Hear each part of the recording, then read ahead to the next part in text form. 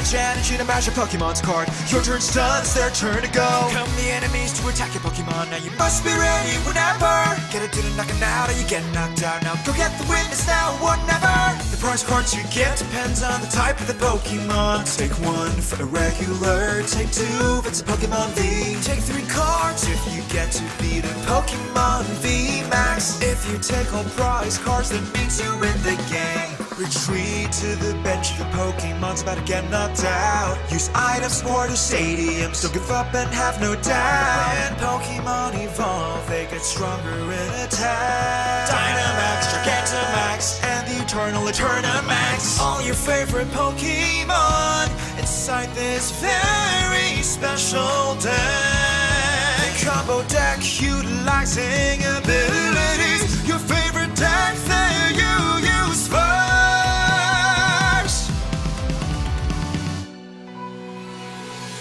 Pokemon cat. My passion burns brighter each and every time I battle. No matter how old I get, never want to forget. Pokemon cat. Victory or defeat, I'm always right at the edge of my seat. Smiles all around, the joy that I found. Shall we go one more round? Pokemon cat.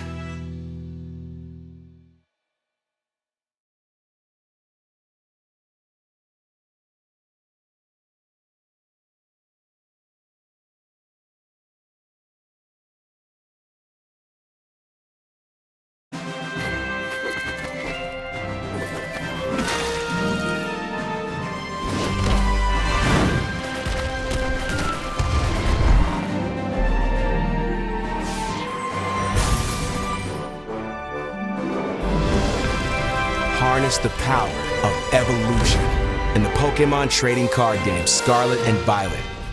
Paldea Evolved. Available now. Each booster pack of 10 cards sold separately. Cards vary by pack. Pokemon cat. Decide who goes first in a game of scissors, paper, stone.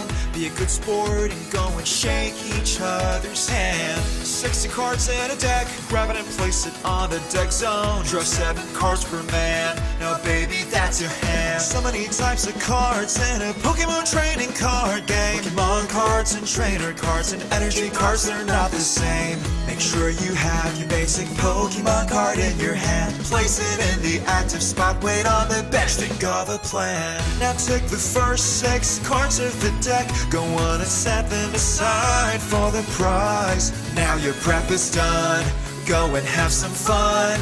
Brace yourself, the battle starts in 3, 2, 1. If you're going first on your very first start, attack support cards are not allowed now. Attach energy to match your Pokemon's card. Your turn's done, it's their turn to go. Come the enemies to attack your Pokemon. Now you must be ready whenever. Get it to the knocking out or you get knocked out. Now go get the witness now or never. The prize cards you get depends on the type of the Pokemon. Take 1 for a regular, take 2 if it's a Pokemon V. Take 3 cards if you get to beat a Pokemon V Max. If you take all prize cards, that means you win the game. Retreat to the bench, the Pokemon's about to get knocked out. Use items for the stadiums, don't give up and have no doubt. When Pokemon evolve, they get stronger in attack. Dynamax, Gigantamax, and the Eternal Eternamax. All your favorite Pokemon inside this very special deck. Combo deck utilizing abilities. Your favorite deck that you use first.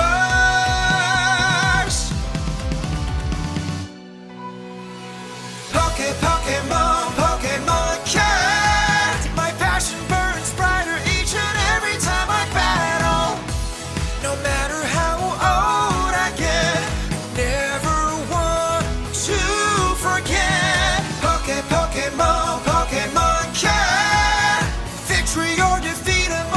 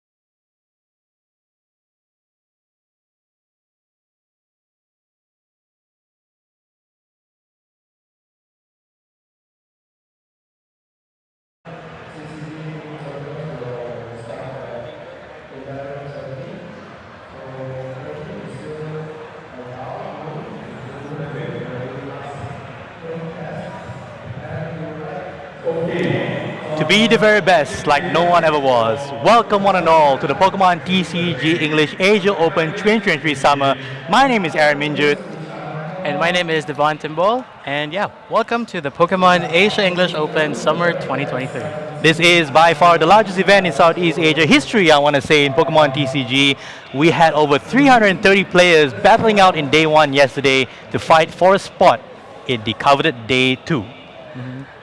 Yeah, absolutely. You know, we had an amazing 8 rounds of the best of 1 format, but then right now we're actually going to change the format a little bit, and to discuss that, we are going to have single elimination. So during single elimination, players who win will advance onto the next stage, while the players who lost will be eliminated from the tournament. And this, of course, will be a best of 3. The players will play for a duration of 75 minutes, and the one who wins the majority of up to 3 games for each round will emerge as the winner. That's right, Devon. This is going to be a stellar show, and what better way to kick us off than to look at the bracket that we have today. Look at that star-studded lineup here from Southeast Asia. We have countries represented all across the region: Malaysia, Singapore, even Hong Kong. Players that you know from the international stage as well as from the local stage as well. We have the winner of the Singapore Championships, Dionysus Lee. We have the finalists at the Malaysia Championships, Jacob Tan in first seed today. We also have the defending champion of the Asia Open, Tan Yong Xiang. I'm excited, Devon. How about you? Oh my god, I am absolutely thrilled to, actually be here on the caster seat and get to watch these amazing players battle it out, and, basically for us to find out today who will be the next winner for the Summer Open. That's right. The Asia Open is essentially like a super regionals for our region. So as you can see, the players here, all very high caliber players, world championship caliber players that we have here today. It is, after all, what we call a super regionals for the region, right? We have players from across flying into Malaysia. We are live from Pavilion Bukit Jalil here. We have the top 16, but we also have side events going on. So if you ever thought about dropping by today, you still have time, right? You still have time to drop by. You definitely have a lot to go through. We have a Challenge the Japan Champion side event going on. We have the Under 17 side events going on.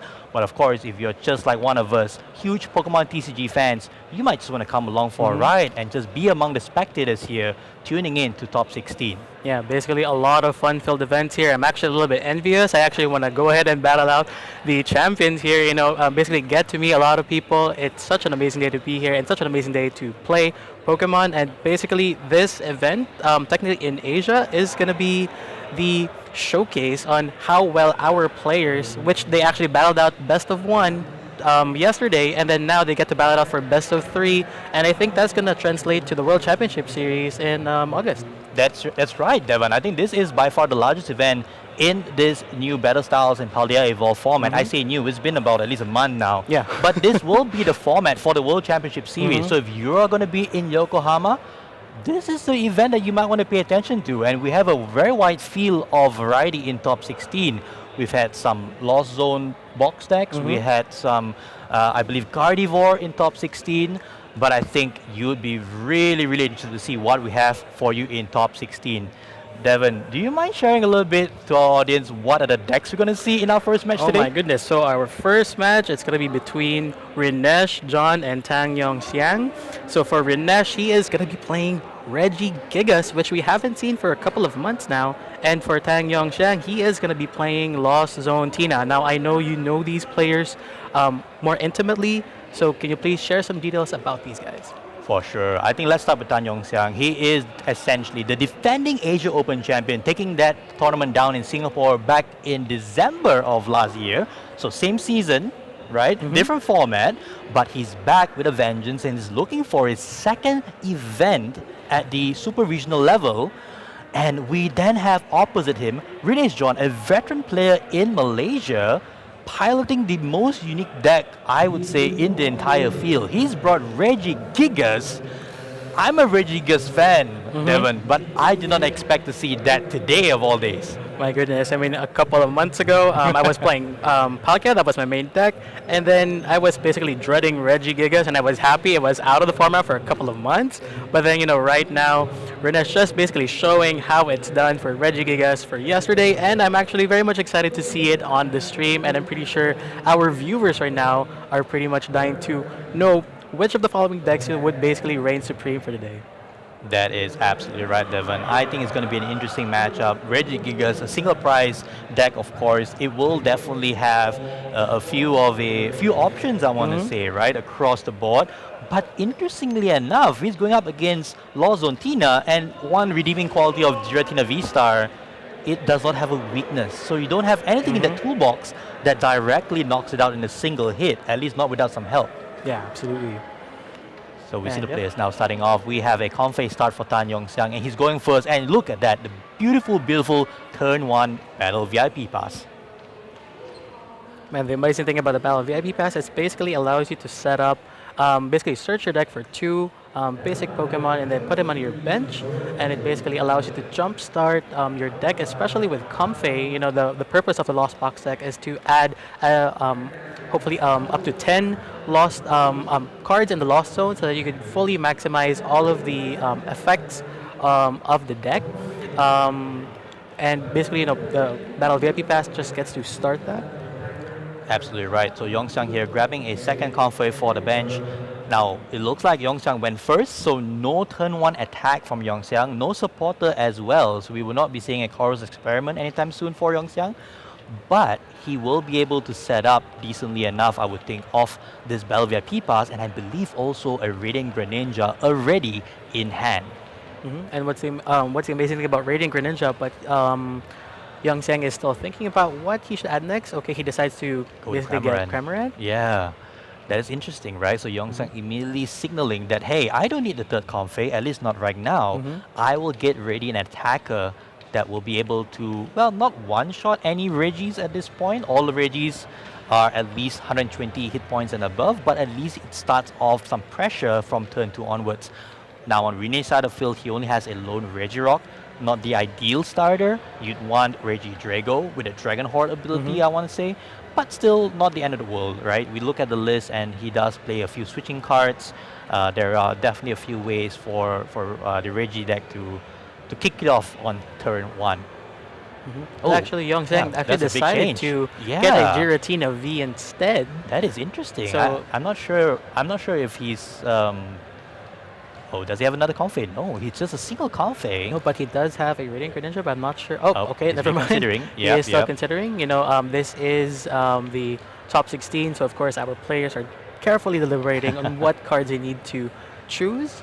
And probably with this strategy, Yongxiang is basically thinking about, I need to have my Cramorant ready because I'm pretty sure I could get up to 4 cards in the Lost Zone by the following turn, and start trickling down that 110 damage from Cramorant innocently, which basically gives you a free attack if you have 4 cards in the Lost Zone. Right, we see Yongxiang one flower selecting Giratina V-Star into the Lost Zone, second flower selecting, what was it there? But it looks like we are having a pretty decent turn 1 for Yongxiang. Second flower selecting now. We do see a Giratina V-Star, a V already in hand. Oh, it looks like a Sableye? Oh no, so it's going to be a Jet Energy. Jet Energy, a superb card in Lozontina decks. One of the cards that, every player has, I played some Tina Lost Zone. I know a lot of Malaysians have preferred this deck, compared to Turbo Lost Box. Jet Energy is the popular card now, which enables Tina Lost Zone to, race your opponent, a little more efficiently.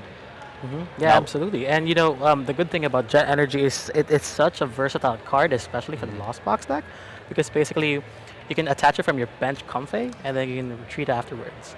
But yeah, going over to Renesh's turn. Yep, Renesh's turn now. Regigigas on the bench, double tracking shoes earlier, and now a Nest Ball. So Renesh is now halfway there on filling out his entire field with the Regis that he needs to get going. Now, the whole backbone of this deck is that Regigigas, right, with that Ancient Wisdom ability. Once during a turn, if you have the Regi gang, I want to say Regirock, Regice, Registeel, Reggie Eleki and Regidrago in play, you're going to pick 3 energy cards from your discard pile and attach it to one of your Pokemon. It's going to be a Reggie, of course, because you have all Reggies in play. But that is the versatility that this deck offers. Now, he needs to fill not just his bench right now, but also the discard pile. So he's definitely some ways off from an ideal setup.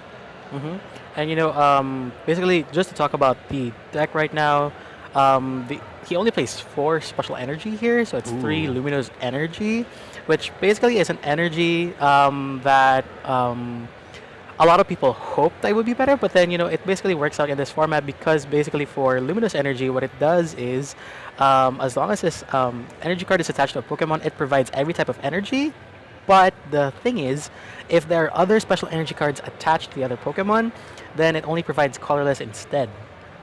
Yeah, that is a throwback to the old multi-energy from way back in, I believe, 2004. That gives away my age a little bit, but that's completely fine. Pokemon TCG is a game for all ages, right, Devin? Absolutely. I mean, I've been playing Pokemon for about 7 years right now competitively. So yeah, that's great. It's been That's a while. good to hear. Now we do see Reggie Eliki come down. Also Luminous Energy in the active, and that's that's really to use Reggie Gate.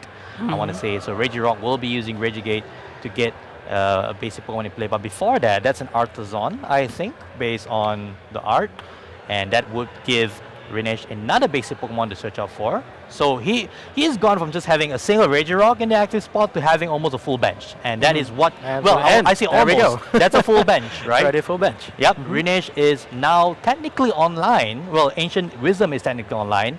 However, I didn't see any energy cards yet in the discard pile. Yep, absolutely. The only energy that is actually in play is just a Luminous energy attached to Regirock right there. That's right. And I don't believe I've seen any supporter from Rinesh as well. So that could be a little worrisome. And now I think it's back to Yongxiang's turn. And going over to his area, he's basically deliberating on what he should do next. But then, of course, he already has 2 cards in the Lost Zone. So just 2 more cards, and then the Cramorant would be online. However, when he does decide to spit innocently, it's not necessarily going to knock out any of Rinesh's Pokemon. That's right. I think it's going to be a bit of a tandem teamwork here for Yongxiang's attackers. You probably have to be using Spin Innocently. You probably be using Radiant Greninja as well, and then eventually Sableye to get multiple knockouts in a turn. But now we see just a Flower Selecting and then a Chorus Experiment. So the perfect supporter to see if you're playing Lost Box or any Lost Zone variant, I should say. Oh, and by the way, there is actually 1 energy in the discard pile. That was a Metal Energy. Oh, So yeah, not there too we go. bad for Rinesh, but he chose to use Regigate instead, which I can completely understand, right? You need to get Absolutely. all 5 bench Pokemon in before you can even use Ancient Wisdom. So we do see a bit of an interesting lost zone there for Yongxiang. We had a escape rope binned into the lost zone. Now the Jet Energy comes to play, which is perfect, putting a path to the peak into the lost zone. That's 2 cards from Chorus Experiment and also 2 Flower Selecting. That's 6 cards now into the Lost Zone. 1 card shy for using the Mirage Gate, but Cramorant is already online, so an attack will be coming here. Yeah, precisely. And basically, like what I highlighted earlier with the Jet Energy, how versatile it is, basically it gives him a free turn to use another Comfey, and there we go with the Escape Rope. And I think that's interesting. Yongxiang is deliberating on what Pokemon he'll be activating next, and of course it is the Cramorant. With Cramorant, it has the ability, which basically allows him to hit 110 damage for free. Lost Provisions. Yeah, is Lost the one. Provisions, Yeah, there we go. so look at that. Look at the Cramorant. Look how cute it looks, right? Walking around, not having enough provisions, but able to spit innocently on that Registeel. You just got a bird attacking one of the Gen 3 legendaries for 110 damage. And beautiful Juniper here. Oh, well, Professor's research. Juniper. Professor Juniper Professor's research from Rinesh, discarding his hand. Now, did he get enough cards into the discard, enough energy cards into the discard pile? Yeah, and we're gonna find out. And I do see Grass Energy on Renesh's hand right now, and there we go. There's Lightning, Yeah. and I think I see a double turbo rather. Ooh, Energy Search as well there is we go. clutch. I think there was already a Metal Energy in the discard, so this could mean Rinesh will be taking a prize, I believe, because with Registeel, you're dealing 220 base damage, with Heavy Slam. gets minus off 50 less damage for each retreat cost in your opponent's active Pokemon, and Cramorant has a single retreat cost, so that's going to be way more than enough to take a knockout here. So yeah, the basic advantage of the Regidex right now is basically having the opportunity to easily knock out the opponent's Pokemon because of the low HP that they have. However, you do have to maintain the constant supply of, having those Regis in the field. Oh, but I like this from Rinesh. He's not going to expose his Registeel. He's going to say, hey, I'm going to go with my Regieleki with Terra Spark.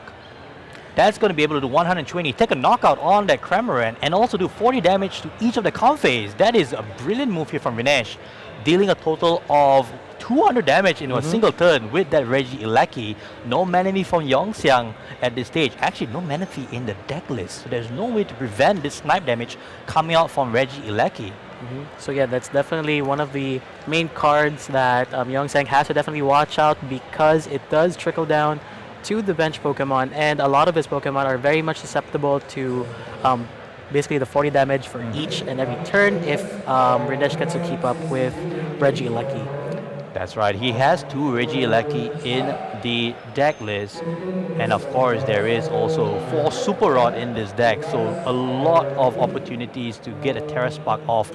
I think if I was Yongxiang, I'll be worried right now, because I'm potentially losing 3 prizes next turn if Rinesh is able to get the cards that he needs to pull off another Terra Spark. Yeah, precisely, because another concern is the Radiant Greninja is on the bench. If that gets pulled over with a boss's orders, then that is going to be it because of the lightning weakness. Yeah, and it's possible that Yongxiang even wants to use the Radiant Greninja, because that is the card that will probably get, multiple knockouts for this Lost Zone Tina deck. But would you expose yourself to a 3-price turn? I don't think so. That's not going to work out well for you if you're Yongxiang. Absolutely. So, Yongxiang definitely checking everything, making sure that he has the optimal turns, not just the first turn, but then multiple turns, just to make sure that he gets to play optimally, because of course the Regis are very much consistent. Once you knock one out, it's very much possible that the following turn they are going to come back and hit again. Yeah, that's the beauty of this deck. I think the one card that makes Regis a little bit less easy to play, I want to say, is the Lost City Stadium. We don't see it in Yongxiang's list, but we have seen it before in different variety of decks. But Rinesh doesn't have to worry about that this time around. So here Mirage Gate coming out from Yongxiang, so getting energy to play. He might opt to go into that Giratina V. There you see Mirage Gate allowing you to search for 2 basic energies. He opts for a Grass and a Psychic energy on that Giratina V. Now, that is probably the best attack that he has right now that can take a clean knockout on this Regieleki. Yeah, but still, all you need from Rinesh side of the field is one more Regieleki, and you're getting, at least 2 prizes, at most 3. Absolutely, and Yongxiang basically attaching a Psychic energy to the Comfey and retreating it to the other Comfey, and is now currently deliberating between Flower Selecting. Oh wait, he actually discarded the Comfey, and then is now using Raihan, basically attaching a basic energy to one of his Pokemon and searching for a card in his deck. I think that's going to be a switch card almost. Yep, that is a switch card. That is a perfect card in this situation. Raihan allowing you to attach an energy from discard to any Pokemon, a basic energy of course, and then grabbing that switch card would allow him to heal up one of these Comfeys, at least the one in the active position.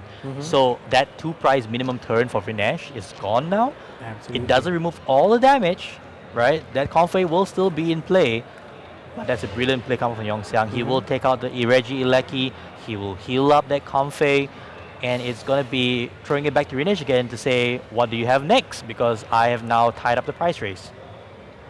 All right, there we go with Shred dealing a knockout to the Regieleki there, and of course Rinesh now deciding what Pokemon to promote for this turn.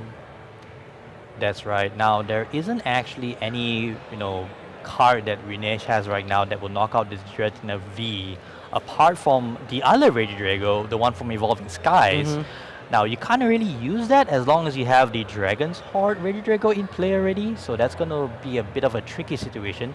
We see a Zinnia's Resolve. Discard 2 cards from your hand in order to drop to the number of Pokemon your opponent has in play. It feels like a bit of a more expensive Steven's Advice for those of you who played in the old days, back in the EX era. So Zinnia's Resolve, complementary to Rinish's deck because he wants to discard basic energy, so not too bad. And now an Ultra Ball discarding a path to the peak. There's already one in play, which by the way actually prevented Radiant Greninja from using the ability last turn. So Yongxiang lost one of the consistency engines of his deck. Ultra Ball now probably looking for the Reggie Ilecki, I want to say. And I don't think it's It's right not there. now. Yeah, It's But not there. Is it? Oh, hang on. Looks like, was it prized? Yeah, he does have his UN Heavy Ball, so I think that's Okay. what he needs to dig right now. Hopefully get it, or probably a Super Rod, Yeah. and basically another way to get that Pokemon in play. Otherwise, that's just gonna be a passive turn. Oh, that is rough for Rinesh. Prizing your second Reggie Ilecki, not having a Super Rod out of the 4 you have in the deck. He's deliberating what to do next, but it doesn't look great. You see a Choice Belt come down. That's a switch card, bringing in the Regidrago, removing more damage off of that Registeel, which is not a bad thing. Dragon's Basically- Horde for 1 card. And I didn't get quite to see that card right there. It's another it's another It's another Regidrago. That doesn't feel Alright. great. And so that is going to be a tough situation for Grenache, but then, basically getting to look at both decks. Switch card is basically the most important card for both of them because damage counter placements are very much important for both players right now, because of course Rinesh wants to knock out as many Pokemon as possible because he knows that if he gets to do, extend and basically extend the turns, it's going to be a powerhouse for Tang Yongxiang. That is right. Tang Yongxiang now with another Colors Experiment. So back to back, well, not back to back, I should say. It was Colors Experiment and then Raihan, and now another Colors Experiment. He should be getting close to that 10 card mark in the Law Zone. I think it's probably 10 right now, based on the math that I have in my mind. We see another Giratina V coming onto the bench. That is Yongxiang's go-to attacker at this point. I think it's a clean attacker, that doesn't get knocked out very easily. Yeah, absolutely. And Basically, that's a cross switcher. despite Giratina V-Star having more hit points with 280, of course the optimal play right here is Giratina V. Despite having 220 HP, it does do Shred for 160 damage, which is basically more than enough to knock out any of the Regis, and you don't have to discard any energies or put them in the Lost Zone. That's right. Now we saw a cross switcher here for Yongxiang, bringing up the Regigigas. Yongxiang saying, let me go for your engine, let me go for the card that really powers up your attackers, and I'm going to take that knockout. So not only would Rinesh have to find a way to get a Regieleki, but now also have to replace his Regigigas. And that's going to be an uphill battle. Doesn't seem like Rinesh has the cards he needs. I did see an Iono in his hand, but that's about it. Oh, he has a backup Regigigas, I think, in his hand. Let's see. Oh no, that's a Registeel. Yeah, that's not the right one. Yeah, basically Oh, he does has- have the Regigigas. there Yeah, you he's go. been hiding it from us. Alright, so basically he just needs to mill and hope to find a card that can put back the Regieleki. Yep, you see a fire energy coming from this energy surge. Now, Rinesh still has a lot to do here. If he can get an attack off, that would be great. It does set up for a very interesting turn. 160 damage out of that Dragon Claw from the Regidrago. 160 plus 30, I should say, thanks to that Choice Belt, does put that within range of a 40 damage Terra Spark knockout. So I guess that's what Rinesh is going for, but he has to find that Regieleki. He has, only an Iono right now, 5 cards off the top. Iono, one of the breakthrough cards from Paldea evolved. It's a throwback to N, and there we is go. that. He Yeah, went he's heavy doing ball, heavy ball. exactly what he needed right there. And if I'm him, I'm grabbing that Regieleki. Wow, and if you look at his prize cards, a lot of Hang on Super a Rod second. are actually hanging there. Yeah, I don't see a Regieleki. No, that is is it? a Regirock, I think. That is interesting. Did he prize or did he just discard both of these Regieleki? Oh man. And as you can see, he has a lot of his Super Rods in the prize card, so that's going to be a huge problem. That's 2 Super Rods, right, in the prizes. So he's digging for just 2 more, and I don't think he has it. That would have been a perfect turn for Rinesh to get something going. He's just scooping it up. He scoop up game 1. Tan Yong-xiang takes game 1 here in the top 16. Rinesh not able to find the Reggie Lecky he desperately needed. Both were in the discard pile. So even though we jumped at his Swan Heavy Ball, it just wasn't there. It was in the discard pile. He couldn't find the super rod that he needed. Yeah, basically, we're having similar thoughts on what Rinesh was basically thinking right now. But then, it just goes to show that, for such highly competitive scenes here, of course, our players really need to make sure that, all of our resources are checked. And, in this case, Rinesh just basically deciding to scoop the game right now so that he could at least, take his chances in securing 2 more wins because, of course, the Reggie deck and the Lost Box deck basically takes time in order for you to go ahead and play. Yep, definitely for the Reggie deck, right? That is 6 cards that only give up, or I guess I should say 6 Pokemon that Yongxiang has to take prizes on, and each of them, giving up only 1 prize card. For Yongxiang, it is a very awkward situation at times because, we saw just now how powerful a Terra Spark affects his board. He does not have a mana fee to prevent the spread. He can also take multiple prizes in a single turn. So we saw a very awkward start for Yongxiang, but he was able to come back very cleanly, and transitioning into that Giratina V was at a perfect opportune moment for him. And as we can see here on the board right now, Rinesh having a mulligan, which is going to be very beneficial for Yongxiang. And as you can see in his hand, of course, Rinesh doesn't know this, but he does have Radiant Greninja on hand and also Giratina, which is going to be his optimum strategy as well for the succeeding turns. And we do have that Psychic Energy in his hand that he could basically use for Greninja to use its ability to basically discard energy card and then draw 2 cards with the Concealed Cards ability. That's right. So Rinesh now hopefully being able to draw a basic Pokemon in his opening hand. I mean, you run only basic Pokemon in a Regigigas deck, so you should be able to find one. There it is. And there we go. Basically, the card that he was searching for the last turn is currently his active Pokemon. Oh, there you go. That's the Reggie Lecky saying, hi, sorry for the last game, but I'm back now. So interesting hand here from Rinesh. Nest Ball, perfect way to get things going. He's definitely looking for any of the Reggies, but I presume if he has a way to switch out this Reggie Lecky, he might want to go into the Dragon's Horde, Reggie Drago. Yeah, absolutely, because Dragon Horde again allows you, once Reggie Drago is active with the Dragon Horde ability, it allows you to draw up to 4 cards in your hand, which is basically very optimal in order for you to send out as many Reggies as you can on the field. And as we can see there is the Reggie Drago he has selected from the Nest Ball. Yep, that is one of the draw engines of the Regigigas deck. Now, what else does Rinesh have at this point? Reggie Drago. Path to the Peak. That is a great card to have down. Double Turbo Energy on the active. I presume that's to retreat. No, it's just passing because he can't get his hand below 4 cards. There is no Dragon's Horde to be used.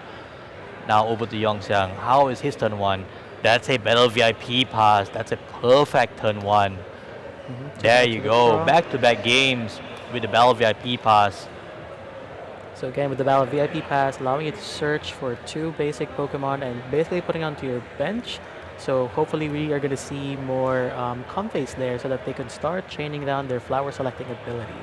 That is right. And I think with Yongxiang is confident that he will be able to take, up to... I want to say if he's able to get into the 4 cards in Lost Zone at this stage, he's probably comfortable with just going with the Cramorant. But all he needs then is just a Chorus Experiment to get there. And as you can see there, definitely hallmarks of experienced players. And for those who are watching there, as you can see on your first deck searches, both of our players exhibited these professional tactics and strategies by basically checking their cards just to make sure that they have all their resources accounted for. Yep, you're right, Evan. I think at this level, at this stage, these players are definitely you could say professional at this stage, right? You're playing 8 grueling rounds of best of 1, you didn't get here out of a fluke. You definitely know the game inside out. And one of the hallmarks is being able to do a very good thorough deck search on your first turn, right? So we saw that from Rinesh with the Nest Ball. You're seeing it now with Yongxiang on the Battle VIP pass. And it's one of the few things that sets these players apart from casual players, even like myself. Because if I'm playing a casual game, I rarely search it. To be honest, Devon, I'm past that point of my life. But we see Yongxiang just going for a Tina V, and that's interesting.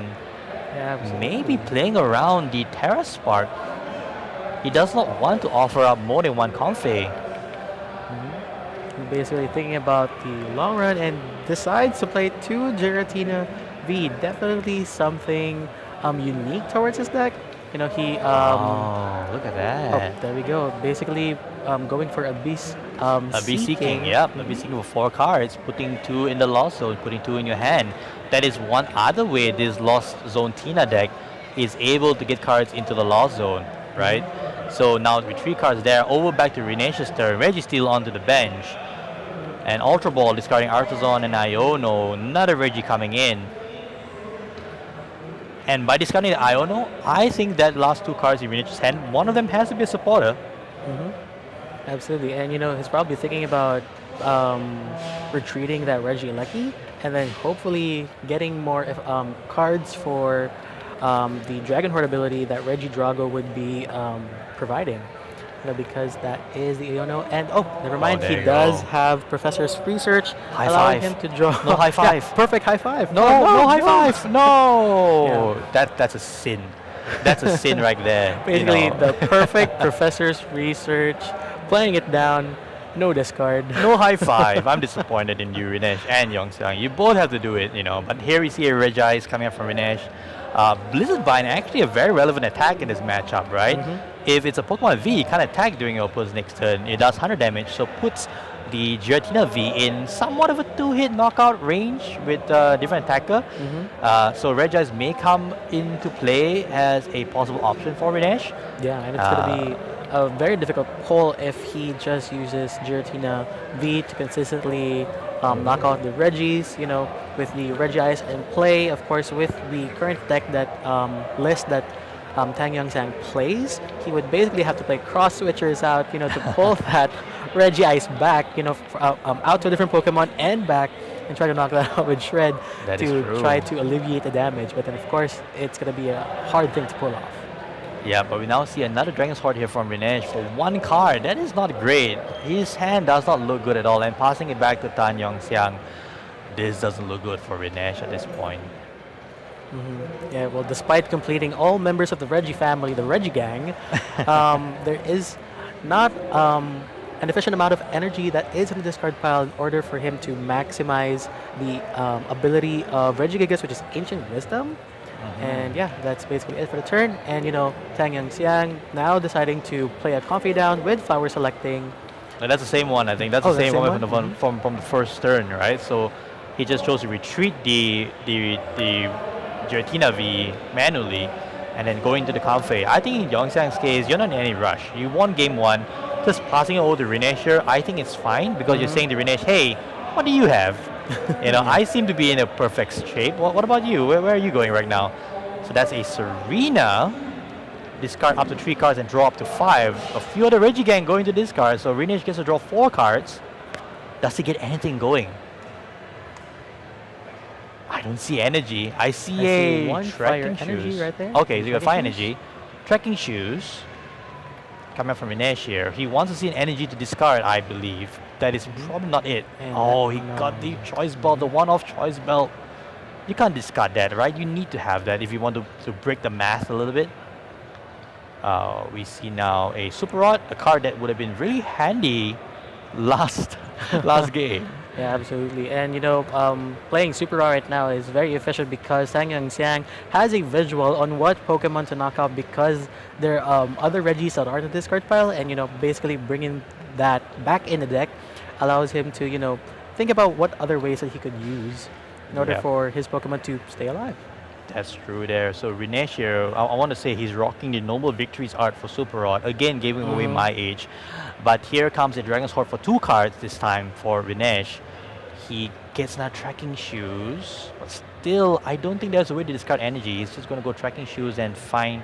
Well, he's going Heavy Ball and find something out of the And prize as you can cards. see there, That's where a you see in Heavy Regieleki. Ball, there is the Regieleki, which he was hoping for last game. Yep.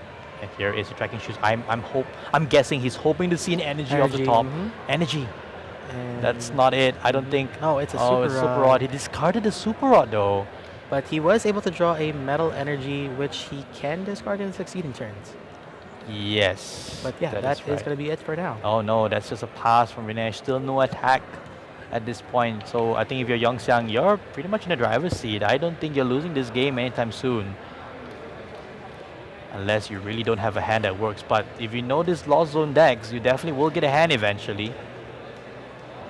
And basically the thing about the Lost Zone is, you are basically building this hand, having a lot of resources in play, allowing it to basically play as optimum as possible. And, the best counter for Rinesh in this particular scenario is to play a Yonos.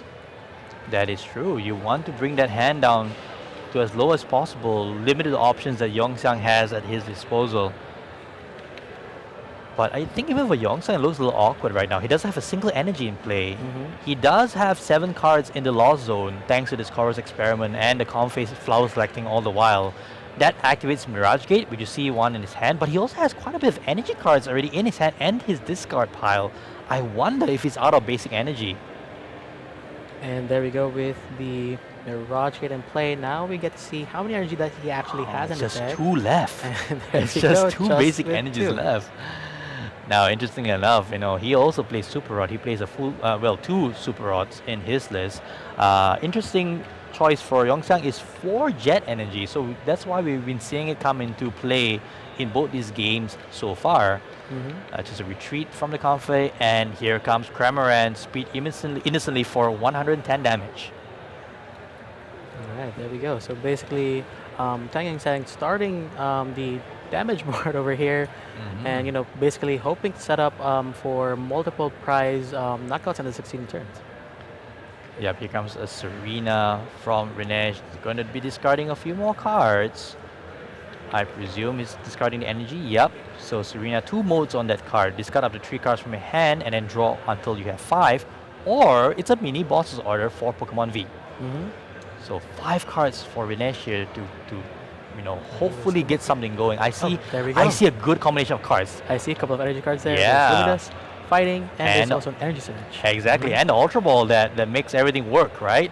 So Luminous Energy coming down, that gives 2 energy that is required for Dragon Claw, that is necessary for Dragon Claw, I want to say. You need 1 Grass and 1 Fire. Metal Energy from Ancient Wisdom. Rinesh is finally getting an attack going. Is this too little too late? I don't know, but I think at least having, being able to take 1 prize here is a good start, since Yongxiang is also not really in a position to return, the pressure. Well, I think he probably can. Just having 1 energy attachment, he would definitely get him up into a position to do that. Chorus Experiment now for Yongxiang. A lot of resources that he has to choose here. Mirage Gate, Boss's Order. Couple of escape ropes, which is Yeah. basically optimal for a strategy to spread the damage around on different Regis, and then hopefully get to knock it out with either Radiant Greninja or probably even a Sableye. Yeah, Yongxiang wants to be careful here, I think, because if he knocks out this Regidrago, he opens up the possibility for Rinesh to use the other Regidrago, which can actually take a knockout on a Giratina V Yeah, in 1 absolutely. hit, right? That's the scary part. Yeah, basically that's a Regidrago with Dragon Energy. A couple of players from the Philippines have actually decided to use this type of Regidrago in their Lost Box decks because it is such a very powerful Pokemon. It does 240 damage, but the downside is, of course, if it does have damage counters on it, for each damage counter, it does 20 less damage. That's right, and I realized that when you say Dragon Energy, that is the attack for Regidrago. I've been mistakenly saying Regidrago, the one that you have in play here, has Dragon Claw. That's Giant Fangs. So apologies for those at home. It was Giant Fangs taking a knockout earlier. Now, can Yongxiang respond with a knockout of his own this turn? At the moment, I think he's short a card. Energy is one of it. And Does he have a okay. switching out? He did bin quite a few of the switching outs. Oh, there's a cross switcher. So he's going to go for something else on the bench. I think he is. Yep, definitely going going to for- be aiming for He the goes for Reggie the or Lucky. Lucky. And that had the choice belt on it as well. Yeah, because of the knowledge that he had, that the Reggie Lucky is basically in the discard pile, the other Reggie Lucky rather, Oh, and you're now both right. of them are in the discard pile. That puts Rinesh in a very awkward situation. No Super Rod will basically mean the end for him at this point. Does he have it? That's an energy surge? Okay.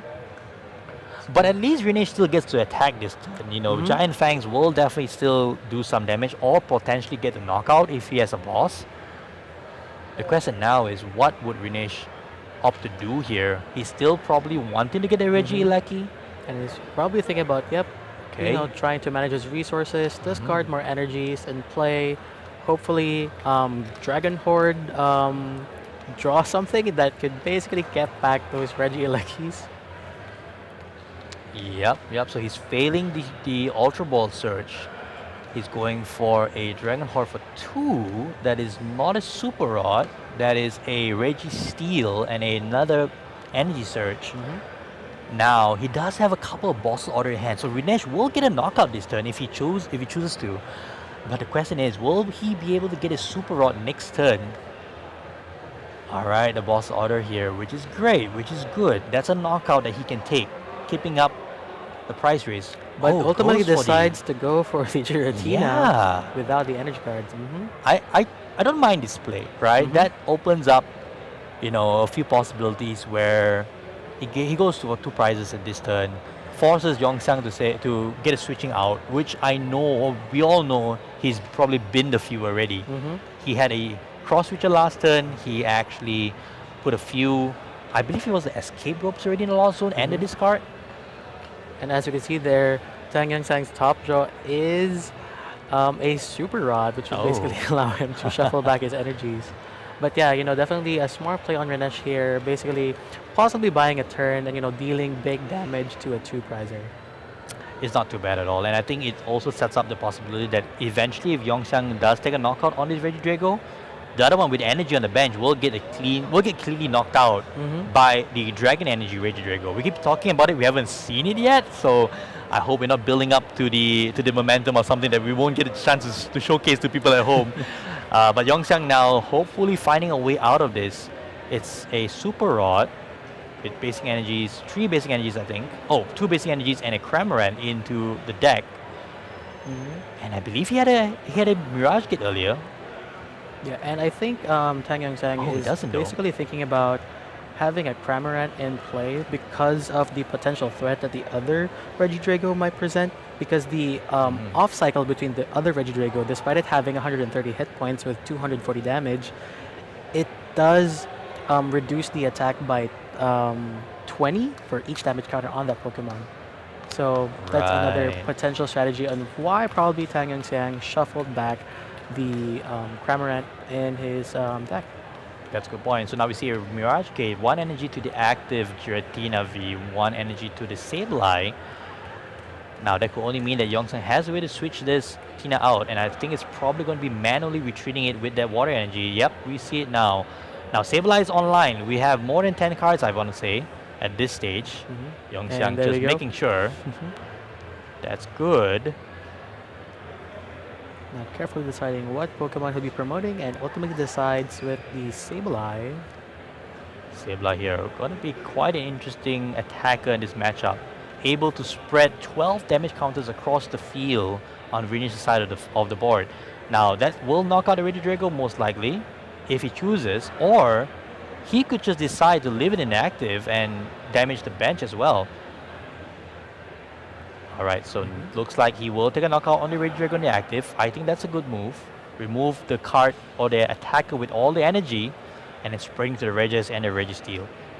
Okay, so again, back to Rinesh. Does he have a Super Rod to recover that Reggie Ilecki? And yeah, I think that is Super Rod in play. Oh, There we go. beautiful. There we go. It's So gonna be now, Dragons and Luckies going Yep. back to the deck. return to me, Reggie Ileckis. But then the problem is, I don't think he has a way to draw them out back. Oh, that's true. Yeah. Mhm. So will he probably have to So I think the strategy Regigate for using the Regirock, but that would maybe put him far too, very, very far behind at this point. but He's he going does for a have stall boss. play. Mhm. Yeah, the boss is going to just bring up the Giratina V, excuse me, and that would hopefully buy Rinesh the one turn he needs. Now Yongxiang immediately checking his discard pile. He probably sees a line here. That's a Mirage Gate in his hand and another basic energy. So all he needs now is a single basic energy in the deck for the Mirage Gate to work out, and he should be able to take a knockout again either with the Giratina V or with that Sableye. Absolutely. And let's see what he draws into, and that is another Sableye. Another Sableye, yeah. He does have a water energy in hand. He could definitely use Greninja's ability for concealed cards, and he does have a Super Rod as well to Oh, shuffle those back. there is a path to the peak, so there's no way to, Never mind that. yeah, no way for concealed cards to work. That path to the peak has been there since the first turn of the game. So I think for Yongxiang's case here, as long as he's able to get energy back into the deck, he will be able to use Mirage Gate. So one energy in hand. I think that's all Super Rod in his hand. I think. But if it is, that is his last Super Rod. We saw one played already. So water energy to the active. No, just a Okay, Seeking. just So Rinesh decided- actually getting the turn he needed. This could be big. This could tie up the game. Or technically put Rinesh in the lead here because Yongxiang is taking 2 prizes, Rinesh taking 1. Rinesh could just say, hey, I'm going to knock out your Giratina V, put me in the lead. Let's see what happens now. Luminous energy to the active. And just And Regigate. yep, Oh no, that's the Regigate. that's not great if you're Rinesh. Yeah, Oh, getting the last no. piece of the puzzle, but then of course Giratina right there just needs one more energy to retreat. Yeah, but maybe Rinesh is saying, hey Yongxiang, I know you don't have any more energy. Maybe. Chorus Experiment could dig for that energy or a switching card. Yongxiang says maybe, but let me just check my deck first. Oh, there isn't any more basic energy. There's just a jet energy. Yongxiang's deck is very thin at this point. So definitely we're gonna see Chorus Experiment, hoping that he gets to draw. The Oh, there energy, but there was a psychic energy. psychic. That's interesting though. So grabs the psychic energy and the escape rope. So he does have options now. So I guess that's the reason why Yongxiang didn't want to pull the trigger on that Mirage Gate. He wants to be able to use it to get maximum value. It was only a single psychic energy in the deck at that point. So manually attaching to the Giratina V, or maybe not. Was carefully evaluating because he could potentially, spread more damage, or probably go with. He would basically either go with Sableye or Cramorant at this point, but he's currently deciding whether he should attach a second energy to Giratina or not. Because of course he needs to maximize his resources, and of course resource management is definitely a thing here for Lost Box decks. And Definitely. ultimately decides to attach the energy to Giratina and then retreat it. This will give Yongxiang at least a knockout or setting up multiple knockouts for the next turn because we know he has a second Sableye in hand. Now the only card that Rinesh would love to see at this point is either a Roxanne, which I think he runs a couple of, or an Iono. Reset that hand down. Pardon me, no Roxanne in his list, but 3 Ionos that he could be using. Definitely wants to see, any one of those Ionos right now to limit Yongxiang's options moving forward. Yongxiang And opting to as go you for a can see knockout. there is a knockout on Spit innocently.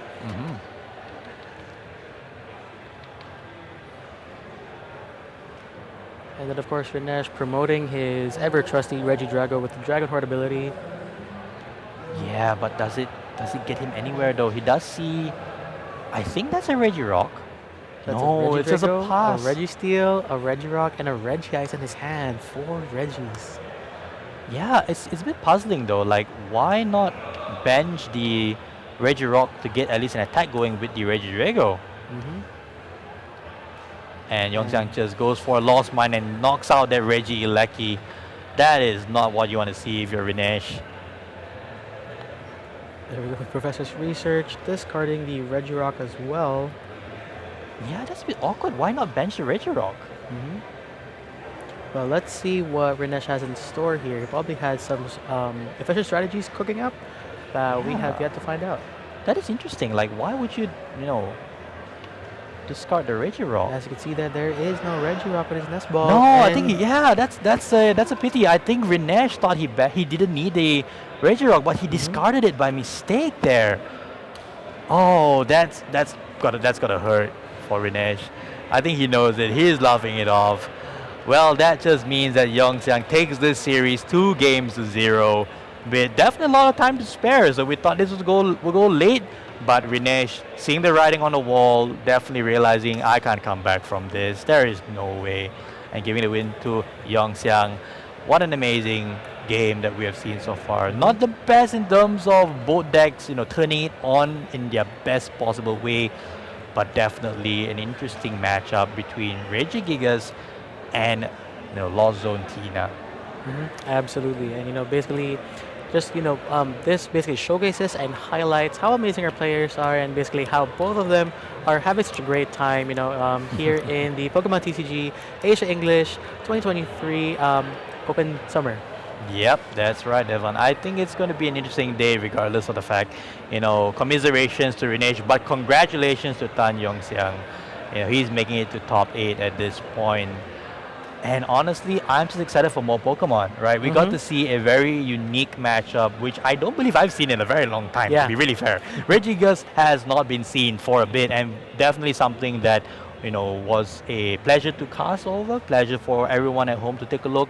It's rather unfortunate that in those 2 games, Rinesh wasn't able to, stamp his authority in that match and do what Regigigas is supposed to do, which is make it difficult for your opponent to go through all 6 of them.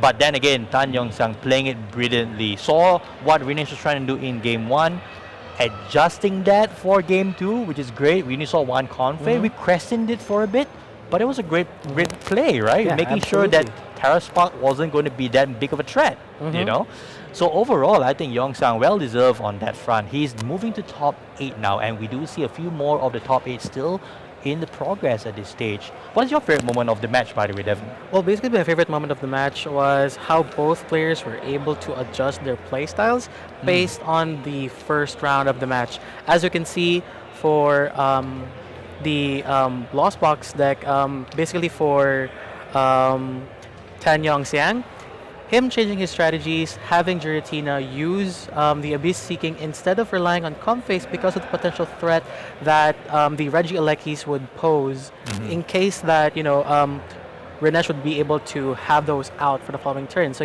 having that consistency in mind, having that optimum strategy is basically one efficient way to go, basically hallmarks of how amazing our players are. Basically mapping on how these decks would basically compare and compete with each other, and then making the necessary adjustments in order for them to have the best optimum results. Well said, Devon. I think overall both these players brought the A game. They were here yesterday duking it out amongst more than 330 players in the biggest event in Southeast Asia, Pokemon TCG history, here at the Asia Open Summer. Now, obviously, we will not get to see Regis again in top 8, but we will get to see the defending Asia Open champion. We have a lot more in store. We see some of the matches already done. We're going to have a great variety of matches to cover in top 8. We're going to take a very quick break. Don't go anywhere. Grab a beverage, grab a snack. We'll be right back.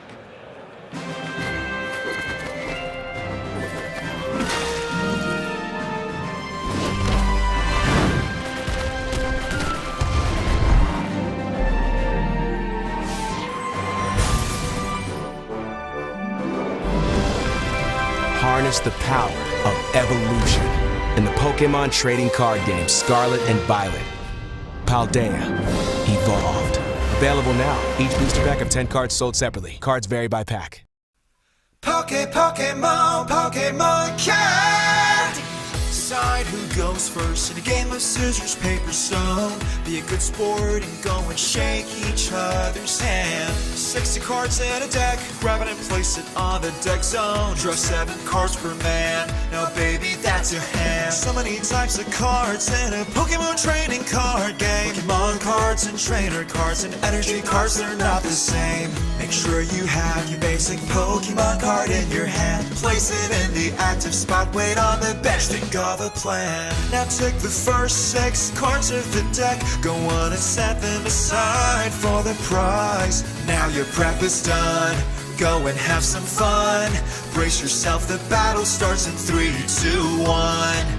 If you're going first on your very first start, attack support cards are not allowed now. Attach energy to match a Pokemon's card. Your turn's done, it's their turn to go. Come the enemies to attack your Pokemon. Now you must be ready whenever. Get it to the knocking out or you get knocked out. Now go get the witness now or never. The prize cards you get depends on the type of the Pokemon. Take 1 for a regular, take 2 if it's a Pokemon V. Take 3 cards if you get to beat a Pokemon V Max. If you take all prize cards, that means you win the game. Retreat to the bench if your Pokemon's about to get knocked out. Use items or to stadiums, don't give up and have no doubt. When Pokemon evolve, they get stronger in attack. Dynamax, Gigantamax, and the Eternal Eternamax. All your favorite Pokemon inside this very special deck. Combo deck utilizing abilities. Your favorite deck that you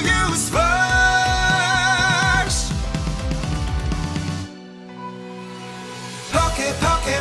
Pokemon cat. My passion burns brighter each and every time I battle. No matter how old I get, I never want to forget. Pokemon cat. Victory or defeat, I'm always right at the edge of my seat. Smiles all around, the joy that I found. Shall we go one more round? Pokemon cat.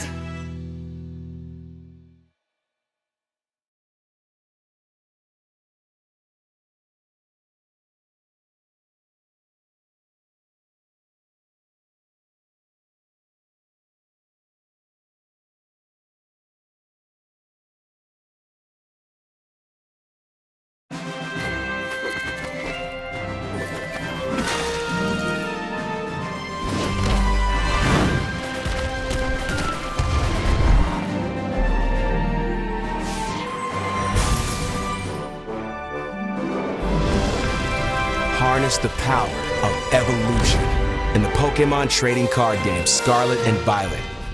Paldea Evolved. Available now. Each booster pack of 10 cards sold separately. Cards vary by pack. Pokemon cat.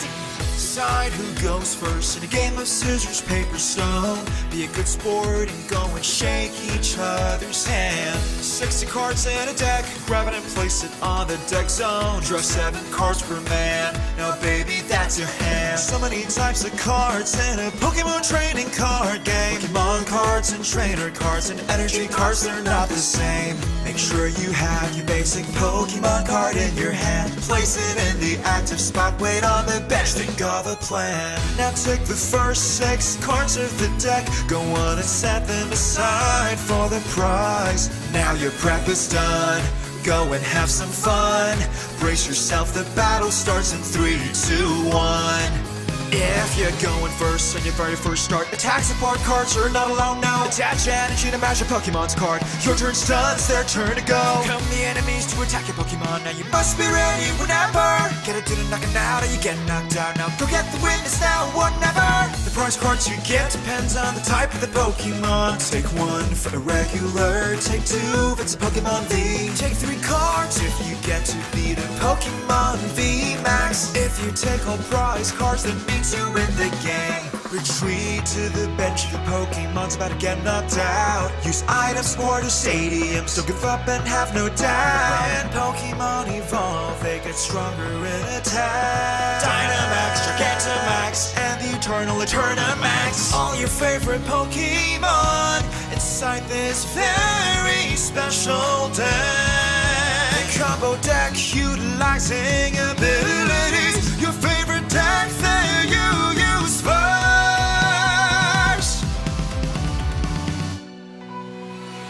Pokemon, Pokemon cat. My passion burns brighter each and every time I battle. No matter how old I get, never want to forget. Pokemon, Pokemon cat. Victory or defeat, I'm always right at the edge of my seat. Smiles all around, the joy that I found. Shall we go one more round? Pokemon, Pokemon cat.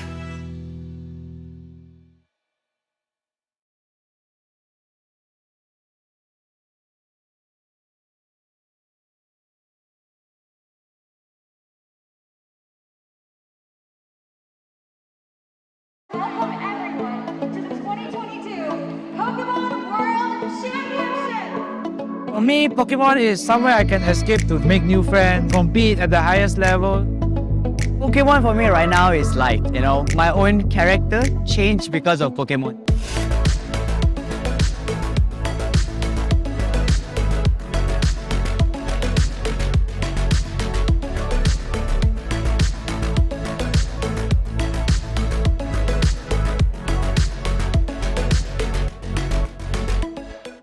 Pokemon is basically my childhood game. So when Pokemon Yellow version, Blue version first came out, I already started playing it. So I just continued playing the game throughout the years until when I saw Pokemon TCG. My friend asked me to play. That's where I make more friends, connecting with people, enjoying the game, and have fun. Pokemon for me, it's been with me since childhood. I have memories of watching the anime. Even as I've grown up, it's stuck with me, and it's become something that is a real part of my life, not just something that I do for fun, playing the games, collecting the cards. 對我嚟講，世界賽咧就係一個非常之難得嘅機會啦，去同各地唔同地區嘅地方嘅選手去交手嘅。咁始終我哋嘅世界賽已經係停辦咗2年啦。咁其實好多嘅高手咧都非常之期待喺一次嘅比賽度喺度有一個交流啦。我亦都希望可以喺一次嘅比賽咁樣都體驗一下。Normally, when I practice, I go to the rank battles in the game, in the Pokemon Sword and Shield, and maybe play a few games like a day or during the weekends and try different teams. So when I play a lot of teams, I know what worked for me, and that would normally be my tournament team. 在今天的 Day One 里遇到了很多日本跟欧美的年轻选手，感到很荣幸，也很骄傲。然后能跟这些世界好手一起比赛，真的是一个很棒的体验。然后世界很大，台湾很小，台湾选手加油！ โปเกมอนสำหรับผมนะครับมันเป็นมากกว่าแค่แบรนด์หนึ่งมันคือชีวิต เพราะว่าเราโตมากับมันมีชีวิตความเป็นอยู่มากับมันและณปัจจุบันนี้มันก็ยังเติบโตขึ้นไปเรื่อยๆคอมมูนิตี้ก็ใหญ่ขึ้นไปเรื่อยๆทั้งเกมทั้งการอย่างขยายออกซึ่งเราโตไปด้วยกันกับมันครับแล้วก็มันทำให้พวกเรามีความสุขไปด้วยกันอยากให้มาเล่นการ์ดโปเกมอนกันเยอะๆ สำหรับตัวผมนะครับกลับไปรอบนี้ก็ได้ประสบการณ์ครับจากประสบการณ์ที่ผิดพลาดครั้งนี้กลับไปแก้ไขครับแล้วก็ไปศึกษาเมตาแล้วก็เตรียมตัวสำหรับเวิร์ปีหน้าครับจะพยายามมาให้ได้ครับเพื่อมาแก้ข้อผิดพลาดของปี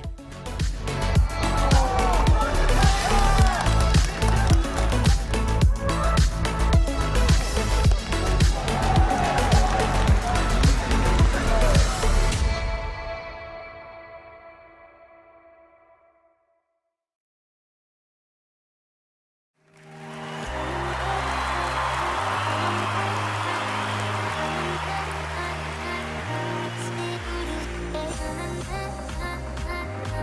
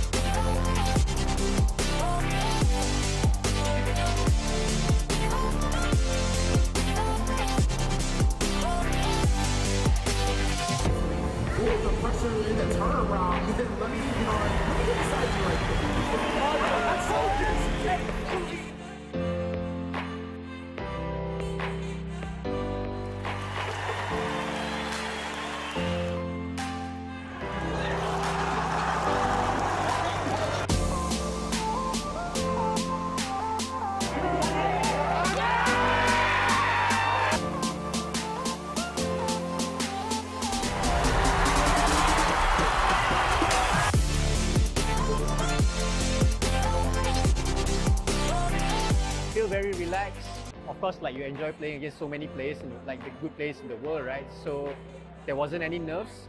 I just tried to enjoy myself in the tournament. Pokemon for me right now is life. It has given me my own character change because of Pokemon. From quiet and very shy, now I'm more wide, always optimistic about everything. So Pokemon is life.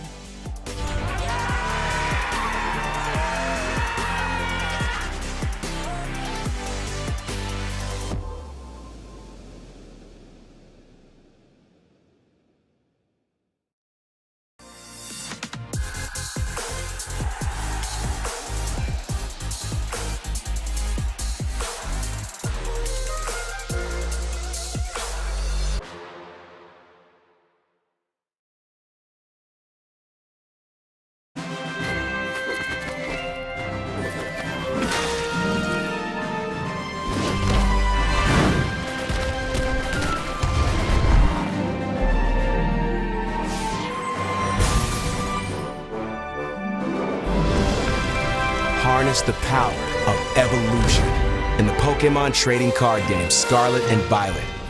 Paldea Evolved. Available now. Each booster pack of 10 cards sold separately. Cards vary by pack. Pokemon Card. Decide who goes first in a game of scissors, paper, stone. Be a good sport and go and shake each other's hand. 60 cards in a deck, grab it and place it on the deck zone. Draw 7 cards per man, now baby that's your hand. So many types of cards in a Pokemon trading card game. Pokemon cards and trainer cards and energy cards, they're not the same. Make sure you have your basic Pokemon card in your hand. Place it in the active spot, wait on the bench, think of a plan. Now take the first 6 cards of the deck, go on and set them aside for the prize. Now your prep is done, go and have some fun. Brace yourself, the battle starts in 3, 2, 1.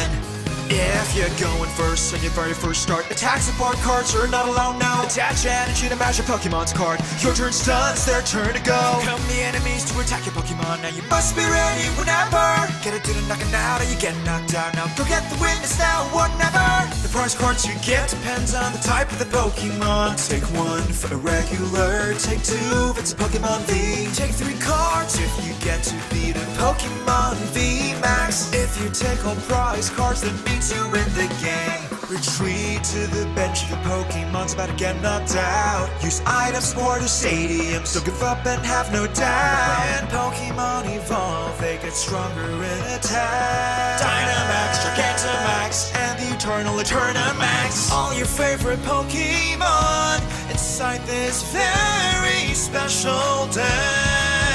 Combo deck utilizing abilities. Your favorite deck that you use first.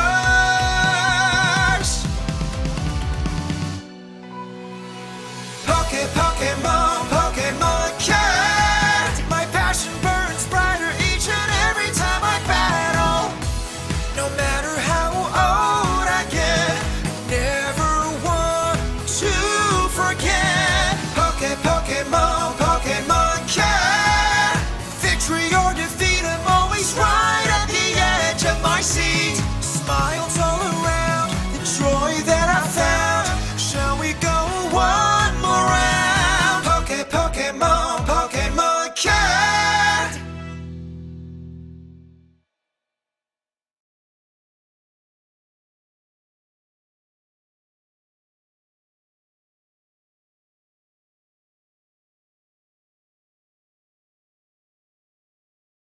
Welcome everyone to the 2022 Pokemon World Championship! For me, Pokemon is somewhere I can escape to make new friends, compete at the highest level. Pokemon for me right now is life, my own character changed because of Pokemon.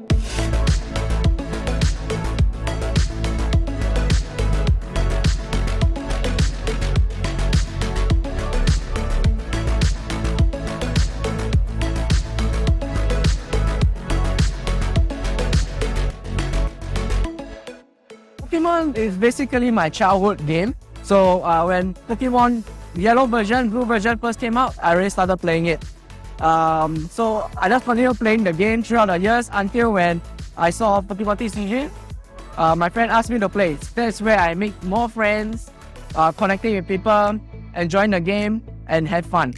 Pokemon for me, it's been with me since childhood. I have memories of watching the anime. Even as I've grown up, it's stuck with me, and it's become something that is a real part of my life, not just something that I do for fun, playing the games, collecting the cards. 對我嚟講啦，世界賽咧就係一個非常之難得嘅機會啦，去同各地唔同地區嘅地方嘅選手去交手嘅。咁始終我哋嘅世界賽已經係停辦咗2年啦。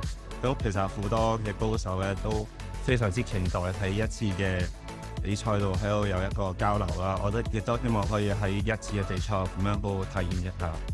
Normally, when I practice, I go to the ranked battles in the game in the Pokemon Sword and Shield, and maybe play a few games like a day or during the weekends and try different teams. So when I play a lot of teams, I know what worked for me, and that would normally be my tournament team. 在今天的 Day One 里遇到了很多日本跟欧美的明星选手，感到很荣幸，很骄傲。然后能跟这些世界好手一起比赛，真的是一个很棒的体验。然后世界很大，台湾很小，台湾选手加油！ โปเกมอนสำหรับผมนะครับมันเป็นมากกว่าแค่แบรนด์หนึ่งคือชีวิตเพราะว่าเราโตมากับมันมีชีวิตความเป็นอยู่มากับมันและณปัจจุบันนี้มันก็ยังเติบโตขึ้นไปเรื่อยๆคอมมูนิตี้ก็ใหญ่ขึ้นไปเรื่อยๆทั้งเกมทั้งการอย่างขยายออกซึ่งเราโตไปด้วยกันกับมันครับแล้วก็มันทำให้พวกเรามีความสุขไปด้วยกันอยากให้มาเล่นการ์ดโปเกมอนกันเยอะๆ สำหรับตัวผมนะครับกลับไปรอบนี้ก็ได้ประสบการณ์ครับจากประสบการณ์ที่ผิดพลาดครั้งนี้กลับไปแก้ไขครับแล้วก็ไปศึกษาเมตาแล้วก็เตรียมตัวสำหรับบัวปีหน้าครับจะพยายามมาให้ได้ครับเพื่อมาแก้ข้อผิดพลาดของทีม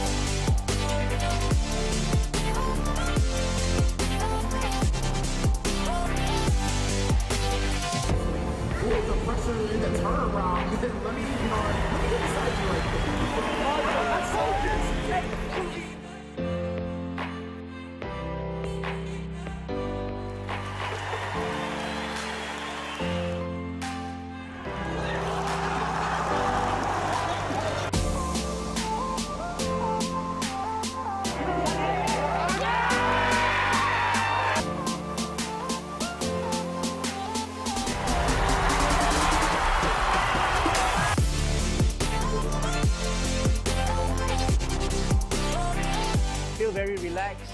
Of course, like you enjoy playing against so many players, and like the good players in the world, right? So there wasn't any nerves. I just tried to enjoy myself in the tournament. Pokemon for me right now is life. It has given me my own character change because of Pokemon. From quiet and very shy, now I'm more wide, always optimistic about everything. So Pokemon is life.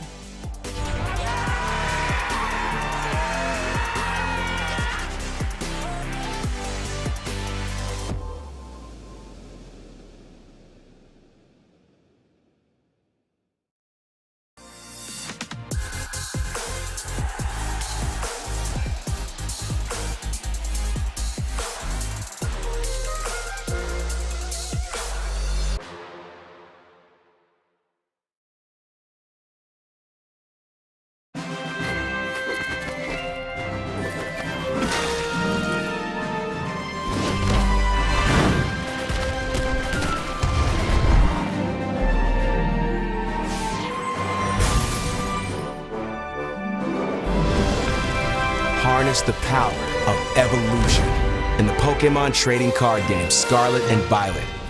Paldea Evolved. Available now. Each booster pack of 10 cards sold separately. Cards vary by pack. Pokemon Card. Decide who goes first in a game of scissors, paper, stone. Be a good sport and go and shake each other's hand. 60 cards in a deck, grab it and place it on the deck zone. Draw 7 cards per man, now baby that's your hand. So many types of cards in a Pokemon trading card game. Pokemon cards and trainer cards and energy cards, they're not the same. Make sure you have your basic Pokemon card in your hand. Place it in the active spot, wait on the bench, think of a plan. Now take the first 6 cards of the deck, go on and set them aside for the prize. Now your prep is done, go and have some fun. Brace yourself, the battle starts in 3, 2, 1. If you're going first on your very first start, attack support cards are not allowed now. Attach energy to match your Pokemon's card. Your turn's done, it's their turn to go. Come the enemies to attack your Pokemon, now you must be ready whenever. Get it to the knocking out or you get knocked out. Now go get the witness now, whatever. The prize cards you get depends on the type of the Pokemon. Take 1 for a regular, take 2 if it's a Pokemon V. Take 3 cards if you get to beat a Pokemon V Max. If you take all prize cards, that means you win the game. Retreat to the bench if your Pokemon's about to get knocked out. Use items or the stadiums, don't give up and have no doubt. When Pokemon evolve, they get stronger in attack. Dynamax, Gigantamax, and the Eternal Eternamax. All your favorite Pokemon inside this very special deck. The combo deck utilizing abilities. Your favorite deck that you use first.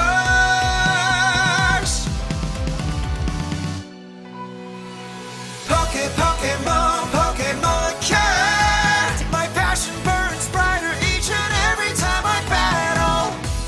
No matter how old I get, I never want to forget. Pokemon Card. Victory or defeat, I'm always right at the edge of my seat. Smiles all around, the joy that I found. Shall we go one more round? Pokemon Card.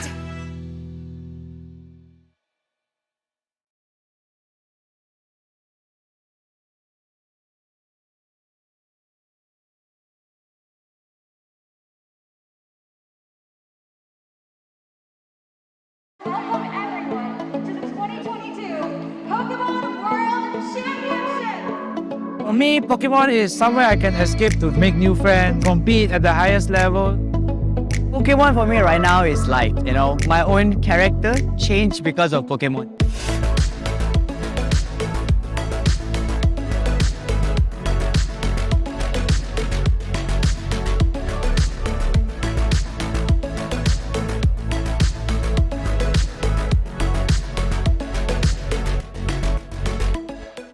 Pokemon is basically my childhood game. So when Pokemon Yellow version, Blue version first came out, I already started playing it.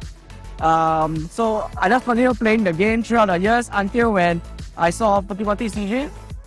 My friend asked me to play. That's where I make more friends, connecting with people, enjoying the game, and have fun. Pokemon for me, it's been with me since childhood. I have memories of watching the anime. Even as I've grown up, it's stuck with me, and it's become something that is a real part of my life, not just something that I do for fun, playing the games, collecting the cards. 對我嚟講啦，世界賽咧就係一個非常之難得嘅機會啦，去同各地唔同地區嘅地方嘅選手去交手嘅。咁始終我哋嘅世界賽已經係停辦咗2年啦。咁其實好多嘅高手咧都非常之期待喺一次嘅比賽度喺度有一個交流啦。我覺得亦都希望可以喺一次嘅比賽咁樣去體驗一下。Normally, when I practice, I go to the ranked battles in the game, in the Pokemon Sword and Shield, and maybe play a few games like a day or during the weekends and try different teams. So when I play a lot of teams, I know what worked for me, and that would normally be my tournament team. 在今天的 Day One， 你遇到了很多日本跟欧美的明星选手，感到很荣幸，很骄傲。然后能跟这些世界好手一起比赛，真的是一个很棒的体验。然后世界很大，台湾很小，台湾选手加油！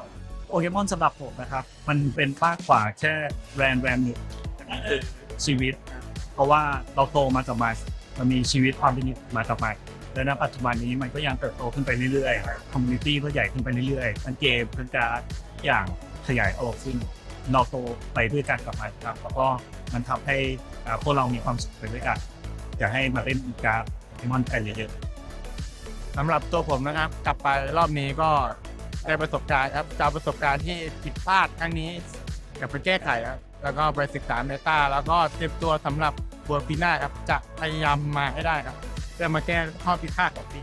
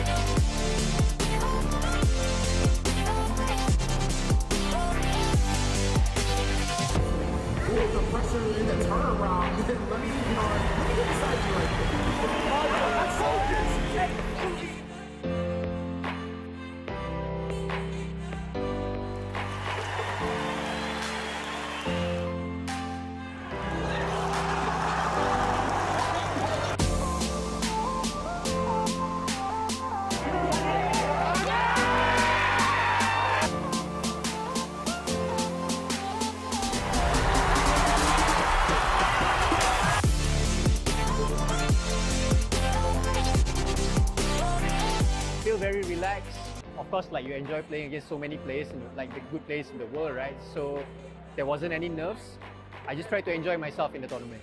Pokemon for me right now is life. It has given me my own character change because of Pokemon. From quiet and very shy, now I'm more wide, always optimistic about everything. So Pokemon is life.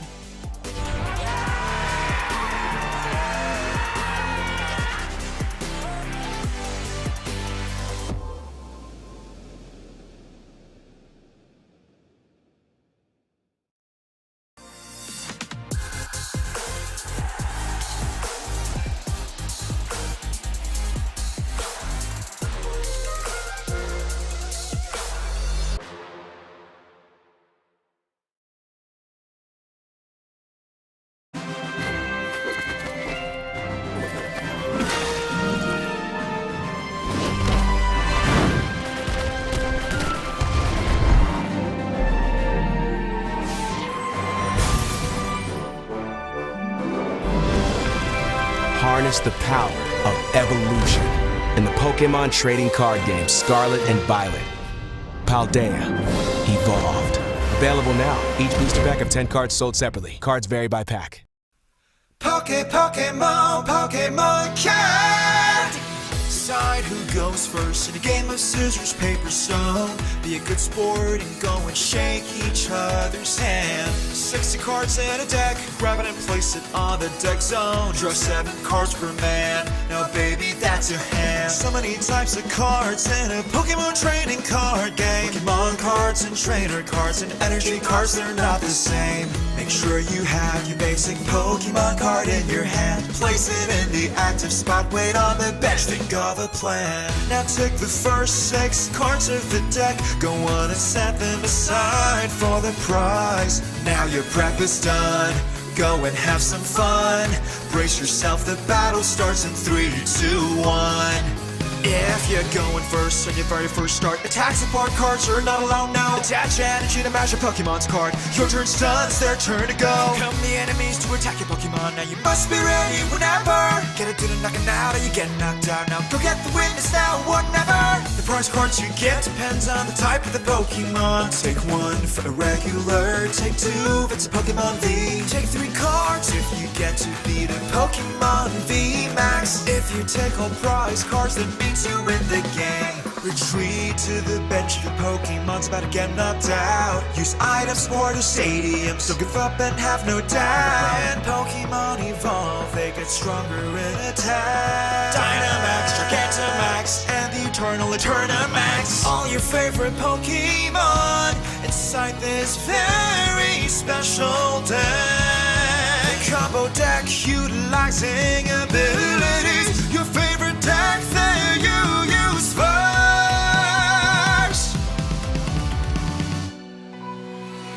Pokemon, Pokemon cat. My passion burns brighter each and every time I battle.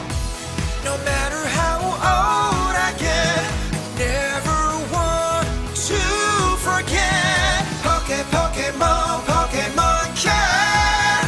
Victory or defeat, I'm always right at the edge of my seat. Smiles all around, the joy that I found. Shall we go one more round? Pokemon, Pokemon cat.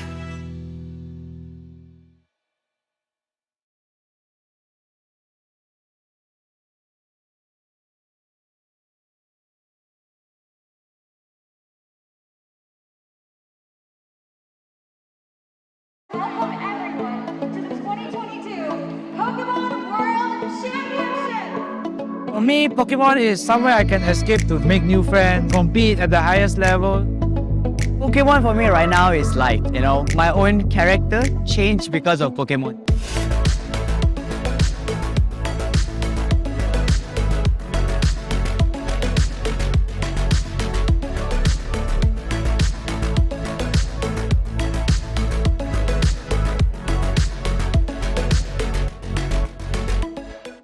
Pokemon is basically my childhood game. So when Pokemon yellow version, blue version first came out, I already started playing it.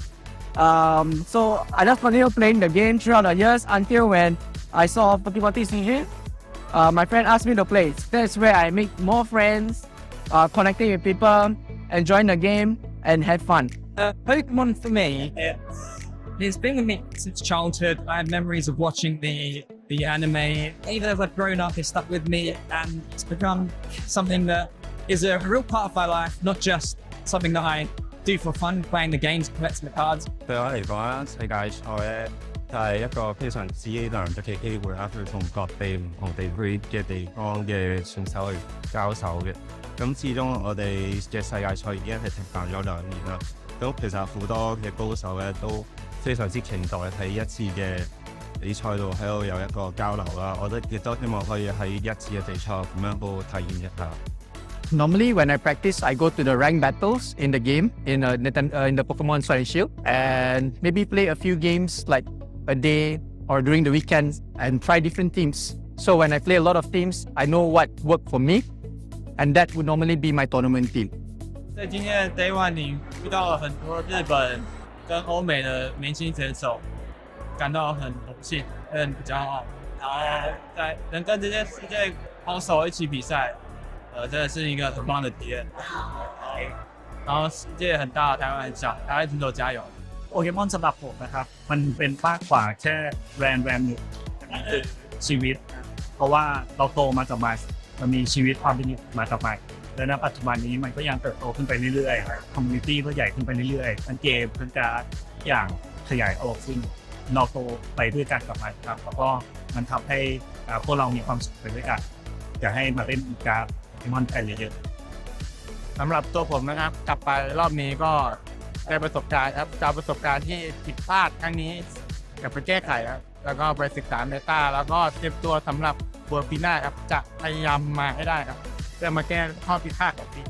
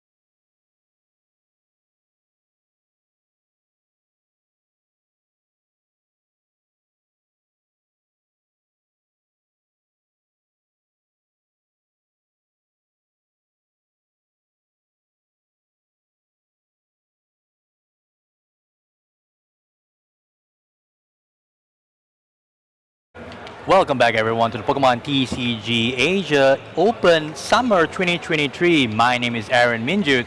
And my name is Avante Ball. And yeah, we are here for another amazing round of Pokemon. So, Aaron, let's talk about the previous matchup just for a little bit. Yeah, we just concluded our top 16 matchup between Rinesh John versus Tan Yong Siang, a Malaysian veteran going up against the Asia Open defending champion. And we saw Reggie Gigas go up against Tina Lawzone.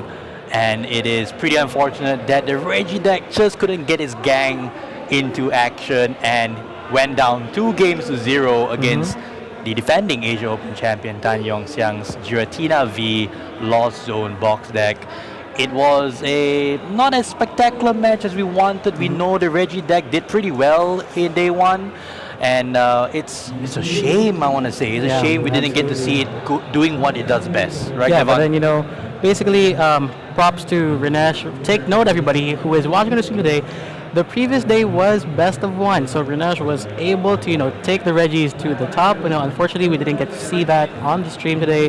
But yeah, definitely a deck to consider in the upcoming World Championship Series. Speaking of day one, let's take a look at the bracket so far. All of the top 16 players that had qualified for this day two. Looking at the current matchups, we see Jacob taking a win against Darwin to progress into the top 8. Of course, Tan Yong Siang beating Rinesh John in the first feature match. Then in the Malaysian powerhouse bracket on the far bottom left, we see Kai Jen and Jin Chung, being able to take on the, very, very interesting deck choices that they brought to navigate through against, Malaysian powerhouse players in Colin Tang and Lee Keng Fai. On the right side, Dionysus Lee, the Singapore champion, went down against Ismail Mani, another Malaysian veteran. And then we see Carlock taking out Levin Fo Wei Jie, going, I think all the way to the wire. That was the final game that we had, still running at this point. And he went down to the wire, and finally the Gardevoir had gone down to a colorless Lugia. Similarly, we talk about the far bottom right, Lao Jitkin versus Wan Chun Sing. Gudra winning there against Miraidon, and then between Jason and Luther, the final Gardevoir losing out. And that was against the Turbo Lost Box. So overall, a very diverse field. I breezed through it, Devan. It's an interesting situation for us, but we have a very interesting matchup to show you right now. Yeah, precisely. It is not what you would expect. It is Fusion Mew, piloted by Yong Kai Jen, against Chen Jing Chung's Flaffy? Or should I say Miraidon Flaffy? EX and Flaffy. Oh my goodness. So, everybody is going to be wondering, how did Miraidon EX glitz his way all throughout the top 16 and now the top 8? That is for this right. day, yeah. No, that's exactly right, Devon. We see a Mareep there from Chen Jinchung starting out. But it's Kaijin that goes first. And a Battle VIP pass as a Mew player, that is what you want to see, right? That is the perfect start. And it gets even better. He's playing fast. He's playing with confidence. That's because he has more up his sleeve. 2 Genesects in play. 2 Mew in play. What's next? Well, most definitely, the unique thing about this Miraidon deck is that there is actually a very, very special tool card that is attached here. And we don't want to spoil it so soon, Devon. Okay. We don't want to spoil it so soon. Keep it up for everybody to, basically wait and see. But then, this Miraidon is definitely a unique list. Of course. But let's also go back to Kai Jen. He's playing Mew. He's playing Fusion Mew. Move over Spiritomb. Move over all your Drapions. This deck is still relevant, right? It's still relevant the world over. It's still relevant here in Southeast Asia. Kai Jen here telling us, you know what? I'm going to go back to the tried and tested deck, the consistent deck of the format, and that is Mew Genesect. And he's opted for the Fusion build, which is now the more popular build, I want to say. Yeah, because of course we have seen a different build for the past, heavily on the Judge path, more straightforward. And then, we are now circling back to the Fusion build, which is such an amazing build because, of course, you have the potential turn 1 knockout. And over here on Jin Chung's side, attaching an energy to Mareep and they're playing a Judge. That is not great if you're Jin Chung. And it, to make matters worse, Kaijin has a path to the peak on turn 1. So no Miraidons at this stage, no tandem units, and no Raikou being able to draw cards with fleet-footed. And all he has is the Mareep with an energy and just a judge now. Thankfully, another basing of that And 4 there we cards. go. That's a sigh of relief there. If he's not sighing, I am sighing for him. And as you can see here, there is an electric generator, which Ooh, basically I think allows with you- that is rough. But it's pretty expected. Right early on, your deck is filled with lots of cards, right? You're not going to get an energy so easily using that electric generator, a card that allows you to look at the top 5 of your deck, attach up to 2 basic lightning energies to your bench lightning Pokemon in any way you like. Unfortunate for Jin Chung, he's off to a rough start and just passing a turn over. Oh, not just pass. He's actually saying rear kick for 10 on that Mareep. There we go. You know, Mareep, brave enough to deal damage to a Mew V. Yeah, That's I awesome. called it a Flaffy earlier, and the Mareep is not happy. So he says, I'm going to rear kick the Mew, and that's it. That's all he can do. And going over to Kai Jian's side, starting with the Nest Ball, you know, just searching his deck, thinking about what other Pokemon to place down. Probably a Mew, probably a Genesect. It's a Genesect, but it's not much that he needs right now. Just a Judge as well.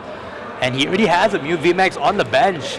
Look at that golden one sitting there with 2 Fusion Strike energy already attached to it.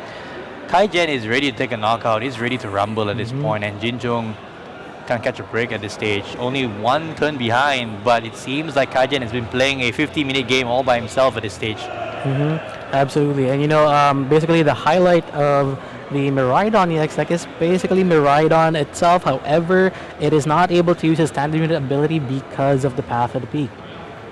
Yep, no setup for Jin Chung, and the Mareep goes into the discard. Kai Jian drawing first blood here. What can Jin Chung do? He did get judged. He And I believe that was a does- max miracle, by the way. Like, you wouldn't use Cross Fusion Strike for a lowly 60 HP Mareep, right? Absolutely.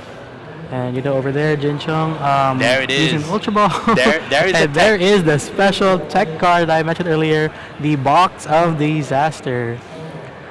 So the Box of Disaster, basically, if it is attached to one of your Pokemon V, so it's specifically for Raikou or Raichu, has full HP, it is knocked out, which Mew has the potential to do so.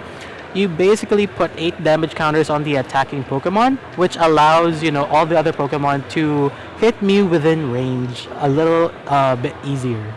Yep, and I was about to say, hey, why not attach the Box of Disaster to that Miraidon? And you thankfully and you correctly pointed out it needs to be on a Pokemon V, right? And Jin Chung just values the other cards in his hand. Even though he's looking for a Raikou V at this stage, he just says, hey, I need the other cards in my hand. And one of them is that electric generator.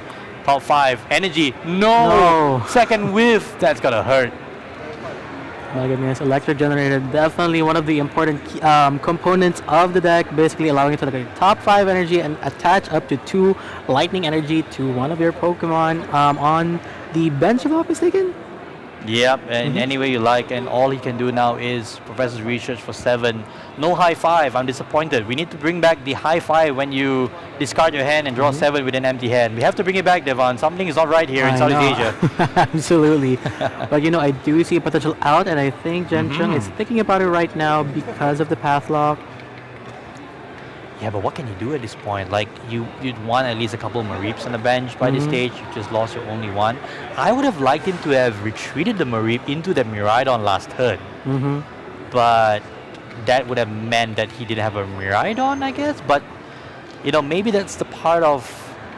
I guess it's a trade-off, right? Losing a Miraidon but still retaining a Mareep could, in essence, allow you to get energy into the discard and using... You know, Dynamotor. I think it's called Dynamotor. I'm an old player, unfortunately. Oh, that is from Dynamotor from Electric way back in Noble Victories. But yes, Fluffy does have Dynamotor, so not too bad. I still have some. I still can remember stuff, Devon. I think so. You know, but pretty here- awesome. But hey, I actually do have that Pokemon. I still have a couple of expanded cards, but yeah, that definitely is a classic. That is true. Another Miraidon from Jin Chung. Lots of energy in hand. Where does the energy go? And of course, you know, that Miraidon EX not being able to do tandem unit right now. And, you know, speaking of your previous play, if the Mareep were still, you know, on the bench, it could have been a Fluffy by now. Yeah, exactly. And maybe, just maybe, Jinju could have gotten an attack off, you know, with Lightning Rondo. But maybe just trying to preserve the prize race. And there you go, still losing the Miraidon anyway And to there a we go. Melodious Echo. Definitely a signature attack for Mew's Cross Fusion Strike. You know, with you having that Cross Fusion energy, you don't have to necessarily deal with Technoblast. Melodious Echo will basically deal more damage, especially given that boost with the Power tablet. the power tablet, Yep. allowing it to easily knock out the Miraidon. Yep, Jinjung now down 3 prizes in just 3 turns, I want to say. 3 prizes down in 3 turns. That is just rough. I don't know what he could do. It's a Raikou V with a single energy in the active, which you would assume is going to go down as well because Mew can just copy, either Melodious Echo again for a clean knockout. There is not much that Jinjung could do about that. He could put some damage on his Mew VMAX, but it just feels a little too late. Too little too late at this stage. And he doesn't have any energy on a backup attacker as well. Down 2 electric generators at this stage. I don't see a way I don't see a way back for him, to be really fair. He does have a Forest Seal Stone in hand. He could And- potentially use Star Alchemy, which he might actually do this turn. Yeah, it could come into play. Yes. So for those of our new players out there, basically Forest Seal Stone has a Star Alchemy ability. It does use your V-Star power. I know we do know that Path to the Peak is in play. However, for Forest Seal Stone, the effect is on the item itself, not on the Pokemon, which basically allows you to bypass Path to the Peak. That is right. It's a very interesting nuance for Forest Seal Stone. Did you see what he grabbed though, Devon? I missed it. That was a very fast play. I think he grabbed the boss. Maybe just the boss. And Lightning Rotor for the knockout on that Meloetta, at least getting Jinjung a prize. But at the speed that Kaijen is playing, I think this is gonna end really soon. Yeah, He has an and- escape rope. He doesn't even need the Melodious Echo, right? He could Because just you use... do have the Technoblast. There you go, Technoblast. And you don't have the minus 20 from the double turbo energy, rather, because you have your Fusion Strike energy, which basically does not give you any deductions whatsoever for your damage. That is true, and that just means that Kaijen has no issues taking this knockout here with Technoblast. So he's doing his due diligence, checking his discard, but I think this will put him in a commanding position, up 5 prizes by then. And here's an Iono as well, saying, hey Jinjung, I don't even need the cards in my hand, I'm going to refresh it. Yeah, Because Iono. I can just draw up again with my... well, I can't because there is a path to the peak. So here comes the Cramomatic. And I wasn't sure. Okay, well off the table. And goes off the table Okay. again. Oh no, And it was a it hit. was a hit. All right, okay. there you go. So a hit here from Kaijen. And What to basically, search for? well, yeah, basically for I think it was a power tablet. He got with a Could be. Cramomatic. It might be a power tablet. We'll definitely know in a bit. Oh, never Oh. mind. It was the Forest Seal Stone, like what we saw from the last turn as well. Yeah, but choose not to use it. I think he's just making sure that, you know what? Whatever it is you do, Jinjung, next turn, I will have a card from my deck, and Jinjung just scoops it up. That's it for game 1. What a quick and commanding display of strength from Kaijen's Fusion Mew deck. Jinjung couldn't catch a break. Definitely, Kaijan, deciding to play with Mew and definitely pulling off another miraculous miracle pun intended, of course. Oh yes, that And, was one of those. That was one of those games, right? A miraculous start, and I think if you're Jinchung, you'd be hoping to get a better start than that, right?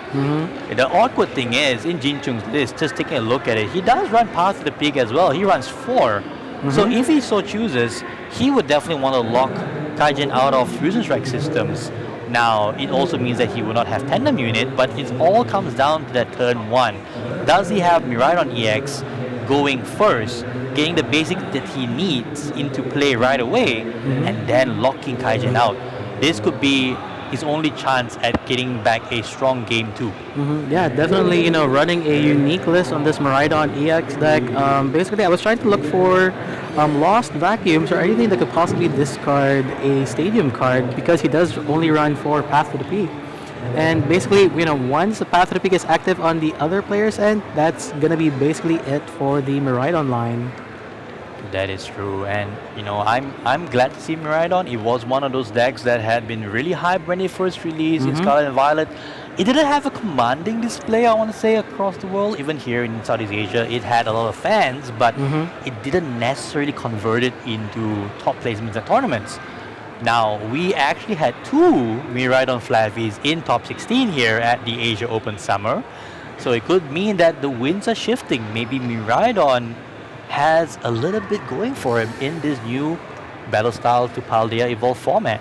Absolutely. You can count me as a fan of Miraidon EX. I have the deck.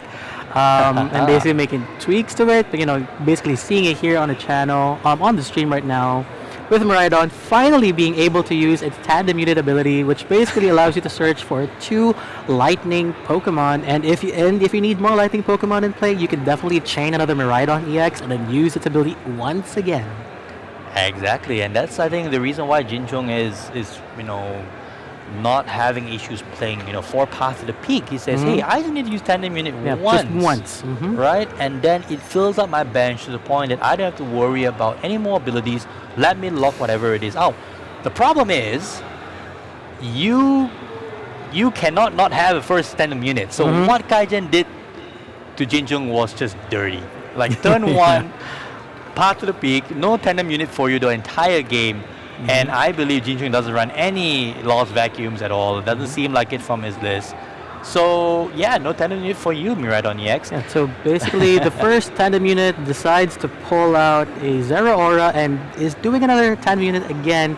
So Zero Aura is such a fun deck because not only does it have free retreat, but then it actually has an attack called Battle Claw for 1 lightning energy. If your opponent's active Pokemon is an evolution Pokemon, this attack does 30 more damage. So basically 1 energy for 60, basically adds up to the math, does wonders.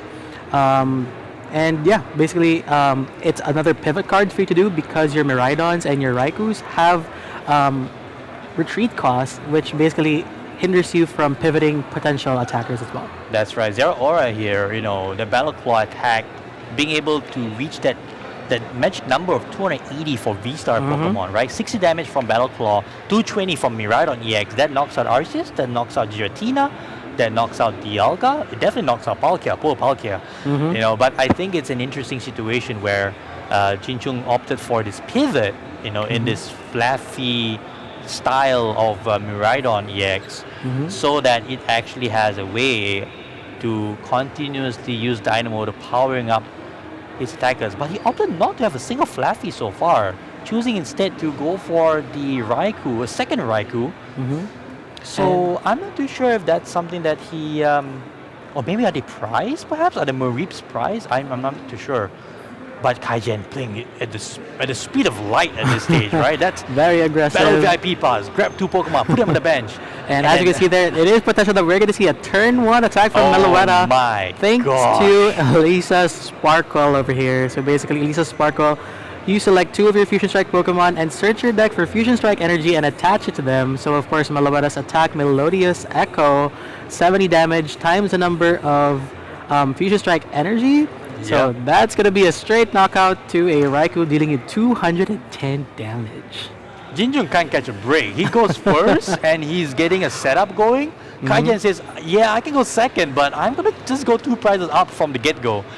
That is crazy. And that is just adding salt to the wounds. 2 choice belts of the first Fusion Strike system, using both of them.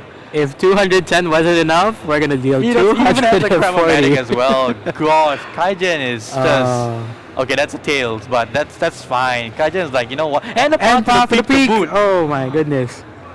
So yeah, that is going to be it. We're not going to see any more abilities from Raikou V, Miraidon EX, because of Path. And of course, as we know, Jinchung does not have any outs. He does not play any Lost Vacuums or any other stadium cards aside from Path to the Peak. So let's see what he will do now. That is just crazy at this point. I don't know what else to say.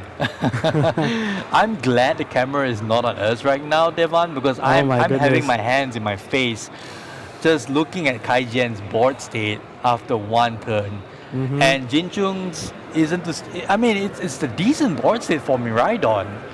There is energy on the attacker, but where do you go from here? You Yeah. can take a knockout on this Meloetta. All Kaijen needs is a single energy and a Mew VMAX, and you're back to square one. Your 3 prizes down to 1 prize. Absolutely, and I would love to To see 4 some prizes, flaffies in play because it's for the succeeding turns. It's gonna help you basically charge up your attackers because you really have to draw your luck literally on getting the right cards that you need because you don't have any other abilities to help you thin the deck right now.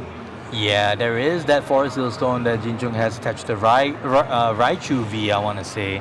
And yes, And going ahead there and is a use it. V-Star, What but- can help him at this stage? What is it that works? An Other electric than generator, maybe? That is gonna be the last out. Nest Ball in looks terms like. of abilities, aside from Fluffy, and we're hopefully, I think you probably want to get a Yeah, it looks Nest like a Ball in to Mareep. put that on Mareep. Yeah. There we go. So Nest Ball into the Mareep. It's it's an interesting situation when you have to use Forest Hill Stone to get a Nest Ball to get a Mareep. That is an interesting situation here. But Jinchung is not giving up anytime soon. He is, of course, in the top 8. He got here because he knows that this deck is worth bringing to this tournament. Absolutely. The question now is, can he navigate through Kaijen's scary board? And ooh, that's an interesting one. That's Nice. a boss's order on the Mew V. And there we go with the Zero with the free retreat, and now That's a knockout. attacking yeah. for a knockout. Yeah, Yep, absolutely. Lightning Rondo takes a knockout. Jinchung says, hey, you know what? I can do some. Oh, I say that, and the third Fusion Strike energy gets played. So now there is essentially a return knockout on Kaijen's side of the field using this lowly Meloetta.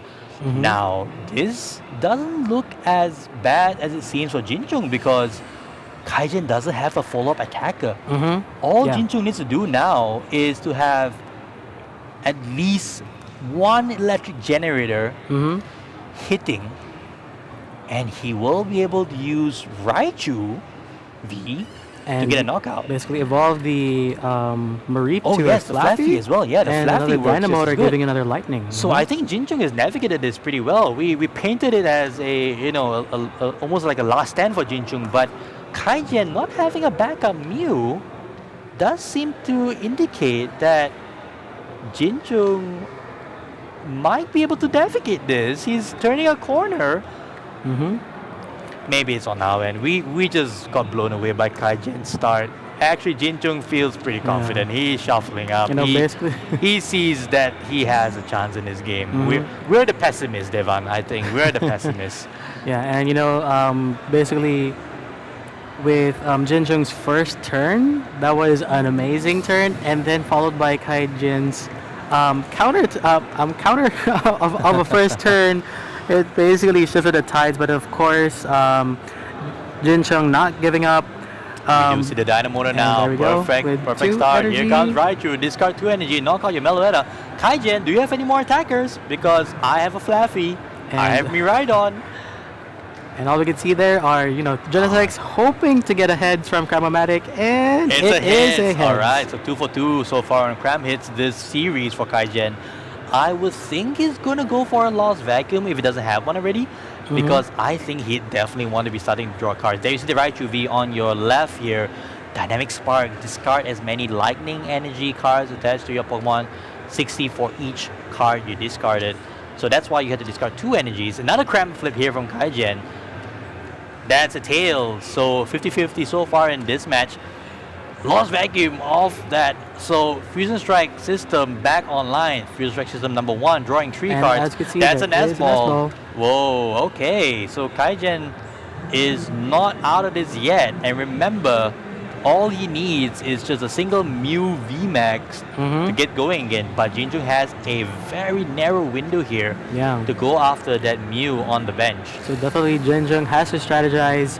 What would be the next steps? He has, of course, the Golden Might to knock out the Mew, but then, of course, Kaijen might, have another a Mew setup, and that's basically his goal right now. So he is going to attempt another Genesec's Fusion Strike system, drawing another card, and there is another Mew to play another Genesect. Oh So my bringing down gosh. the bench to full again. Now, this is the part I may not agree with Kaijen here. Attaching that D double turbo energy immediately on that Mew V does give Jinchung an out here to go after that Pokemon that has energy on it. And precisely. it could mean that Kaijen is one card, short in the following turns. We do see another double turbo in the deck here. He does run 3, but Kaijen is loading up his side of the board with as much resources as he can use right now. He has not used, I believe he has not used his V-Star yet, so Star Alchemy is online. But if you're Kaijen here, you definitely want to be really careful. Yes, you're one knockout away. Here comes an Iono, drawing just 2 cards for Kaijen because he's drawn 4 prizes already. Jinchung now drawing 3. It's going to be interesting now what happens, right? There's no path to the peak, so Tandem Unit is online. Yeah, and there is still the Forest Sealstone, but then of course, as we know in Jinchung's list, he does play 4 Path to the Peak, so he can basically, set up his board first and then play down a path before he strikes a Mew out. Yeah, definitely. I think Jinchung will want to look for a path to the peak. He does not have a Raikou anymore, so fleet-footed is no longer, an option. Tandem Unit doesn't do anything at this point, I would think, because all you're getting is probably just another Mareep, or another Raichu, or another Miraidon, which you already have 2 of. But Jinchung has to find a way to get an attack off. He wants to be able to take 2 prizes here, or at least go after that Mew. I think the Mew is that priority, because that's the one that's going to attack. Very true, very true. As you can see here, he's currently deliberating what he needs to do. Of course, he does have a Lightning in hand. However, he cannot attach it to... he can attach it to Raichu. However, the Dynamotor ability would not be able to get attached to the Raichu because it is in the active spot. So, of course, Jinchung deciding to put it on the Miraidon EX instead. So, probably the strategy that Jinchung has in mind at the moment would just to be charged, the Miraidon EX. Or probably both. Okay, we're going to see a retreat. And therefore, Zeraora hoping that it would last him a turn and playing down Path to the Peak, which would basically get countered with Lost City. Oh my goodness. There he goes. Kaijen's playing quick. He smells the victory here. All he needs is the Mew and a boss. And I think he has it. That's a Star Alchemy for the boss's orders. I think that's it. He's going for the Raichu. All he needs is one modifier now. Just a power tablet would get it. Does he have any more in the deck? I think so. He sees it. He still has Fusion Strike systems to work with right now. Boss's order for the Raichu. And he definitely has 3 chances to, get that. And of course, with one hand, drawing up to 6 now. He's looking for it. Does he get it? No. Play down the switch card. Yep. Play cards, reset a little bit. And as you can see here, Kaijan playing as fast as lightning. There he goes. There we go. Lost vacuum. Reduce the head size. Now draw for a fresh 6, but of course, Ultra Ball, shuffle that first. Oh my gosh, Kaijan is just playing at blistering speed. Lightning fast. There you go, there off we the top. go. Power tablet for the victory. Kaijan takes it 2 games to 0. That was not what we expected to see. But wow, that is an amazing show of strength and prowess. And just the matchup in itself, Mew VMAX just doesn't want to go away. Absolutely, the deck is still so strong, and it just blew the Miraidon Fluffy deck out of the water in both these games.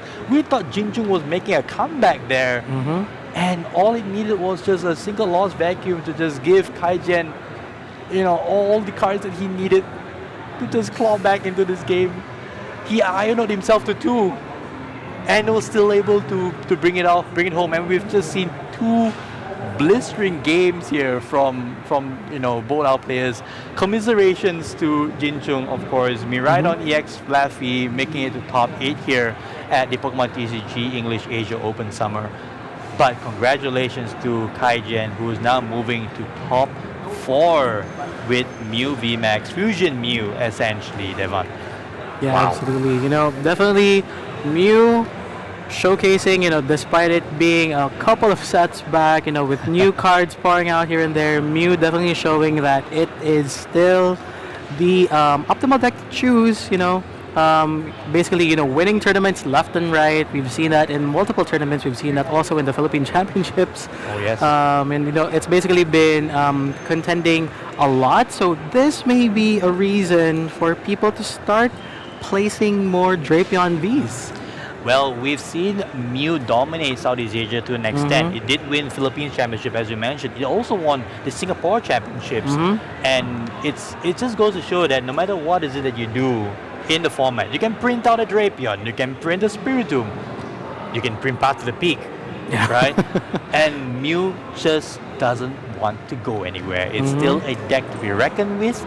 And I think people just got to respect it more again, right? Absolutely. It could be that this event, the showing from Kaijen and the raw power of the deck being on display here could indicate something for Yokohama at the World Championship Series in just a few weeks' time. And basically, possibly looking at other insights for the World Championship Series. Basically, giving insight from the Philippines. A lot of people actually started playing Darkrai to counter Mew as well. But Mew still definitely showing that it is still a top dog, top contender. So yeah, maybe Mew is the way for the World Championship Series, Showcasing that, the Kanto region is here to stay. It's a good point you brought up about how, people try to counter Mew. Here in Malaysia, just a few reflections of where this tournament is being held.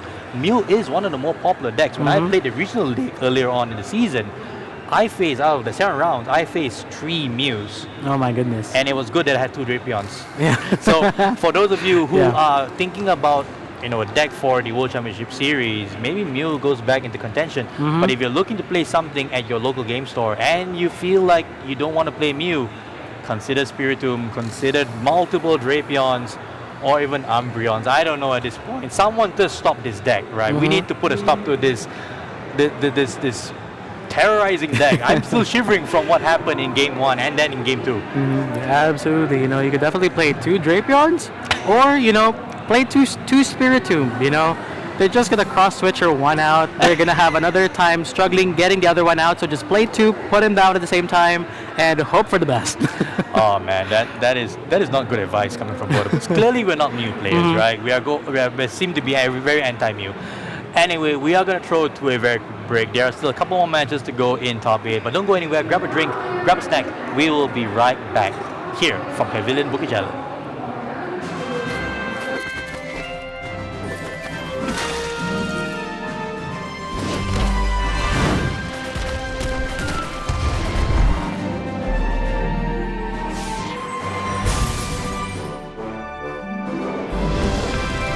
Harness the power of evolution in the Pokémon trading card game Scarlet and Violet. Paldea Evolved.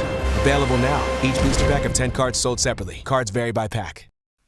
Pokemon Cat. Decide who goes first in a game of scissors, paper, stone. Be a good sport and go and shake each other's hand. 60 cards in a deck, grab it and place it on the deck zone. Draw 7 cards per man, now baby that's your hand. So many types of cards in a Pokemon trading card game. Pokemon cards and trainer cards and energy cards, they're not the same. Make sure you have your basic Pokemon card in your hand. Place it in the active spot, wait on the bench, think of a plan. Now take the first 6 cards of the deck, go on and set them aside for the prize. Now your prep is done, go and have some fun. Brace yourself, the battle starts in 3, 2, 1.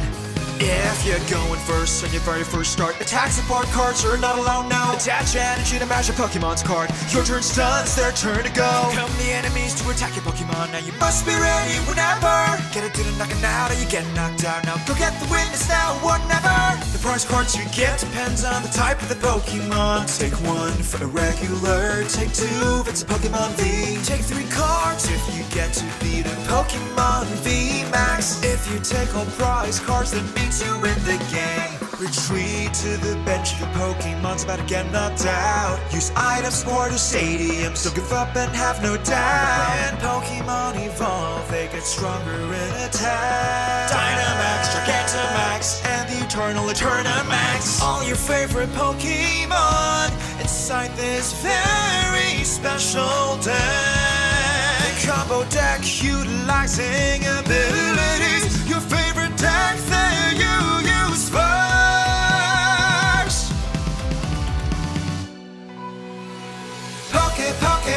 Pokemon Cat. My passion burns brighter each and every time I battle. No matter how old I get,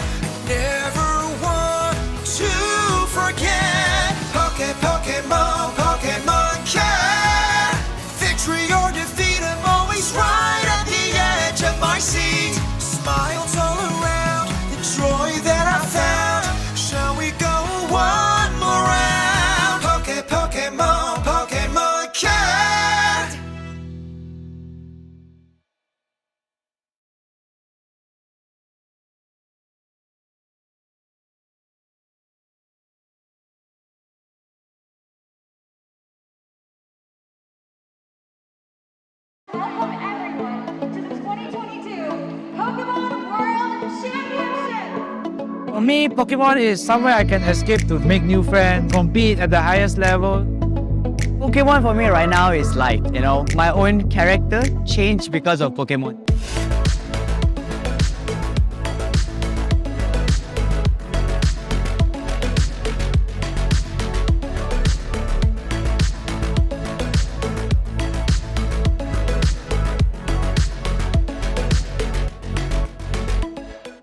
Pokemon is basically my childhood game. So when Pokemon Yellow version, Blue version first came out, I already started playing it.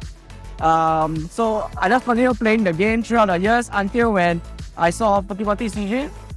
My friend asked me to play. That's where I make more friends, connecting with people, enjoying the game, and have fun.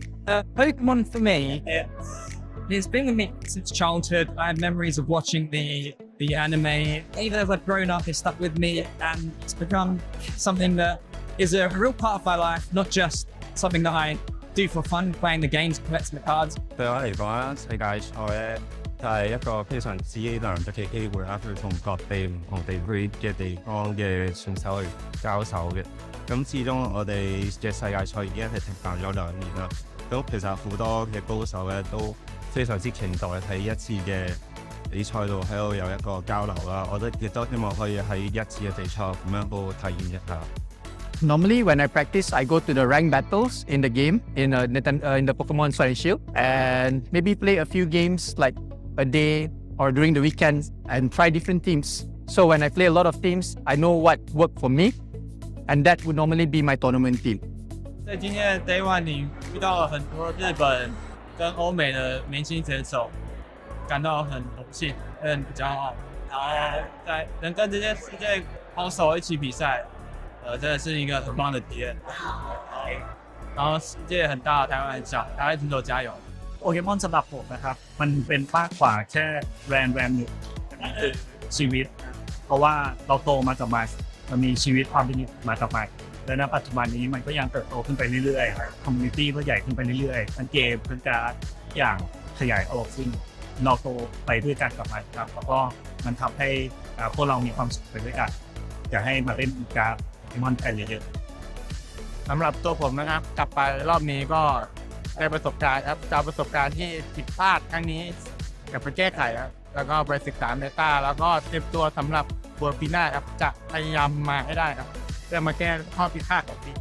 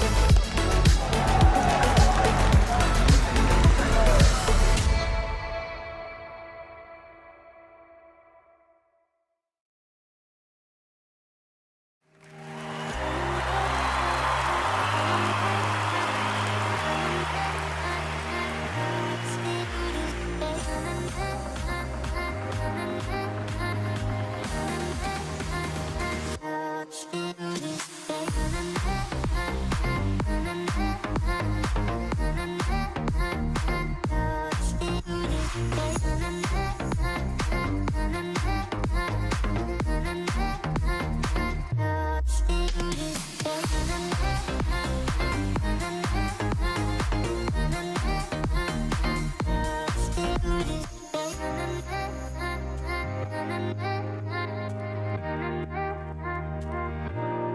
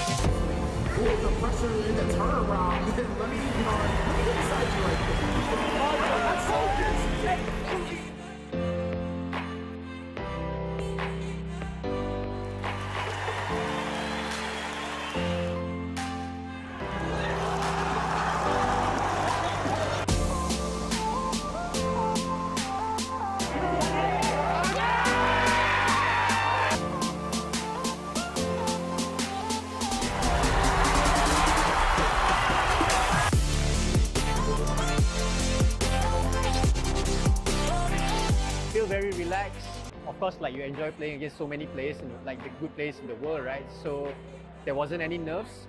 I just tried to enjoy myself in the tournament. Pokemon for me right now is life. It has given me my own character change because of Pokemon. From quiet and very shy, now I'm more wide, always optimistic about everything. So Pokemon is life.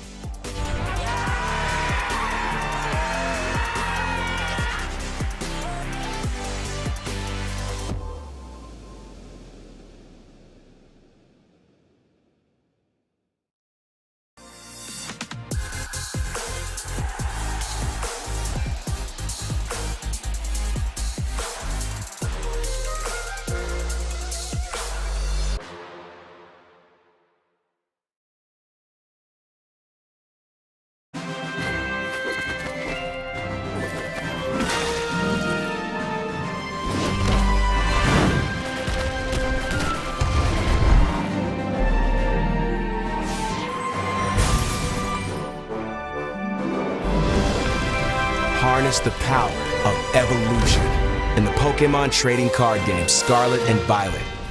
Paldea Evolved. Available now. Each booster pack of 10 cards sold separately. Cards vary by pack. Pokemon card. Decide who goes first in a game of scissors, paper, stone. Be a good sport and go and shake each other's hand. 60 cards in a deck, grab it and place it on the deck zone. Draw 7 cards per man, now baby that's your hand. So many types of cards in a Pokemon trading card game. Pokemon cards and trainer cards and energy cards, they're not the same. Make sure you have your basic Pokemon card in your hand. Place it in the active spot, wait on the bench, think of a plan. Now take the first 6 cards of the deck, go on and set them aside for the prize. Now your prep is done, go and have some fun. Brace yourself, the battle starts in 3, 2, 1. If you're going first on your very first start, attack support cards are not allowed now. Attach energy to match your Pokemon's card. Your turn's done, it's their turn to go. Come the enemies to attack your Pokemon, now you must be ready whenever. Get a good at knocking out or you get knocked out. Now go get the witness now, whatever. The prize cards you get depends on the type of the Pokemon. Take 1 for a regular, take 2 if it's a Pokemon V. Take 3 cards if you get to beat a Pokemon V Max. If you take all prize cards, that means you in the game. Retreat to the bench, the Pokemon's about to get knocked out. Use items for the stadiums, don't give up and have no doubt. And Pokemon evolve, they get stronger in attack. Dynamax, Gigantamax, and the Eternal Eternamax. All your favorite Pokemon inside this very special deck. Combo deck utilizing abilities. Your favorite deck that you use first.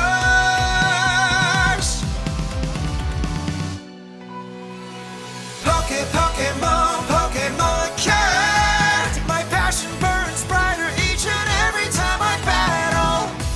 No matter how old I get, I never want to forget. Pokemon card.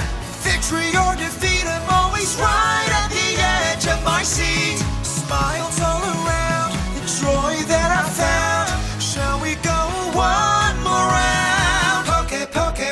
Pokemon card.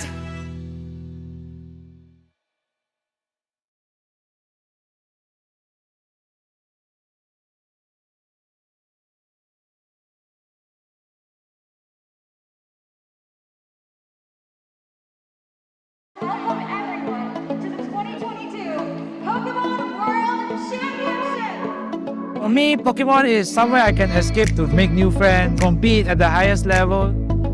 Pokemon for me right now is life, you know. My own character changed because of Pokemon.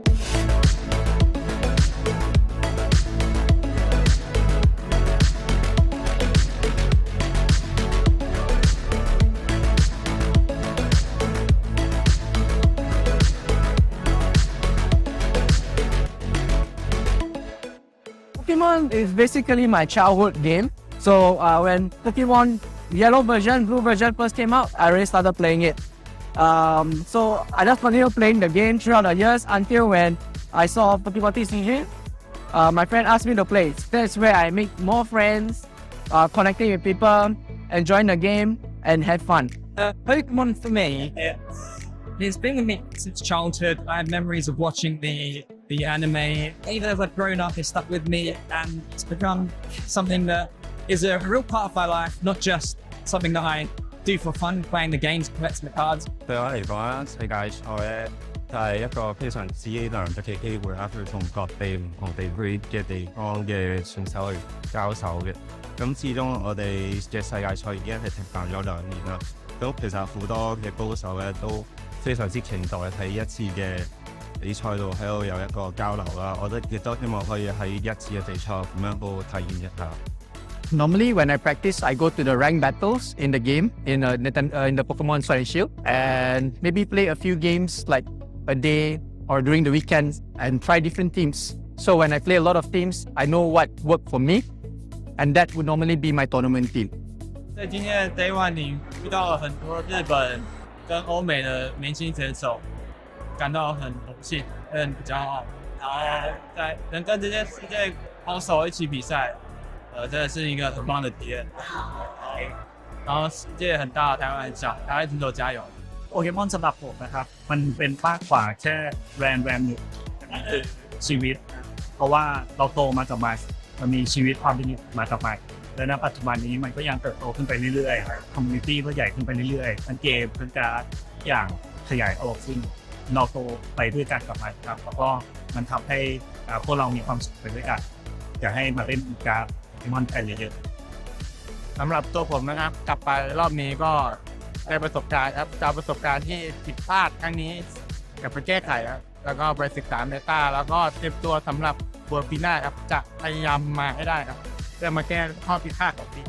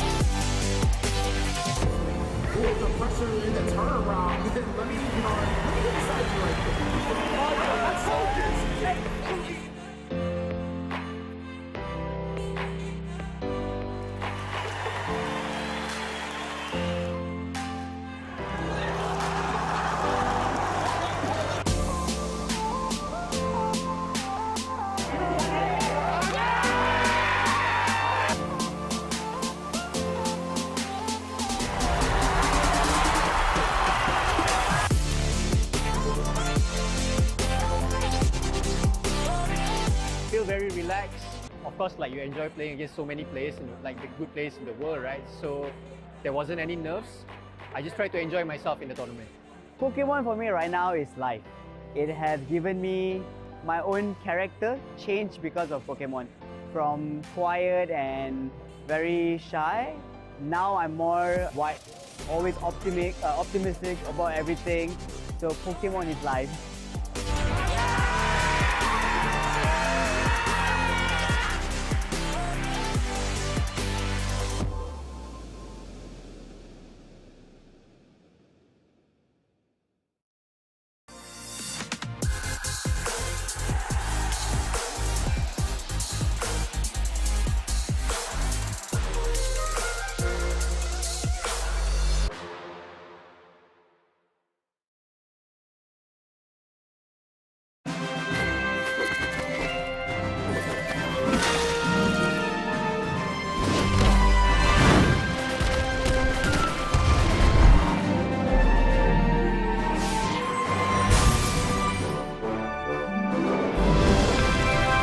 Harness the power of evolution in the Pokémon trading card game Scarlet and Violet. Paldea Evolved. Available now. Each booster pack of 10 cards sold separately. Cards vary by pack. Pokemon Card. Decide who goes first in a game of scissors, paper, stone. Be a good sport and go and shake each other's hand. 60 cards in a deck, grab it and place it on the deck zone. Draw 7 cards per man, now baby that's your hand. So many types of cards in a Pokemon trading card game. Pokemon cards and trainer cards and energy cards, they're not the same. Make sure you have your basic Pokemon card in your hand. Place it in the active spot, wait on the bench, think of a plan. Now take the first 6 cards of the deck, go on and set them aside for the prize. Now your prep is done, go and have some fun. Brace yourself, the battle starts in 3, 2, 1. If you're going first on your very first start, attack support cards are not allowed now. Attach energy to match your Pokemon's card. Your turn's done, it's their turn to go. Come the enemies to attack your Pokemon. Now you must be ready whenever. Get it to the knocking out or you get knocked out. Now go get the witness now or never. The prize cards you get depends on the type of the Pokemon. Take 1 for a regular, take 2 if it's a Pokemon V. Take 3 cards if you get to beat a Pokemon V Max. If you take all prize cards, that means you win the game. Retreat to the bench if your Pokemon's about to get knocked out. Use items or to stadiums, don't give up and have no doubt. When Pokemon evolve, they get stronger in attack. Dynamax, Gigantamax, and the Eternal Eternamax. All your favorite Pokemon inside this very special deck. The combo deck utilizing abilities. Your favorite deck that you use first.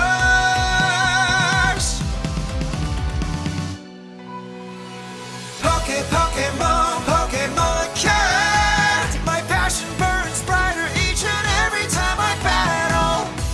No matter how old I get, never want to forget. Pokemon Card. Victory or defeat, I'm always right at the edge of my seat. Smiles all around, the joy that I found. Shall we go one more round? Pokemon Card.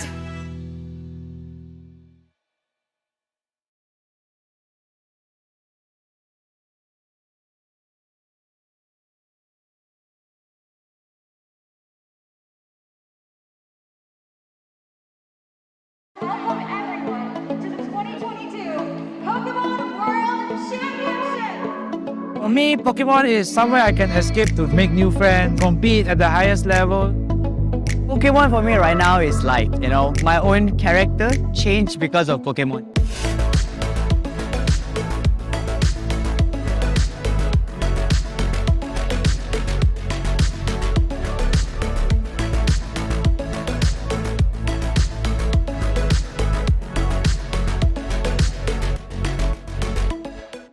Pokemon is basically my childhood game. So when Pokemon yellow version, blue version first came out, I already started playing it. So I just continued playing the game throughout the years until when I saw Pokemon TCG. My friend asked me to play. That's where I make more friends, connecting with people, enjoying the game, and had fun. Pokemon for me, it's been with me since childhood. I have memories of watching the anime. Even as I've grown up, it's stuck with me, and it's become something that is a real part of my life, not just something that I do for fun, playing the games, collecting the cards. 對我嚟講啦，世界賽咧就係一個非常之難得嘅機會啦，去同各地唔同地區嘅地方嘅選手去交手嘅。咁始終我哋嘅世界賽已經係停辦咗2年啦。咁其實好多嘅高手咧都非常之期待喺一次嘅比賽度喺度有一個交流啦。我亦都希望可以喺一次嘅比賽咁樣都體驗一下。Normally, when I practice, I go to the ranked battles in the game, in the Pokemon Sword and Shield, and maybe play a few games like a day or during the weekends and try different teams. So when I play a lot of teams, I know what worked for me, and that would normally be my tournament team. 在今天的 Day One 里遇到了很多日本跟欧美的明星选手，感到很荣幸，很骄傲。然后能跟这些世界好手一起比赛，真的是一个很棒的体验。然后世界很大，台湾很小，大家一直都加油。โปเกมอนสำหรับผมนะครับมันเป็นมากกว่าแค่แบรนด์หนึ่งคือชีวิต เพราะว่าเราโตมากับมันมีชีวิตความเป็นอยู่มากับมันและณปัจจุบันนี้มันก็ยังเติบโตขึ้นไปเรื่อยๆคอมมูนิตี้ก็ใหญ่ขึ้นไปเรื่อยๆทั้งเกมทั้งการดอย่างขยายออกซึ่งเราโตไปด้วยกันกับมันครับแล้วก็มันทำให้พวกเรามีความสุขไปด้วยกันอยากให้มาเล่นการ์ดโปเกมอนกันเยอะๆ สำหรับตัวผมนะครับกลับไปรอบนี้ก็ได้ประสบการณ์ครับจากประสบการณ์ที่ผิดพลาดครั้งนี้กลับไปแก้ไขครับแล้วก็ไปศึกษาเมตาแล้วก็เตรียมตัวสำหรับบัวปีหน้าครับจะพยายามมาให้ได้ครับเพื่อมาแก้ข้อผิดพลาดของปี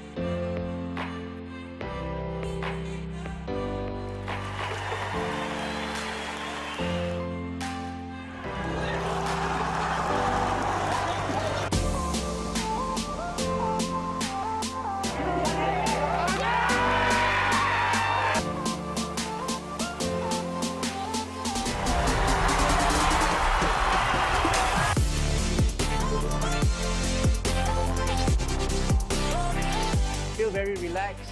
Of course, like you enjoy playing against so many players and like the good players in the world, right? So there wasn't any nerves. I just tried to enjoy myself in the tournament. Pokemon for me right now is life. It has given me my own character change because of Pokemon. From quiet and very shy, now I'm more wide, always optimistic about everything. So Pokemon is life.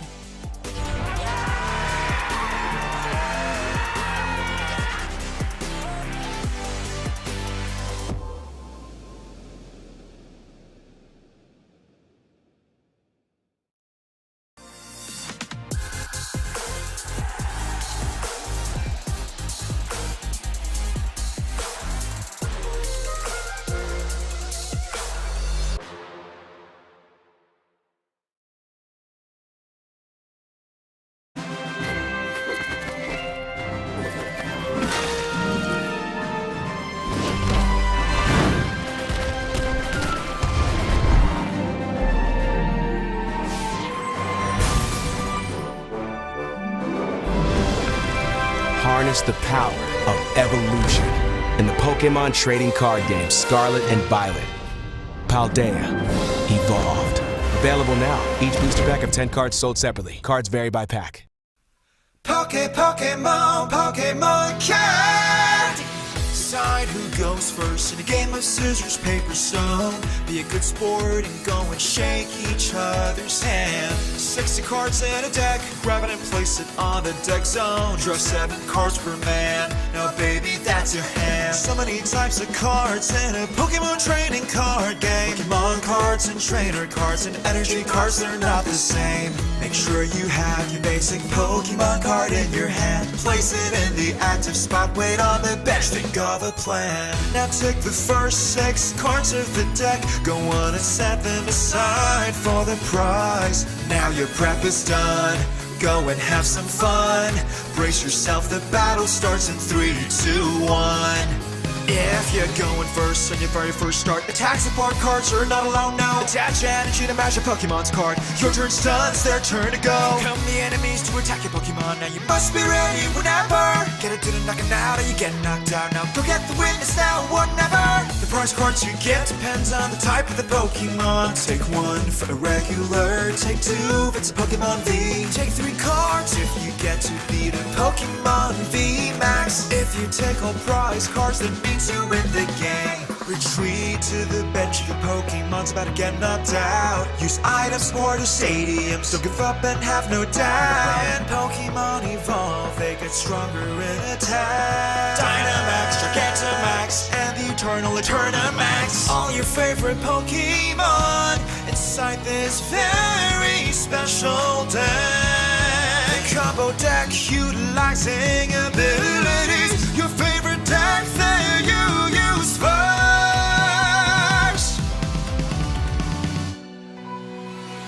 Pokemon, Pokemon cat. My passion burns brighter each and every time I battle.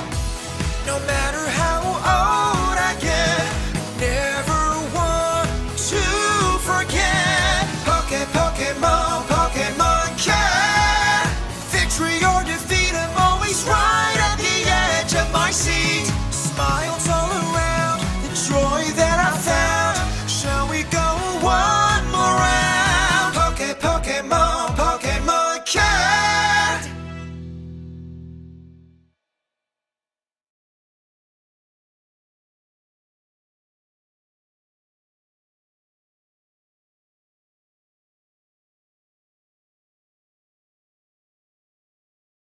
Welcome everyone to the 2022 Pokemon World Championship! For me, Pokemon is somewhere I can escape to make new friends, compete at the highest level. Pokemon for me right now is like, my own character changed because of Pokemon.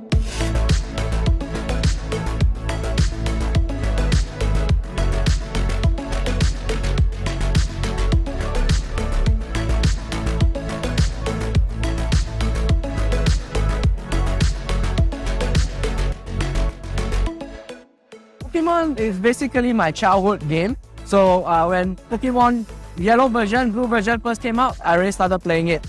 So I just continued playing the game throughout the years until when I saw Pokemon TCG.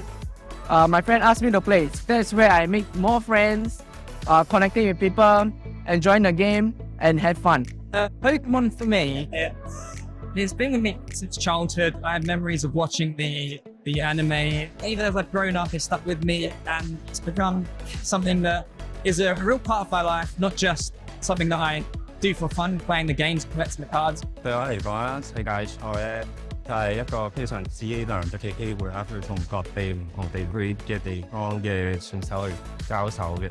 咁始終我哋嘅世界賽已經係停辦咗2年啦。咁其實好多嘅高手咧都非常之期待喺一次嘅比賽度喺度有一個交流啦。我亦都希望可以喺一次嘅比賽咁樣度體驗一下。Normally, when I practice, I go to the ranked battles in the game, in the Pokemon Sword and Shield, and maybe play a few games like a day or during the weekends and try different teams. So when I play a lot of teams, I know what worked for me, and that would normally be my tournament team. 在今天的 Day One 里遇到了很多日本跟欧美的明星选手，感到很荣幸，也很骄傲。然后能跟这些世界好手一起比赛。真的是一个很棒的体验。然后世界很大，台湾很小，台湾选手加油！ โปเกมอนสำหรับผมนะครับมันเป็นมากกว่าแค่แบรนด์หนึ่ง ชีวิต เพราะว่าเราโตมากับมันมีชีวิตความเป็นอยู่มากับมันและณปัจจุบันนี้มันก็ยังเติบโตขึ้นไปเรื่อยๆคอมมูนิตี้ก็ใหญ่ขึ้นไปเรื่อยๆทั้งเกมทั้งการอย่างขยายออกซึ่งเราโตไปด้วยกันกับมันครับแล้วก็มันทำให้พวกเรามีความสุขไปด้วยกันอยากให้มาเล่นการ์ดโปเกมอนกันเยอะๆ สำหรับตัวผมนะครับกลับไปรอบนี้ก็ได้ประสบการณ์ครับจากประสบการณ์ที่ผิดพลาดครั้งนี้กลับไปแก้ไขครับแล้วก็ไปศึกษาเมตาแล้วก็เตรียมตัวสำหรับบัวปีหน้าครับจะพยายามมาให้ได้ครับเพื่อมาแก้ข้อผิดพลาดของปี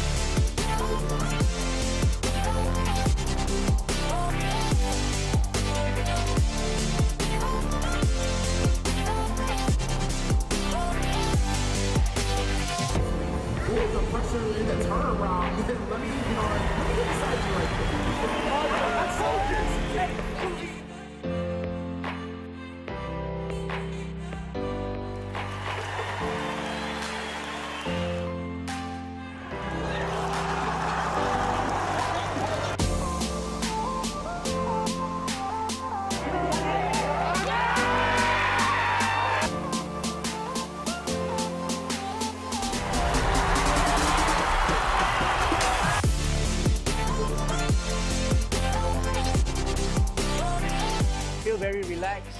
Of course, like you enjoy playing against so many players and like the good players in the world, right? So there wasn't any nerves. I just tried to enjoy myself in the tournament. Pokemon for me right now is life. It has given me my own character change because of Pokemon. From quiet and very shy, now I'm more wide, always optimistic about everything. So Pokemon is life.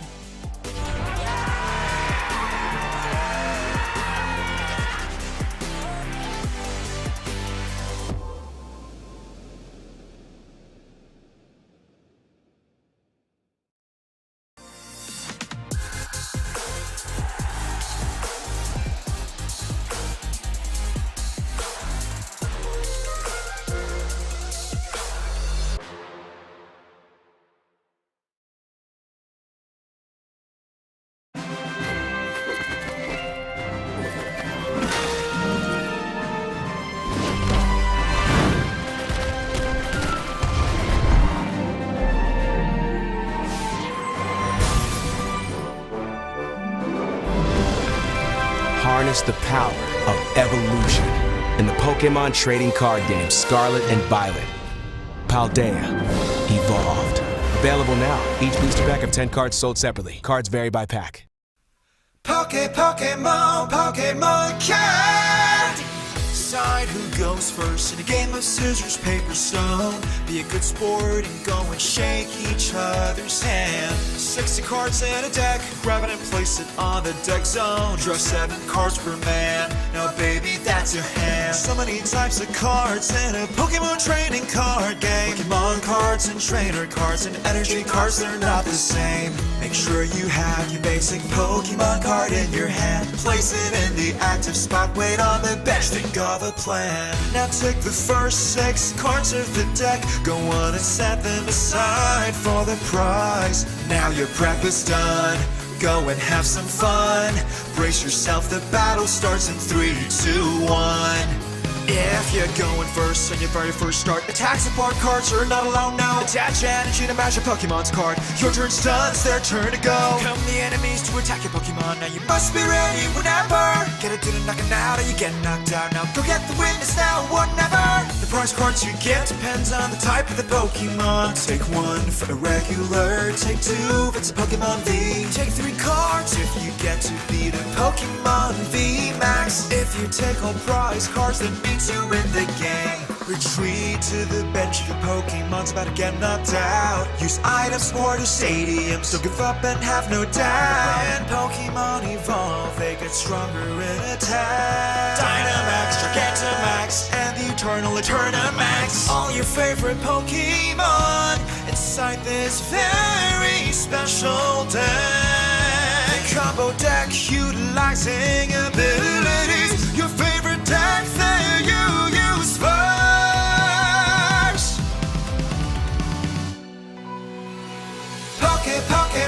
Pokemon cat. My passion burns brighter each and every time I battle. No matter how old I get, I never want to forget. Pokemon cat. Victory or defeat, I'm always right at the edge of my seat. Smiles all around, the joy that I found. Shall we go one more round? Pokemon cat.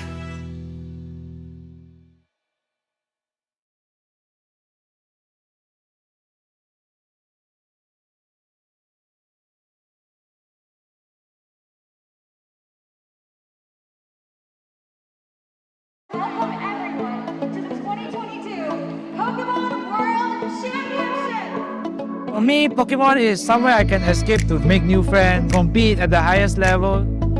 Pokemon for me right now is like, my own character changed because of Pokemon.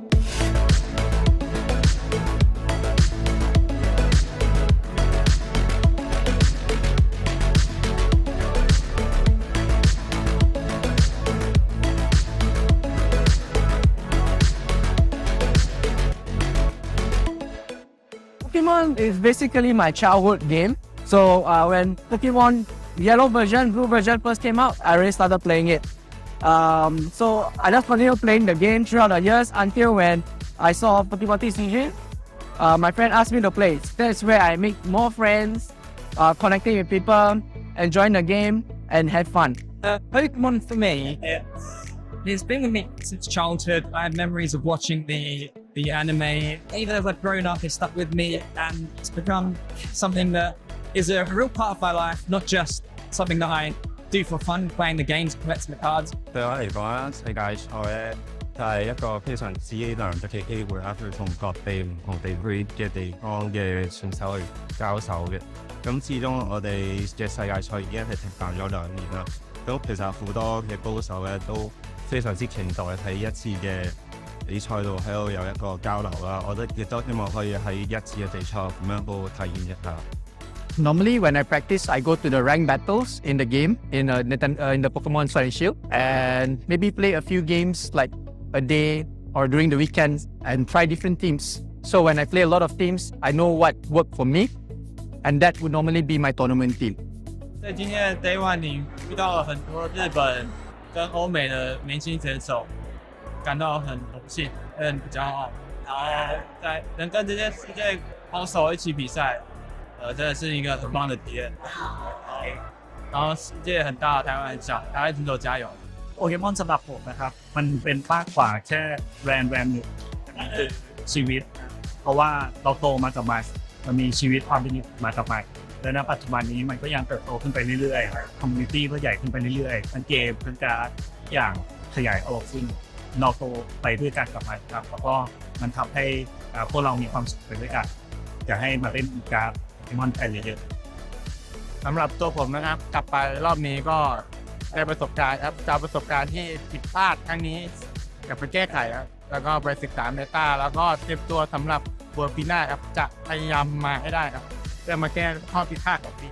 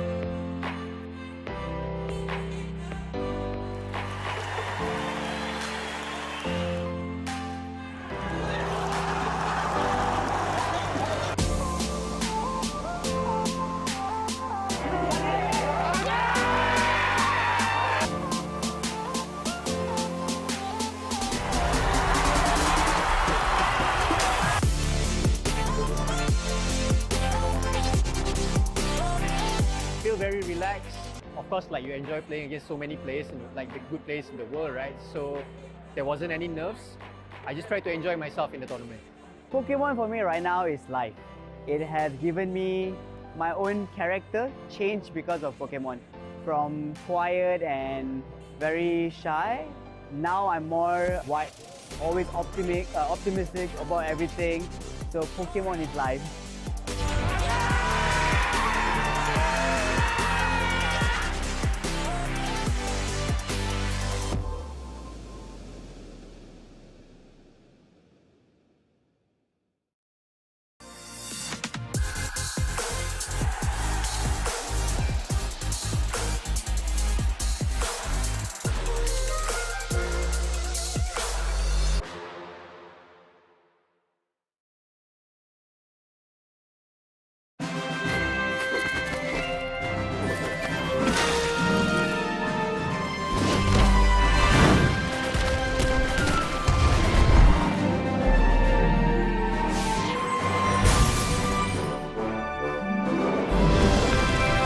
Harness the power of evolution in the Pokémon trading card game Scarlet and Violet. Paldea Evolved. Available now. Each booster pack of 10 cards sold separately. Cards vary by pack. Pokemon Card. Decide who goes first in a game of scissors, paper, stone. Be a good sport and go and shake each other's hand. 60 cards in a deck, grab it and place it on the deck zone. Draw 7 cards per man, now baby that's your hand. So many types of cards in a Pokemon trading card game. Pokemon cards and trainer cards and energy cards, they're not the same. Make sure you have your basic Pokemon card in your hand. Place it in the active spot, wait on the bench, think of a plan. Now take the first 6 cards of the deck, go on and set them aside for the prize. Now your prep is done, go and have some fun.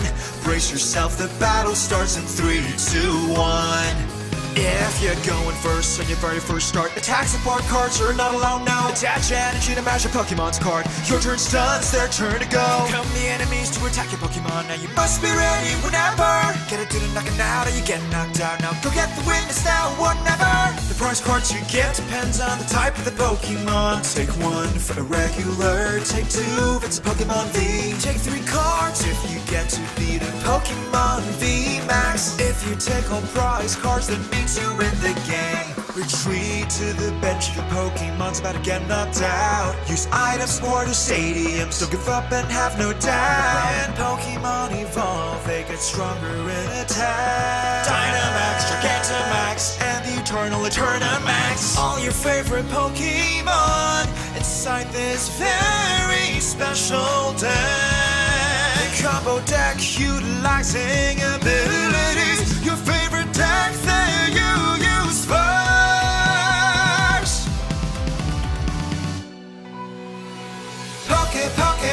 Pokemon Cat. My passion burns brighter each and every time I battle. No matter how old I get, never want to forget. Pokemon Cat. Victory or defeat.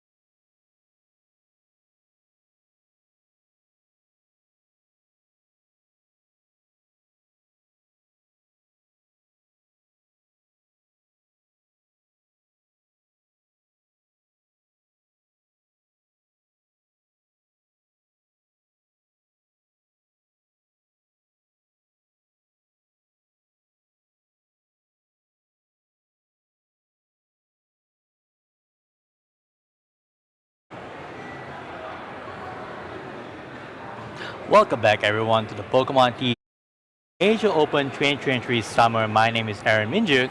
And my name is Devontae Ball.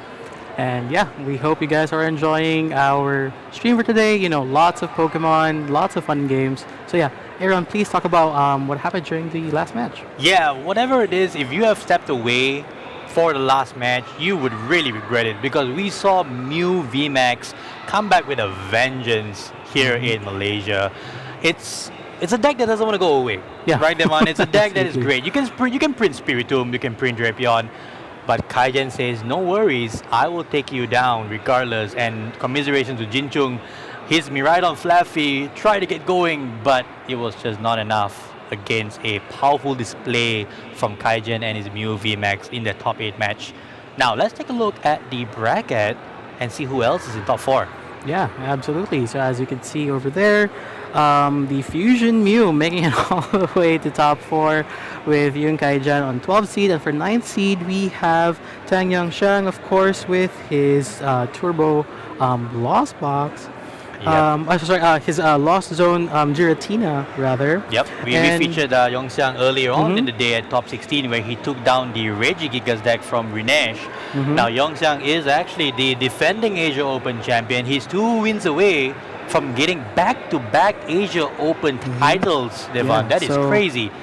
We are going to check if he's going to be able to make it. And of course, on the other side of the leaderboard, we have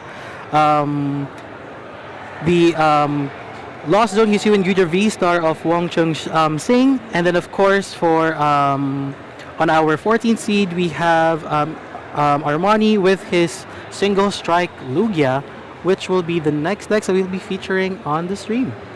That's great, Devon. Like, I think it's going to be an interesting situation here. It's going to be Gudra versus Single Strike Lugia. It's not a matchup that we often see. Yeah. And I think it's testament to the players here in Southeast Asia, right?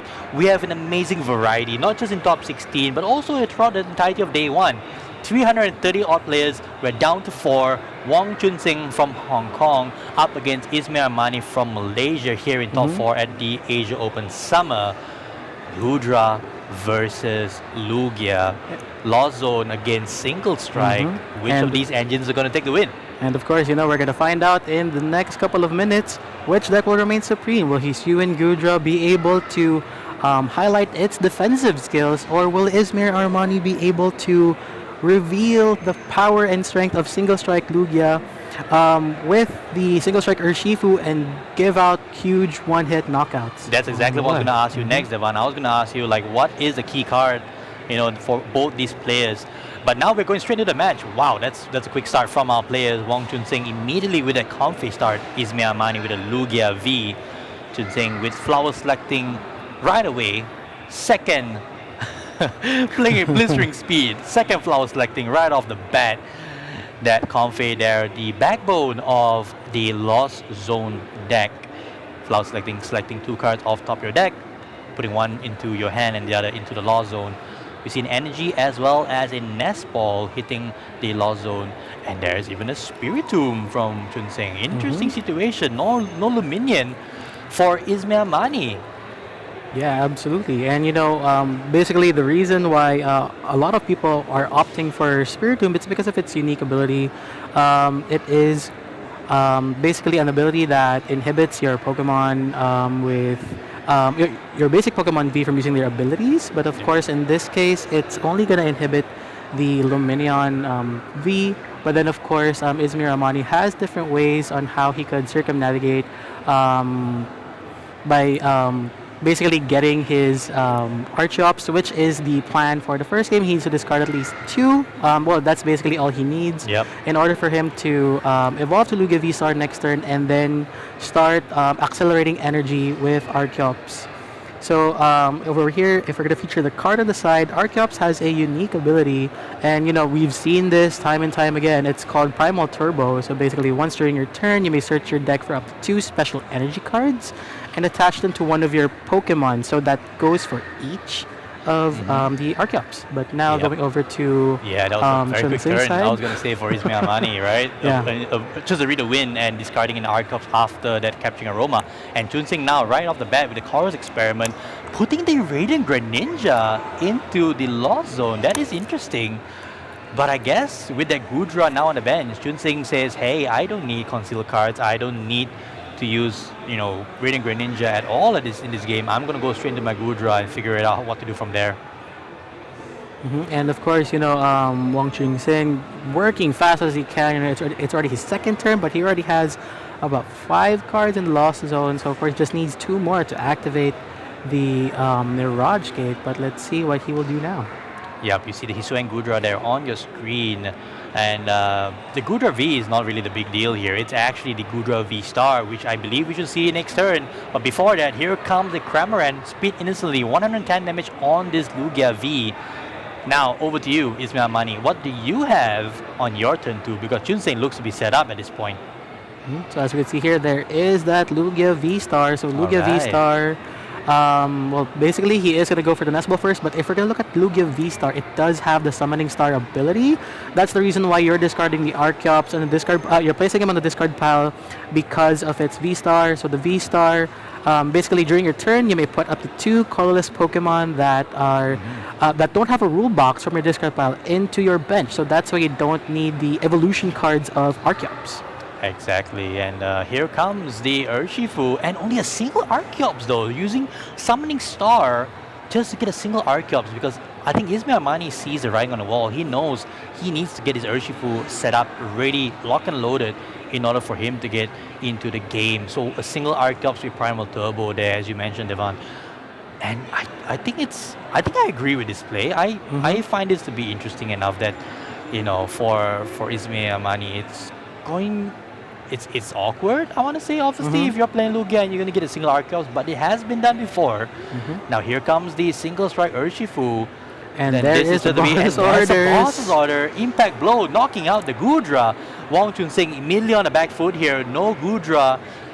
And this doesn't look great for Chun-Sing.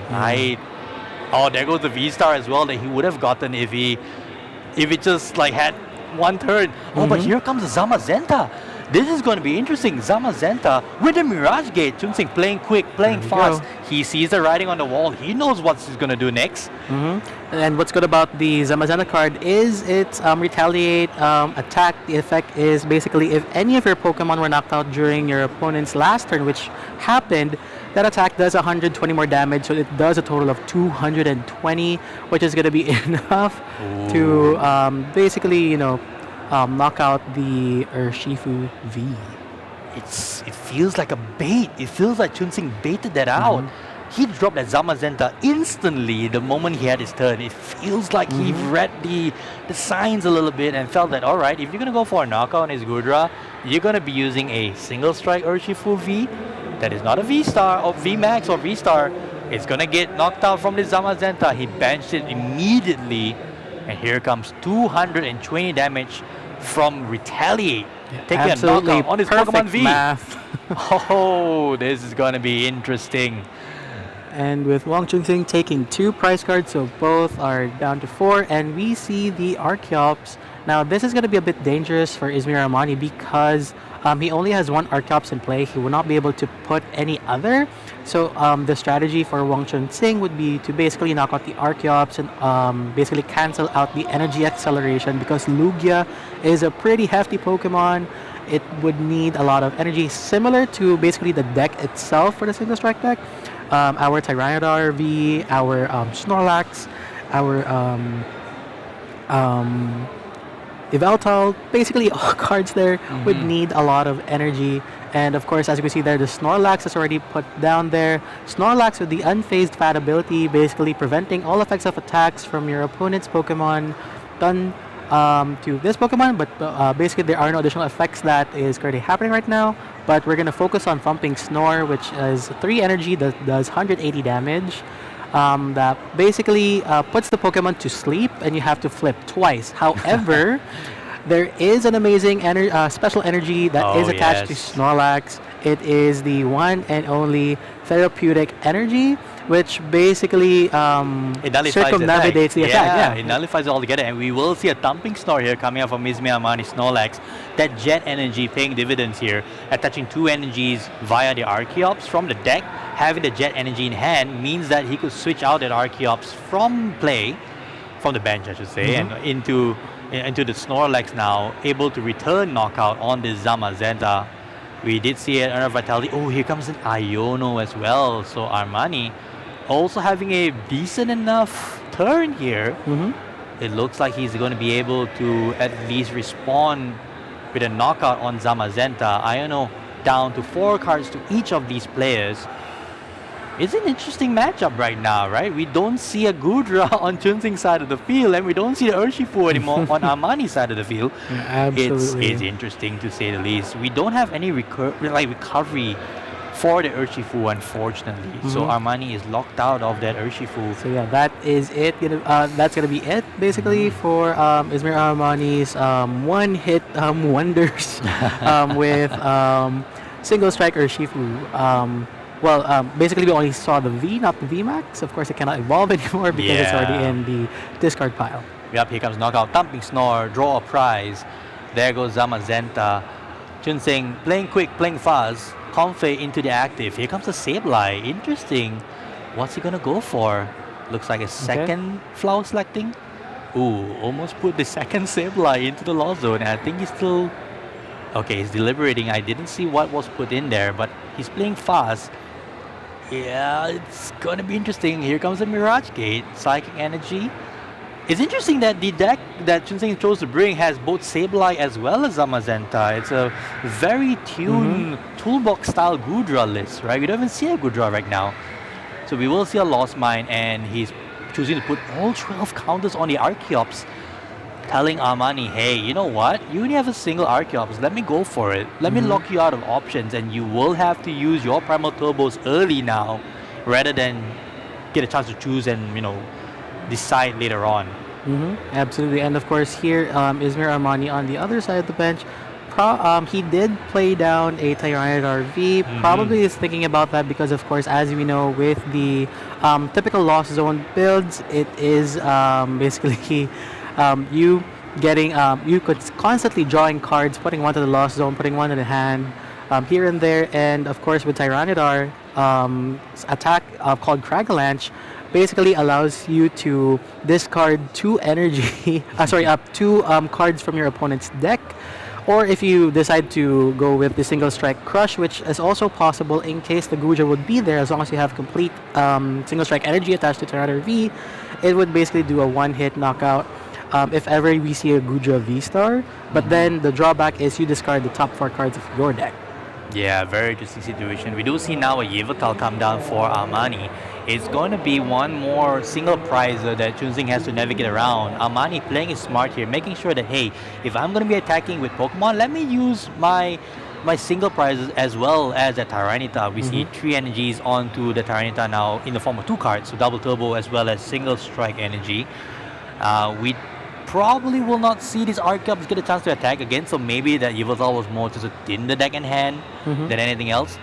Over back to Chunsing, flower selecting really quick. I'm amazed at how quick these players are playing. It just goes to show that they are so comfortable with the decks that they choose to bring to this tournament. Yeah, absolutely. And as much as possible, I really tried my hardest at best to play Lost Box, but then it's too difficult. Lots of cards to keep count, and of course, here we get to see that Wong Chunsing making quick decisions because he has already mastered the list. Yeah, no, I love my Hisua and Gudra. I just can't play Lost Box, so I play Arceus Gudra. It's the only way for me to play a Dragon Pokemon that I really like. I just put Arceus into it. We see here Raihan now coming from Chunsing, getting back the Psychic Energy and getting to search a card from the deck. It's going to be interesting what he selects next. Honestly though, I think Armani is a very good position here. He's 4 prizes up at this point, and Chunsing is not threatening to take this game in 2 attacks, but Armani is.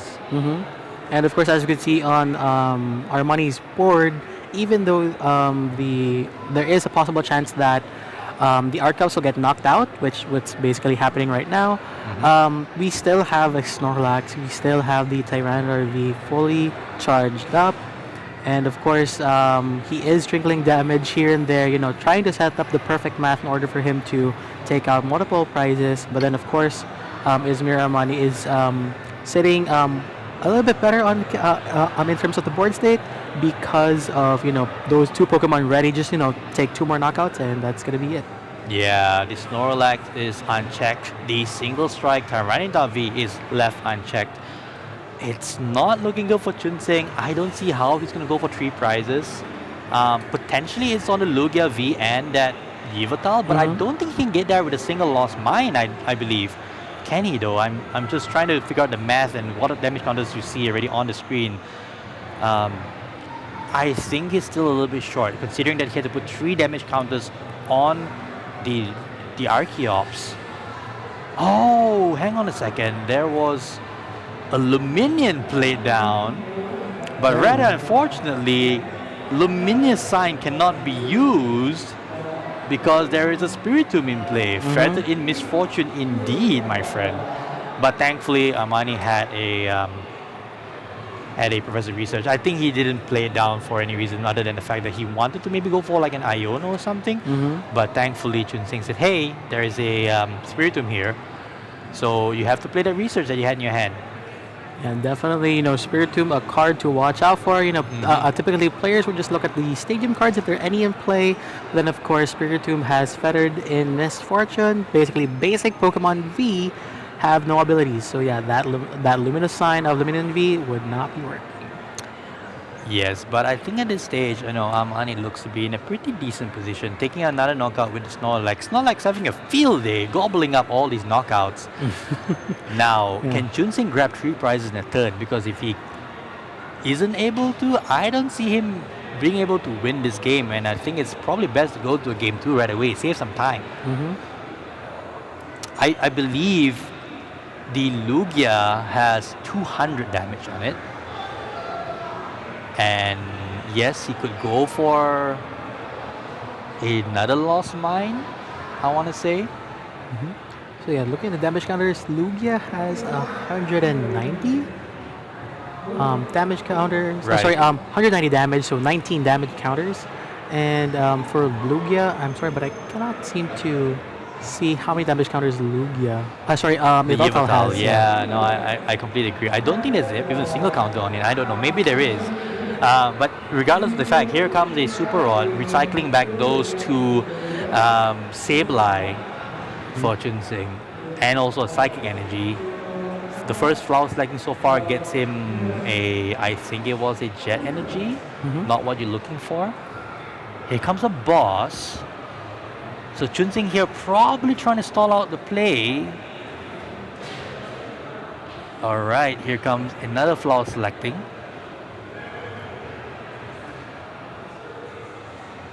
What's he grabbing? He saw in Heavy Ball goes in, just passes the turn. Now, does Ismail Mani have a way to retreat this Yveltal? If it does, that's game 1 going his way. No, it's just a Boss. The Boss, the Spiritomb. And pass. It's down to the wire here, folks. This is interesting. Both players just going for Boss order plays to try and stall the opponents out. But Chunsing here, oh, he has a Roxanne. Oh my goodness, Roxanne. Oh, is he turning a corner here with his Roxanne? It's his only copy as well. So yeah, Roxanne is a very powerful card, especially in this scenario. Oh, he got the Sableye as well. Oh my goodness. Mirage gained 4 that Psychic Energy. I think he knows what's going to happen next. There we go. And we're just going to wait for the Roxanne play. Is he going to do it? No, I think he says, you know what? I don't think you have it. I'm going to go Lost Mine here and put you on a 1-turn clock. Benching the Yveltal now, coming back to haunt Armani. He has no way to retreat it. That's goodness. 2 retreat cards as well on that Yveltal. He has to draw into a double turbo. Turbo energy. That's it. Precisely. So there goes a knockout on the Lugia. And if I'm Chunsing, I'm just going to go and put the rest of the damage counters onto the Yveltal. Yep, and there we go. We can see that right there. So yeah, basically a huge turn of events for Wong Chunsing, especially with that Boss helping. And of course, with the absence of that Archeops not being able to accelerate the energy. He drew an energy, but that's not the energy that he needs. That's a V-card energy that he drew. So yeah, it's not going to be enough. That's only going to be good for 1 retreat. Oh my gosh. And that's it. What a turn of events. Chunsing eking out a win, coming back from 3 prize down to Armani's single prize, and he gets the win from that. Yeah, most definitely. I mean, it seemed gloomy for Chung Sing at first. We were thinking about he should, save time and scoop. But then, of course, now getting to see how well he understands and knows his deck, being able to create such a powerful counter. And, with Chung Sing looking at the discard pile of Izmir earlier, basically checking that, let's see how many double turbo you have. You only had one Archeops in play and I knocked one out. There's no energy acceleration here. Let's try to slow things down and then, try my best to, secure that win. And he actually did. Yep, exactly. That single Archeops coming back to haunt Izmir Armani there because it allowed Chun Sing to remove his only way of accelerating energy. And then perhaps banking the Yveltal, cost Armani a little bit of tempo and then eventually the game. Obviously you want to go into your single prizes, but if you don't have any energy attached to them, you're just running the risk of being stalled out like that from a single boss's order. And Chun Sing navigating that game, rather professionally, I want to say.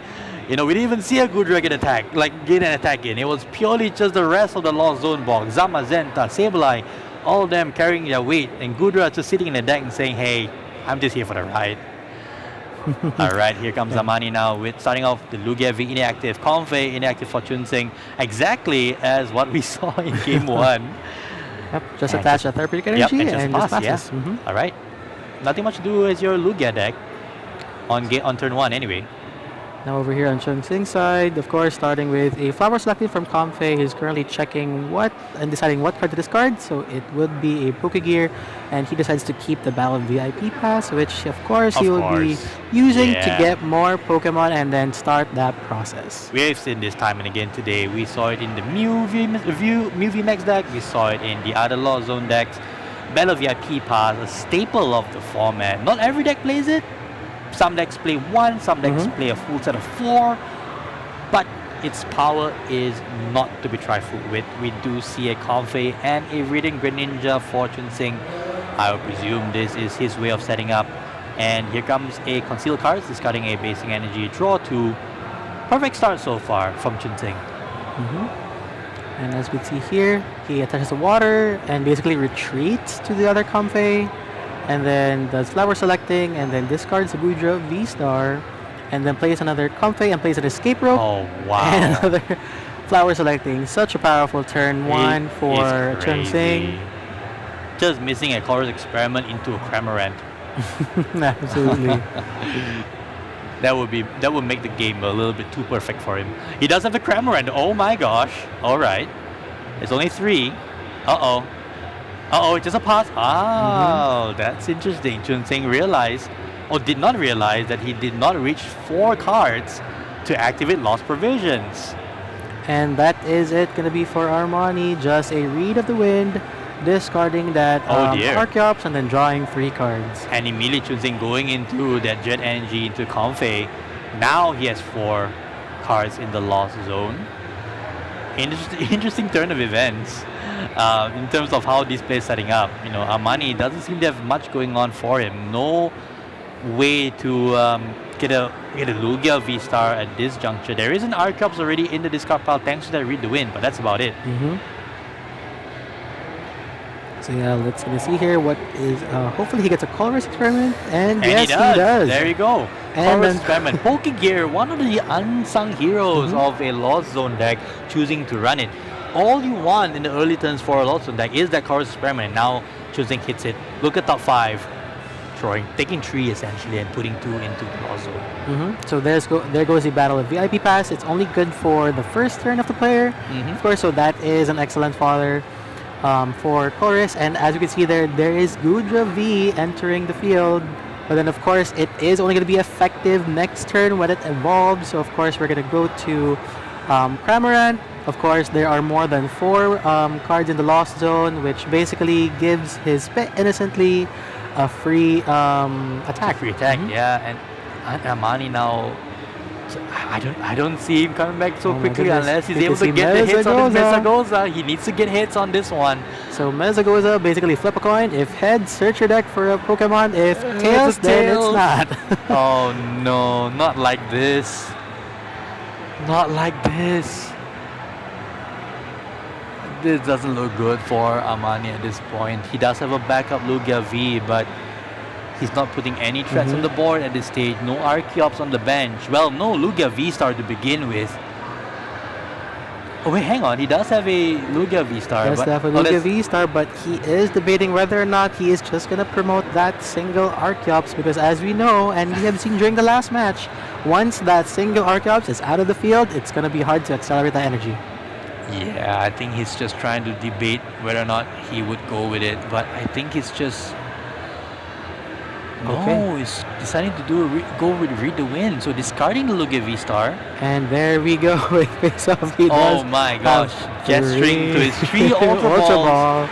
That is nasty. Yeah, basically allowing him next turn to basically get an Archeops and then use another Ultra Ball to discard that Archeops like he just got into another Lugia V-Star. But now we see a Hisuian Gudra V-Star on the bench for Chunsing. That is the scary threat that Armani has to try and break through.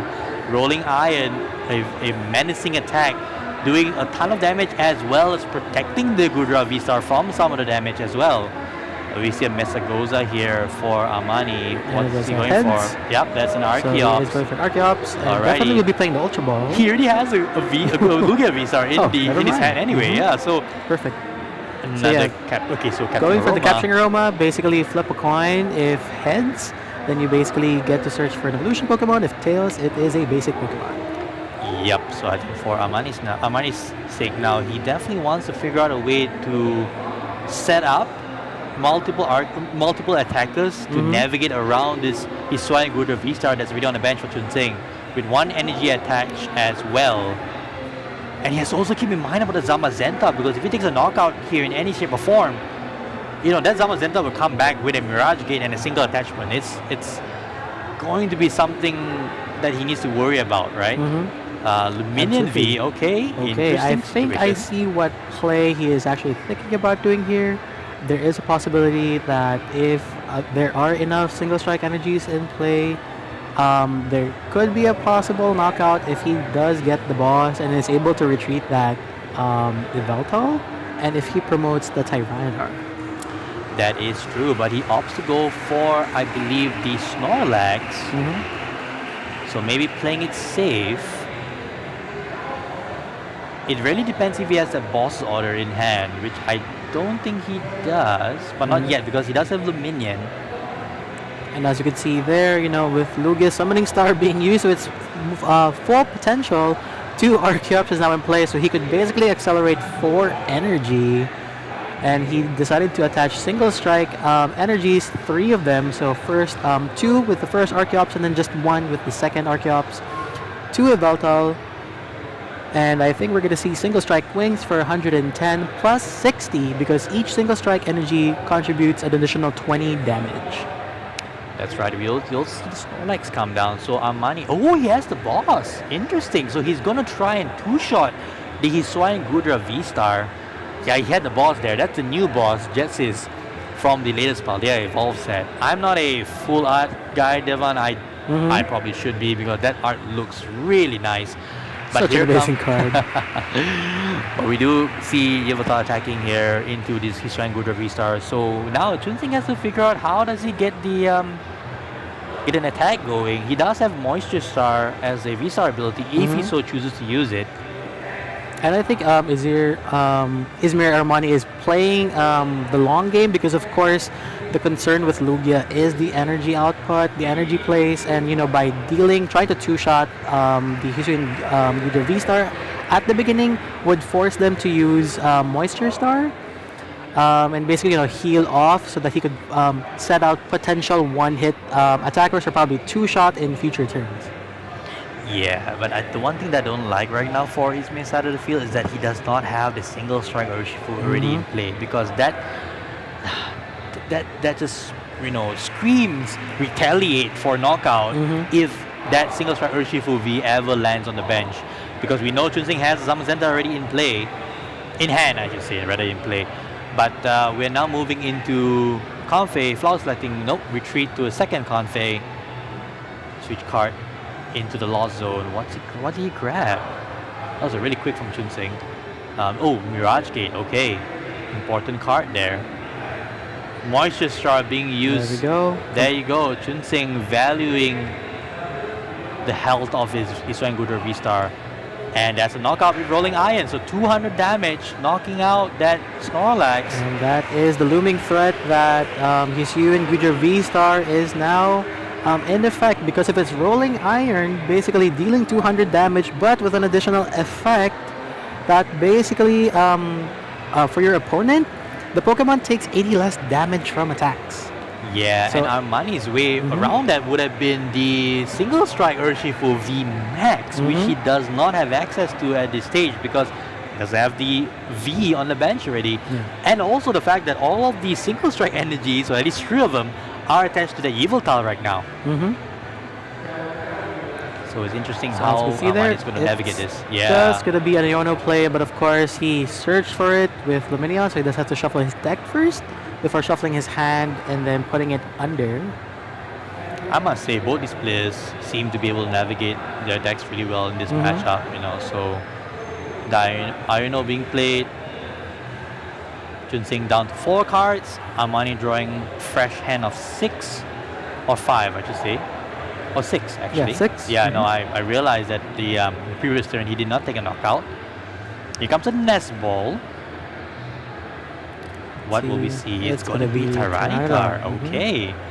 Now, in this stage, the Tyranitar will not be enough to take a knockout, even though you could use Single Strike Crush for 240 damage. That gets, that gets reduced by 80, so 160. And even with 4 Single Strike energies, it will still only do 240. The 30 shy. Lugia does not run Choice Bell, I don't think. At least not at the moment anymore. So definitely no way for Armani to knock out this Hisuian Gudra V-Star in one hit. And there's also no other pivot cards aside from, boss orders directly, so you won't be seeing any escape ropes and boss orders here to nullify the effect of Hisuian Gudra V-Star. Yeah, it just seems like it's just going to be a single strike wings here from this Yveltal. Yep, that's going to be just 90 damage, so 170 and minus of 80. 90 damage on Hisuian Gudra V-Star does put it within 2-hit range of the Tyranitar, unless Chun-Sing has another way around this situation, which we've seen him navigate pretty well. And there we go, knockout from the Lugia. So basically, Wan Chun-Sing an inch closer to securing a win, and as you can see there is the Urn of Vitality, basically shuffling the single strike energies that were attached initially to Lugia and now are being transferred to Tyranitar V thanks to Archeops' ability. Yep, now we will have to try and navigate, Armani has to try and navigate the situation pretty carefully. If he runs out of Urn of Vitalities, that's goodbye to all the single strike energies, but it seems like he's so far content with just the 2. Now the question is, what are the other options that he has? A therapeutic and a jet energy. Alright. So that would mean it's 240 damage with the Single reduction. Strike Crush. Yep, single strike crush. Reduction of 80 makes it 160 plus 40, that's 200. That is just enough for a knockout on this Hisuian Gudra V-Star. And as you can see over there, Single Strike Crush, and of course... Ooh, that's a very nasty discard. Yeah. That was another Urn of Vitality. That is the drawback of Tyranitar V. It does whop a huge punch with the Single Strike Crush. However, you are discarding the top 4 cards of your own deck. And now Armani is down 2 Urn of Vitalities.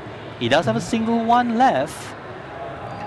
But then, of course, we would want to keep that intact. And, of course, there is a looming threat that is possible for Zamazenta to come into play.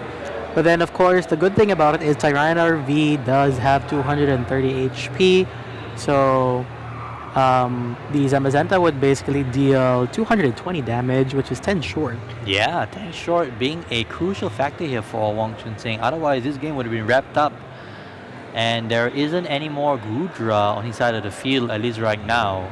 And I think benching Gudras right now will not be in his best interest anyway. It just quickens the clock for him. Yeah. So Chun-Sing will probably rely on the single prizes, I want to say, at this juncture.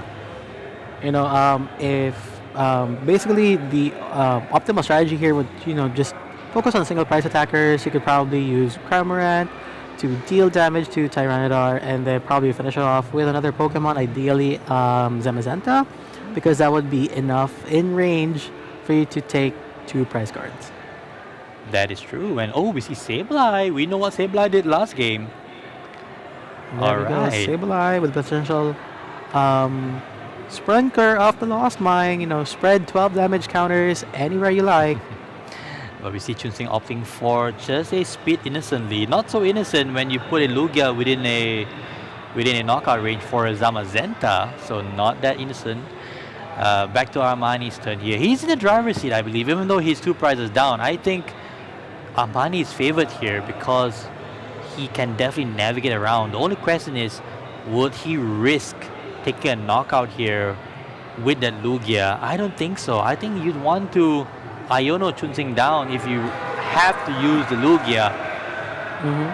Yeah, because of course, the kryptonite, or the weakness rather, of the Lost Zone deck is basically Iono.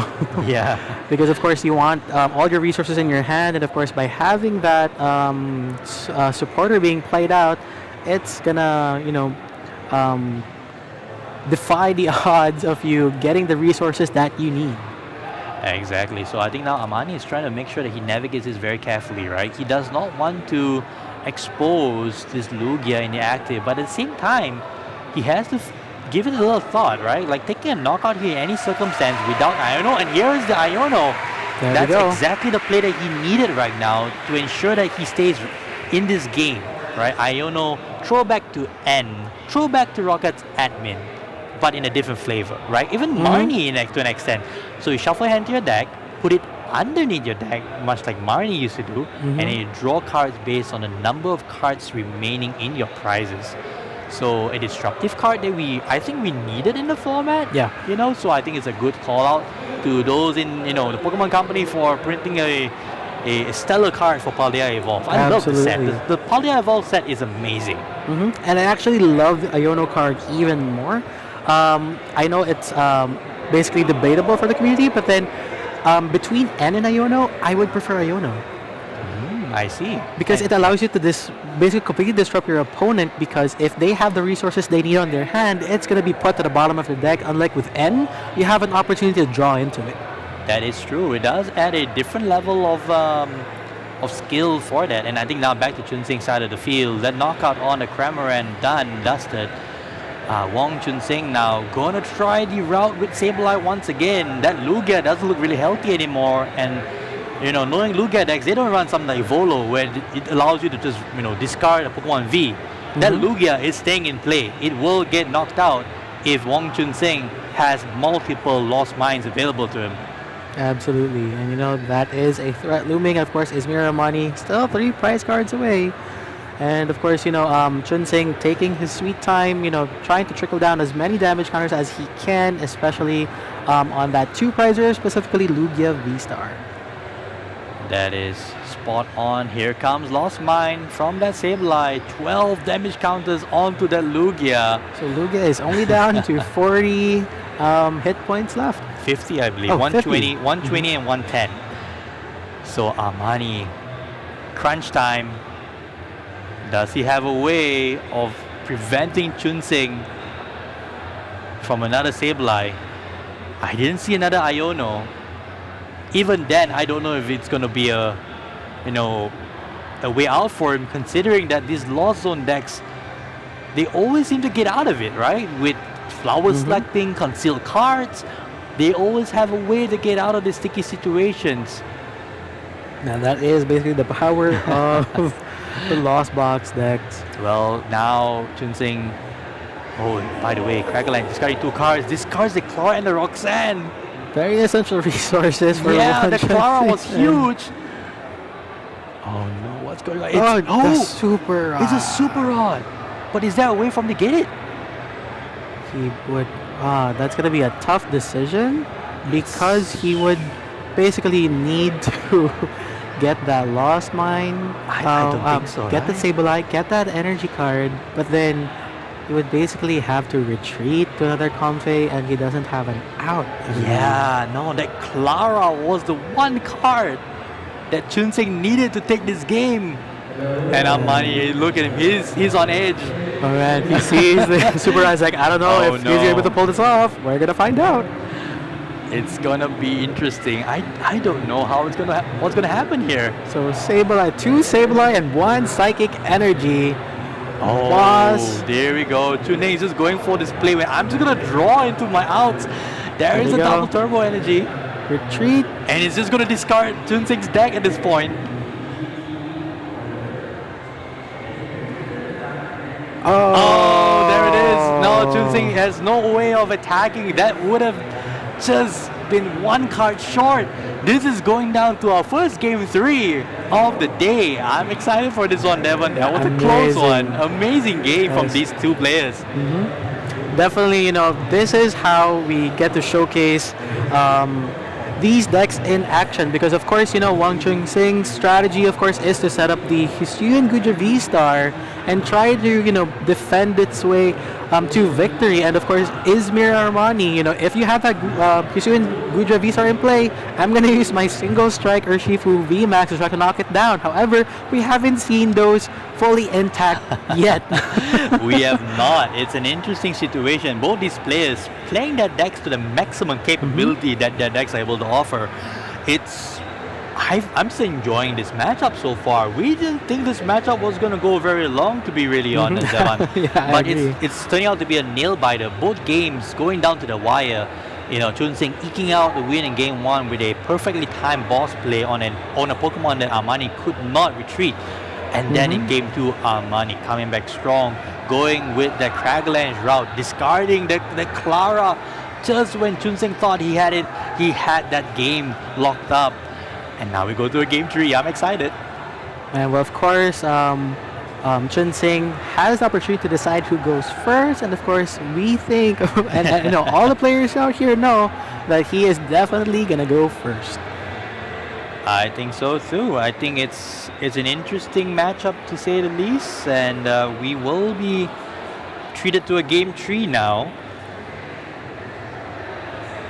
See the play set up. As you can see, there is a mulligan. Yep, mulligan for Izmir Armani. Chunsing says thank you for that 1 card that I'll get. Oops, there we go. Just a couple of hiccup with placing the hand down to right there.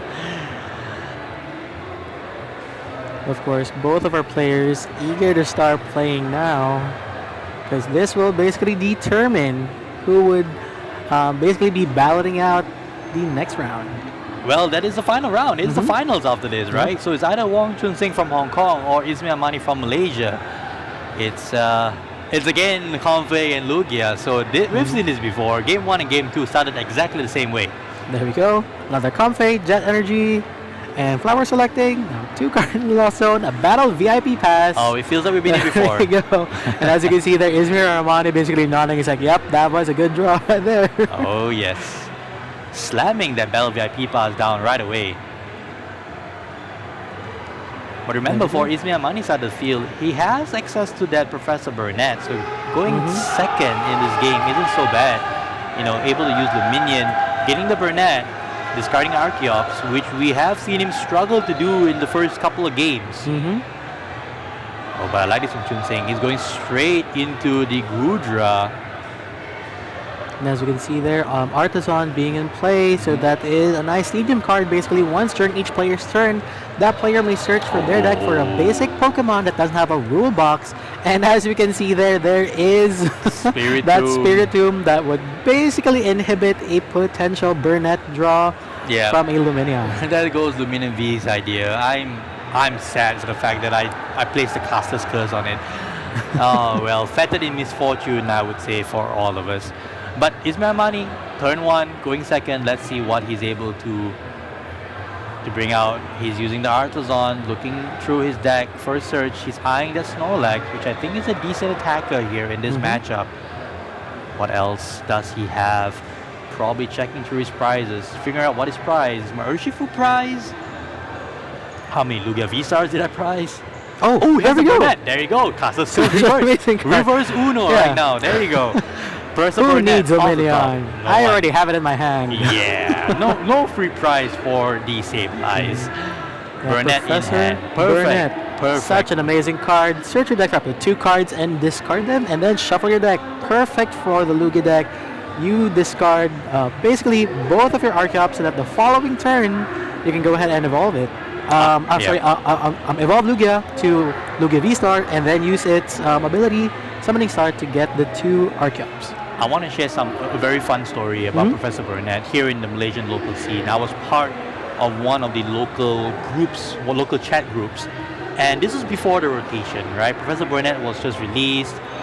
Lugia was just released. People are saying, hey, you know, what's the right support account in Lugia? Mind you, this was before the rotation. A fairly new player came in and, you know, said, hey, why don't players play Professor Burnett in Lugia?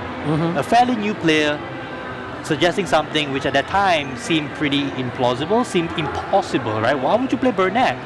And fast forward to post-rotation, Burnett was a staple, you know, is a staple now for Lugia. So I want to just share that because it just shows how quickly things change in the format, right? It's interesting that new players see a different lens altogether, you know, and mind you, that player, you know, didn't get the best response where everyone's like, hey, you don't need Burnett, you can just play these supporters. But look at every player now playing Lugia. Burnett is a staple. Squawkabilly is also a staple now for Lugia. It's an interesting card. Who would have imagined? Squawkabilly EX from the Scarlet and Violet, or actually is it Paldea Evolved set? I want to say. Yep, it is from the Paldea Evolved set. So it has an ability called Squawk and Seize. So basically, once during your first turn, you may discard your hand and draw 6 cards. Yep, perfect for a deck like Lugia that wants to discard cards early on, especially those Archeops. Now back to Chunsing again. He's playing quick. Multiple cards or multiple turns this series so far. Chunsing has just been playing with blistering speed. Pokegear now getting a Raihan, not the Chorus Experiment that he would have loved to see. Rather, unfortunately. Ooh, we do see the Gudra V-Star. That's in play now, even with an energy attachment. That is a looming threat. Now, there is a possibility for Izmir Amani to knock it out, but then he would need a lot of resources. He needs a boss, he needs a Tyranitar, and of course, he needs to pivot that Snorlax out of there. Yep. But then if Hisuian Gudra V-Star does get an attack out, it's going to be hard to do a one-shot, or basically it's going to be impossible for Izmir Amani to do that next turn. Exactly, and we do see a Lugia V-Star now. It's going to be a much more fun time for Amani, I want to say. Double Archeops turn 2. This is what the deck is supposed to be doing. Consistently setting up Archeops on turn 2 to use Primal Turbo. One Primal Turbo here being selected by Izmir Amani, and it's probably going to be for, I want to say, double Turbo Energy +1. And definitely some pickups there, probably during the shuffling. Some of the cards where it happens. It happens, but yeah, that's totally normal as long as you get to fix it, which he does. So I think that's a Gift Energy, a Jet Energy. Probably trying to save the double Turbo for situations like being bossed up, perhaps. So it's between it is double turbo. So double okay. turbo is there. Chooses to shuffle though, so not planning to get a second energy card. So Snorlax needing one more energy. Looks like it's going to be the therapeutic in his hand, which makes sense, right? You don't want this Snorlax to go to sleep and perpetually not be able to wake up. Absolutely. So basically, that is it. Gonna be it first. Well, no, it's actually hasn't ended his turn yet. Yep. Artisan decides now. to use Artisan and then plays an Yveltal. Probably we're gonna see more acceleration. Either gonna be on the Lugia or gonna be on. Ooh, I like this play. Boss order. Bring up your Hisuian Gudra V-Star. We saw this play happen in game 2, which Amani was able to win. He went after the Gudra immediately, nullifies Moisture Star for the late game. And that's something Chunsing has to do with right now. Snorlax has put 180 damage on this dragon. And Chunsing probably forced into the corner. Moisture Star used on turn 2. Or turn 3, I should say. And just a pass right there. So basically it is a target. It does not have the -80 damage. But then, of This course, is with the interesting. Pokemon that's currently in field, it's definitely still going to be a 2-shot. Uh-oh, this is bad. This is not going well for Chunsing. And There this we is go. Amani just saying, hey, I don't need to do much. Just take another thumping snore from my Snorlax. Yep, just attach a gift energy and then a clean 160 damage. 160, yes, exactly. And just a pass. Whoa. Amani is in the driver's seat right now. Take a And knockout, there we draw 2 go. prizes. I don't have to play a single thing. My deck is just going to sit here and take prizes. So flower selecting, let's see what he has. It is a nest ball. Oh, this is going... So it is possible that we're going to see a retaliator from here. Maybe, yeah. I mean, that's one option that Chunsing has. I think it's the only option he has if he wants to take a clean knockout on his Snorlax. And there we go with Boss going to the lost zone with the second flower selecting. I don't think we've seen a colors experiment from Chunsing this game. And yes. that's the major difference, right? In both Game 1 and Game 2, he was able to get into his deck pretty efficiently thanks to that Chorus experiment. This time round, he's struggling for cards. We only just see the Radiant Greninja get benched for concealed cards. And that's it. Basically, I saw the Colress on his hand. There's a possibility that he might play it or might go to the Fryhan route. Yeah, and he there has is a to, Colress right? experiment. Yeah, no, it's definitely delayed at this point. So hopefully getting him into a situation where he's able to get cards into his hand and form an attack somehow. That's 4 cards, I think, in the Lost Zone right now. It turns on Spit Innocently, or I should say turns on Lost Provision, so that Spit Innocently gets activated. Here comes an escape rope play. So there goes the Yveltal. Okay, so third flower selecting for Wang Chunsing. Does that activate does that activate the Mirage Gate? I want to say he's 1 card short, or maybe he is at 7 cards right now. Definitely, we're gonna wait and see. I don't think so because he does have the Mirage Gate in hand. He probably has 1 more to go. I think it might be 7 already, but it's probably not ideal for him. Oh, he can't switch out the Comfey. And Amani is just going to say, hey, my Yveltal can attack too. Let me just get some energies on it. Here we go. The single strike energies. This is what Lugia is again, supposed to do, right? Getting energy out onto your attackers. You don't have to play much from your hand. You just sit there and just take prize cards. So yeah, definitely giving a 60 damage boost because again, for single strike energy, as long as it's attached to a single strike Pokemon, it provides fighting and darkness energy. But the additional effect for this, it basically does 20 more damage to your opponent's active Pokemon. Exactly. And oh, here comes the And boss there we order. go. Amani's hunting down threats. I'm going to go after Radiant Greninja.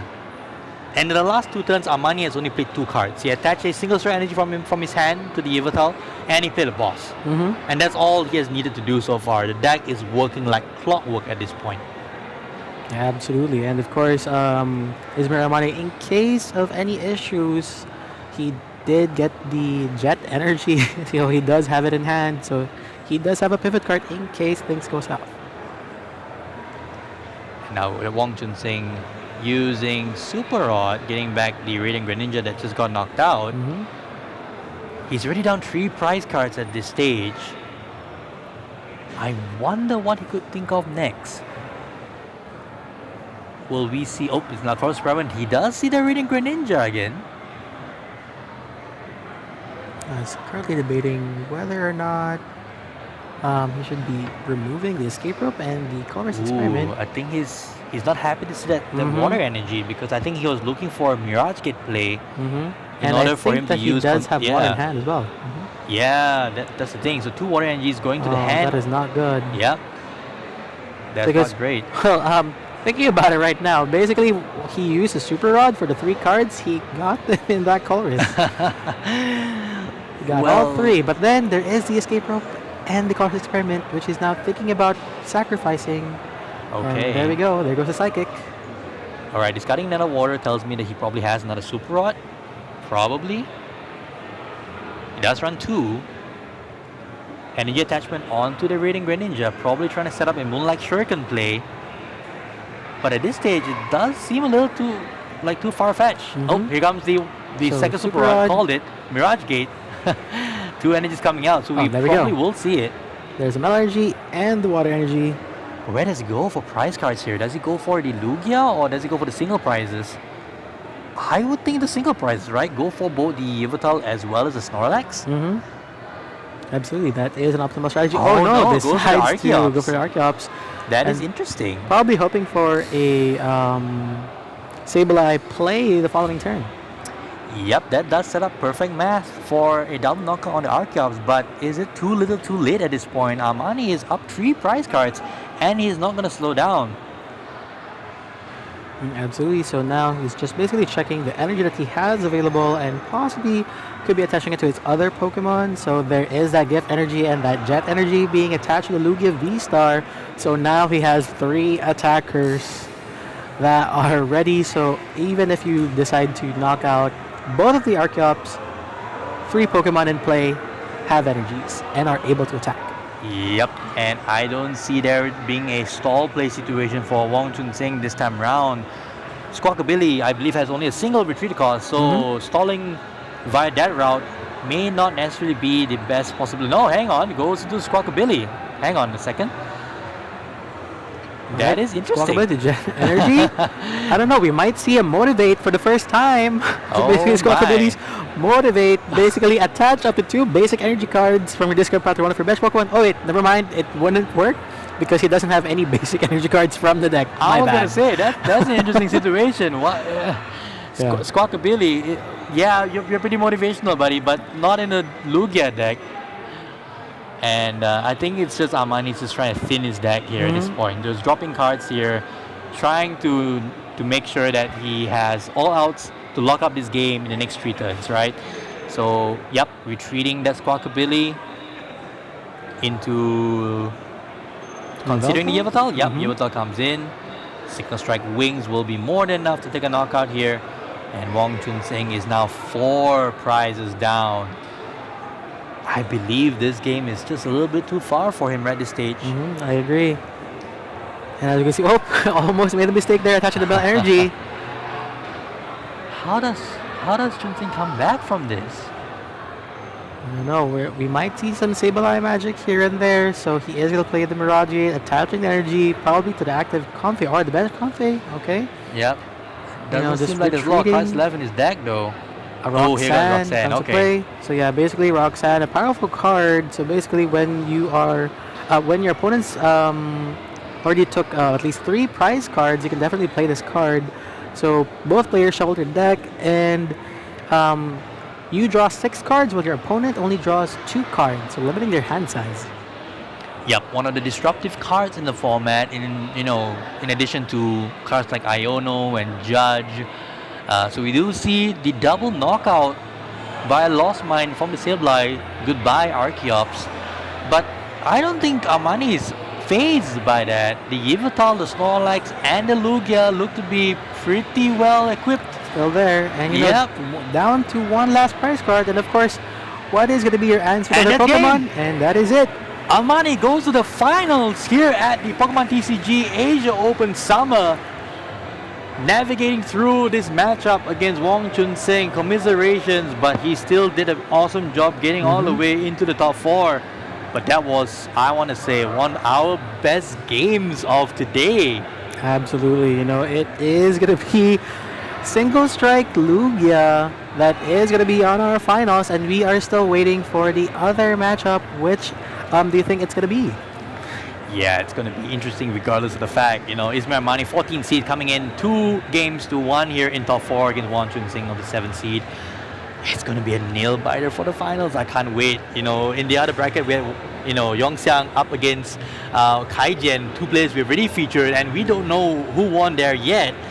It's going to be an amazing finals. That's all I can say, right? We have Ismail Mani with Lugia, a deck that he loves, by the way, and he's been playing this deck ever since it was released. Going up against Gudra, which we thought would be a very quick match, but it went down to the wire, right? It's just minor increments between these decks. Eventually, Single Strike Lugia came out victorious against Gudra. Yeah, I mean, we were so focused on, Single Strike Urshifu VMAX, Hishiyu and Guja V-Star, but then, watching the matches unfold, it was basically Sableye and Tyranitar V. And Yveltal as well. And Yveltal, yeah. It's an interesting situation when these players are able to navigate the matches in front of them, the games in front of them for these matches. And clearly we saw both players playing to their best ability, right? In game 1, Chun Sing was able to navigate, around Armani's board state, knocking out the single Archeops and then the boss play to take prizes using Lost Mine. In game 2, Cragalanche won it for Armani to tie up the series, discarding the Clara, which would have given Chun Sing the game and the match. And then in game 3, it was all about Single Strike Lugia doing its thing. Consistently churning out attackers and saying, well, I'm going to go after your Gudra, which is your only major threat. And let's see what you have. And unfortunately, Chun Sing did not have a response. All I can say, that was probably our most exciting match so far today. If you are just joining us, where have you been? You need to be here. You need to be watching this. Either come here live and be here at Pavilion Bukit Jalil, or tune in, and we are going to go to the finals really, really quick. Now, before we do, I just have to say, what was your favorite moment out of that match? Choose one, Devan. Oh my goodness. Only single moment from that match. What was your favorite? Basically, you mentioned it earlier. It's that Cragalanche. The moment that the Clara said goodbye, that was the only out that he had in order for him to basically seal the win. He just needed one more Lost Mine in order to win. But then, of course, with the Cragalanche discarding that card, it would basically make it impossible for him to set up an attack and then secure that win. That would have been it for Lugia. Now, I do love Lugia myself also, because I'm a bit biased. Now, of course, Lugia has been having a hard time with Lost Box as well. Basically, Lost Box decks are pretty good in general. It takes a while to play, but of course, both players have played skillfully, but then that was basically an amazing discard on Tyranitar V's part. How about you? Definitely. No, I think that's one of the best moments of the match. I also want to call out Chun Sing's marvelous play in game 1 that I mentioned earlier. Going for that boss's order after realizing Yveltal 2 retreat costs, no Archeops in play, and I believe it was only a single double turbo energy left for Armani.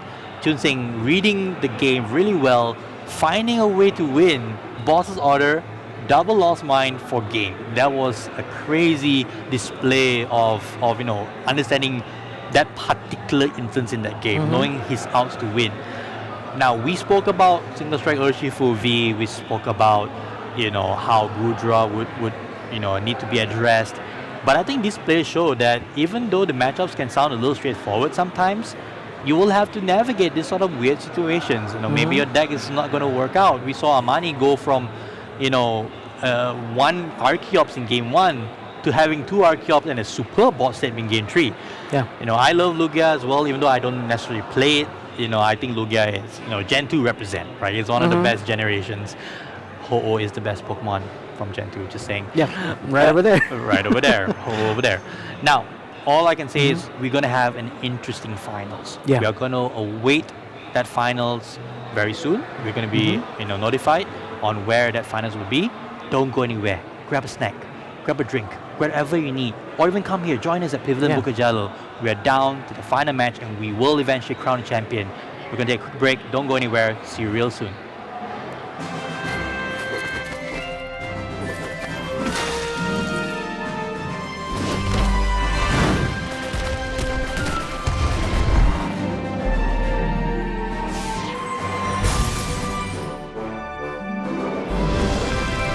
Harness the power of evolution in the Pokémon trading card game Scarlet and Violet.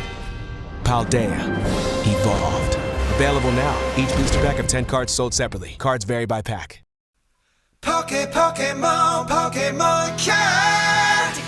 Decide who goes first in a game of scissors, paper, stone. Be a good sport and go and shake each other's hand. 60 cards in a deck, grab it and place it on the deck zone. Draw 7 cards per man, now baby that's your hand. So many types of cards in a Pokemon trading card game. Pokemon cards and trainer cards and energy cards, they're not the same. Make sure you have your basic Pokemon card in your hand. Place it in the active spot, wait on the bench, think of a plan. Now take the first 6 cards of the deck, go on and set them aside for the prize. Now your prep is done, go and have some fun. Brace yourself, the battle starts in 3, 2, 1. If you're going first on your very first start, attack support cards are not allowed now. Attach energy to match your Pokemon's card. Your turn's done, it's their turn to go. Come the enemies to attack your Pokemon, now you must be ready whenever. Get it to the knocking out or you get knocked out. Now go get the witness now or never. The prize cards you get depends on the type of the Pokemon. Take 1 for a regular, take 2 if it's a Pokemon V. Take 3 cards if you get to beat a Pokemon V Max. If you take all prize cards, that means you win the game. Retreat to the bench if your Pokemon's about to get knocked out. Use items or the stadiums, don't give up and have no doubt. When Pokemon evolve, they get stronger in attack. Dynamax, Gigantamax, and the Eternal Eternamax. All your favorite Pokemon inside this very special deck. The combo deck utilizing abilities. Your favorite deck that you use first.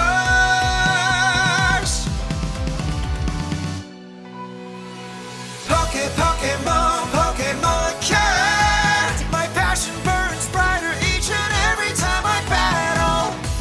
No matter how old I get, I never want to forget.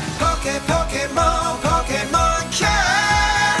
Victory or defeat, I'm always right at the edge of my seat. Smiles all around, the joy that I found. Shall we go one more round?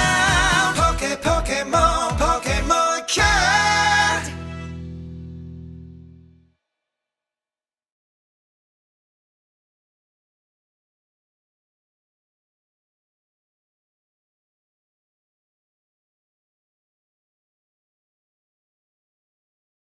Welcome everyone to the 2022 Pokemon World Championship! For me, Pokemon is somewhere I can escape to make new friends, compete at the highest level.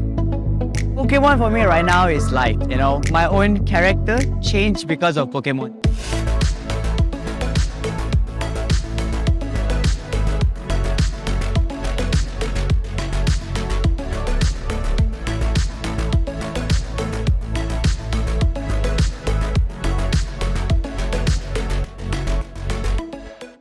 Pokemon is basically my childhood game. So when Pokemon Yellow version, Blue version first came out, I already started playing it.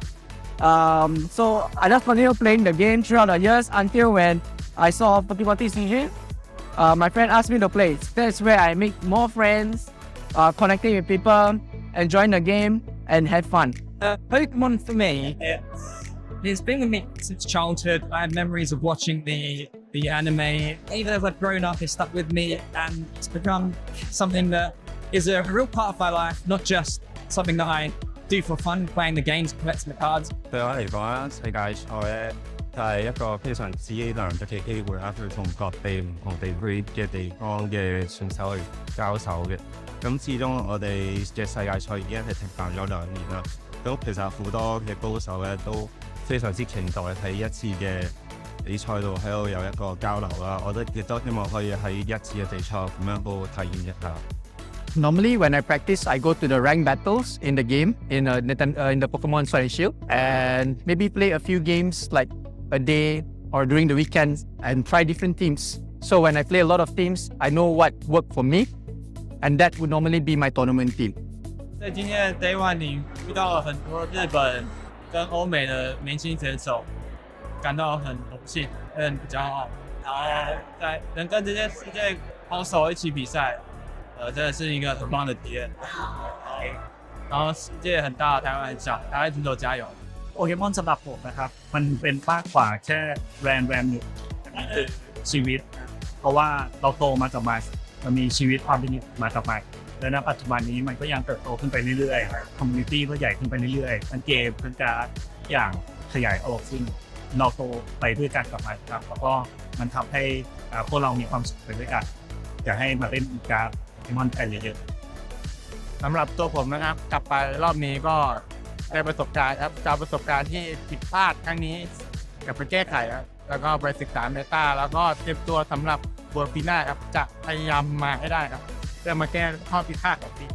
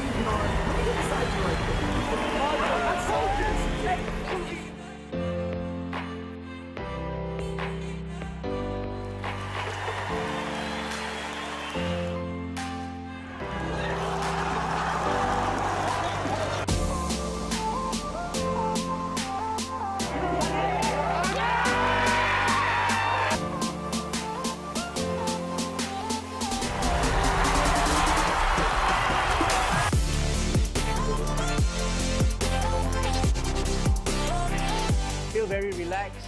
Of course, like you enjoy playing against so many players and like the good players in the world, right? So there wasn't any nerves. I just tried to enjoy myself in the tournament. Pokemon for me right now is life. It has given me my own character change because of Pokemon.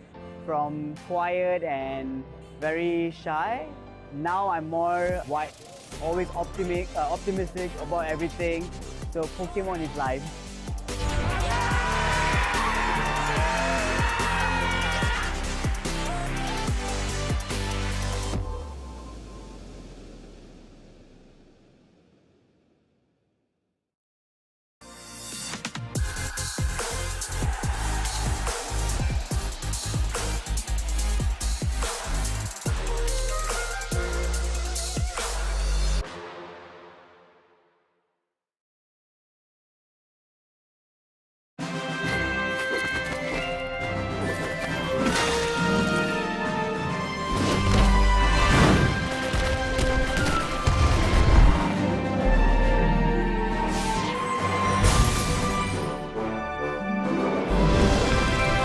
Harness the power of evolution in the Pokémon trading card game Scarlet and Violet. Paldea Evolved. Available now. Each booster pack of 10 cards sold separately. Cards vary by pack. Pokemon can't decide who goes first in a game of scissors, paper, stone.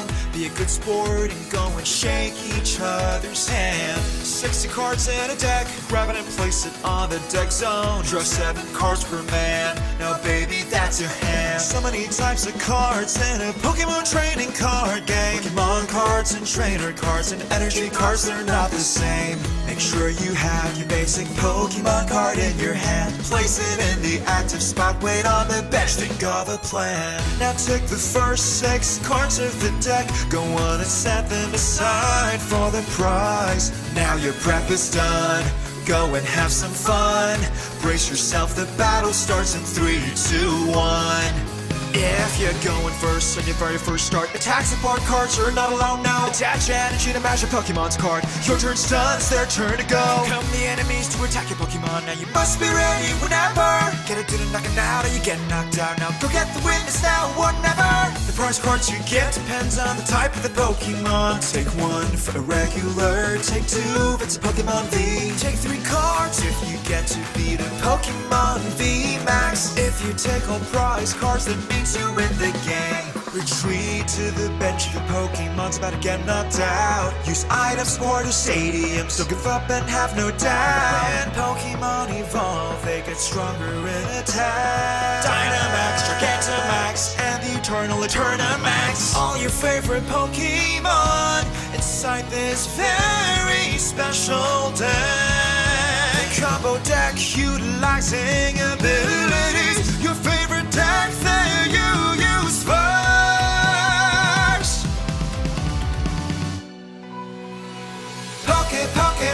Pokemon cat. My passion burns brighter each and every time I battle. No matter how old I get, I never want to forget. Pokemon cat. Victory or defeat, I'm always right at the edge of my seat. Smiles all around, the joy that I found. Shall we go one more round? Pokemon cat.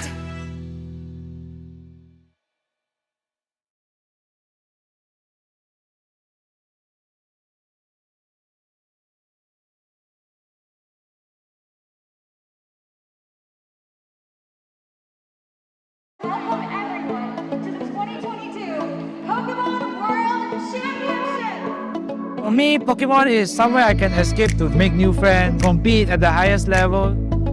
Pokemon for me right now is life, you know. My own character changed because of Pokemon.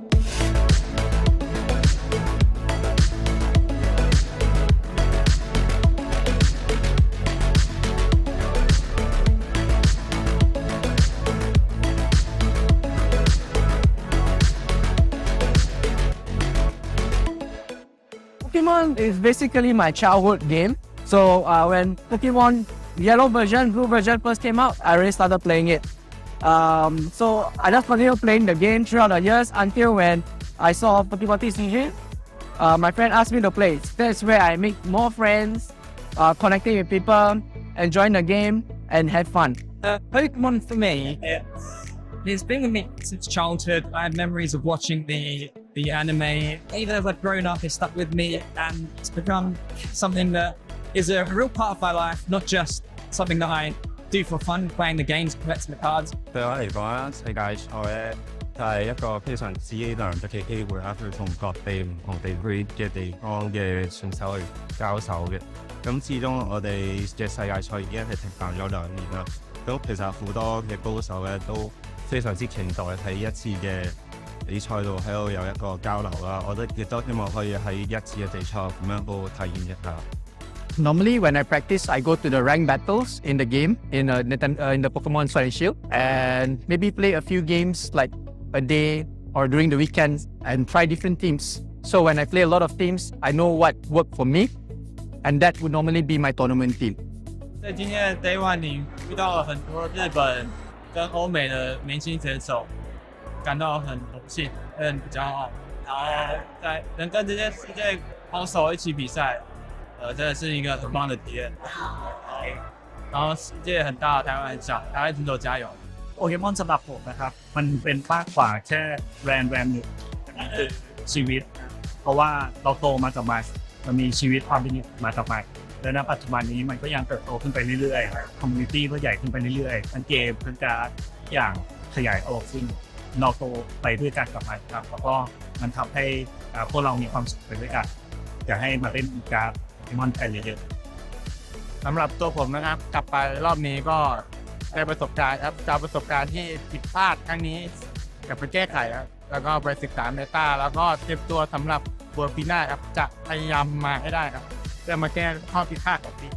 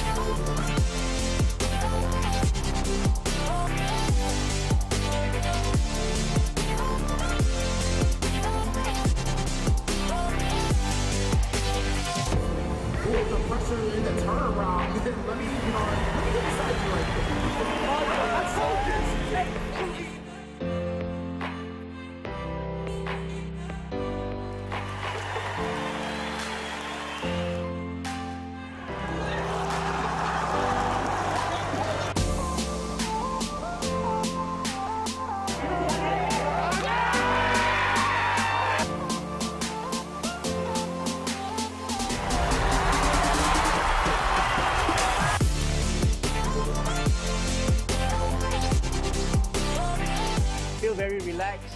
Of course, like you enjoy playing against so many players and like the good players in the world, right? So there wasn't any nerves. I just tried to enjoy myself in the tournament. Pokemon for me right now is life. It has given me my own character change because of Pokemon. From quiet and very shy, now I'm more wide, always optimistic about everything. So Pokemon is life.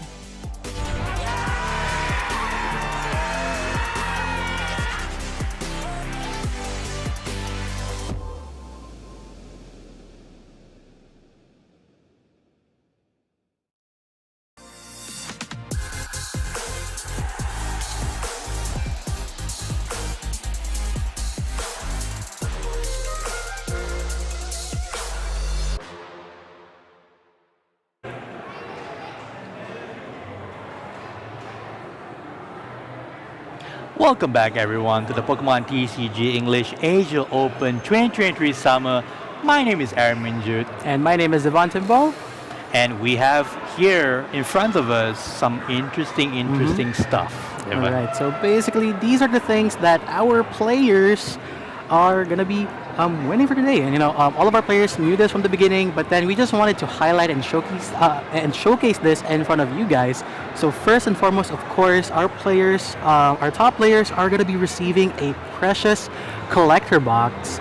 Now, what's amazing about this is that there is a display, special display frame, a special collection file, and there is a special card box. Definitely highlighting your very important and treasured cards.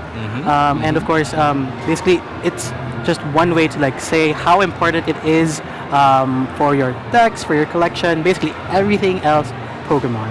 Exactly, well said. I mean, we talk about players coming all this way, and it's not just a present collector box. 330 players came here yesterday. Yeah. We're down to the final 2, right? And it's not just a present collector box.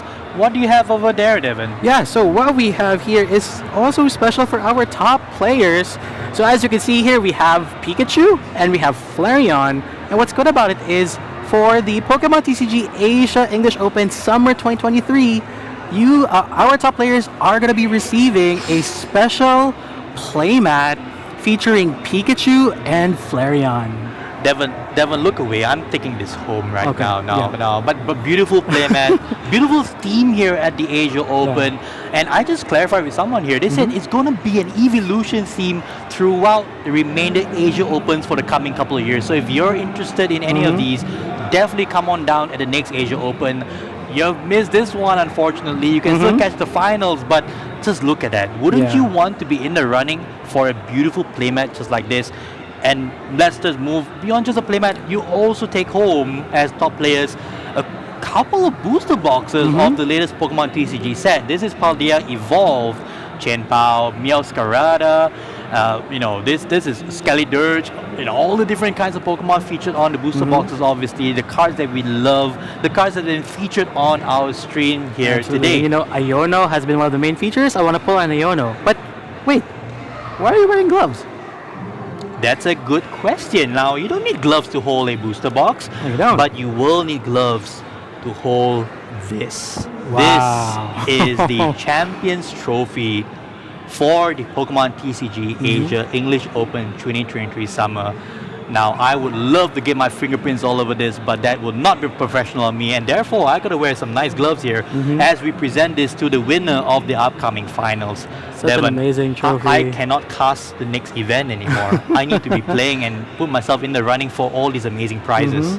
Absolutely. Basically we're getting more and more stuff from Pokemon, and it's so amazing. I mean, basically, having that champion trophy right there, Which I can is continuously show already you right there. a Look at that. testament and a hallmark on how well. I'm not sure if they could show this on stream, but maybe we could probably try to flip this around first and then try to put that down so you could see the text there. I'm not sure if you There guys we are go. able to zoom it in. There we go. But No, I then- think that's great. That Yeah, is that's perfect. great. Take a look at Yeah, that. right over there. Yeah, no, Oh, sorry, there we go. Yeah. Perfectly done. There we go. It's an So- amazing experience just to be playing in this event, but also to be in the running with these amazing prizes, right? This is, after all, a super regionals in our Yeah. region. So if you're from the region, you're from Southeast Asia, come on down for the next Asia Open. Just look at what's in store for you, right?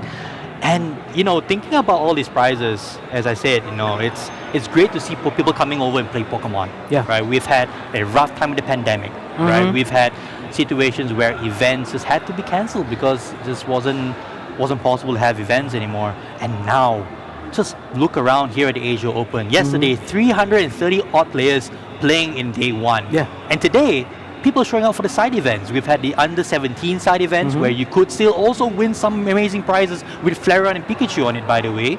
You've also had the Battle the Japan Champions with some very interesting names all coming down from Japan to play with players over here.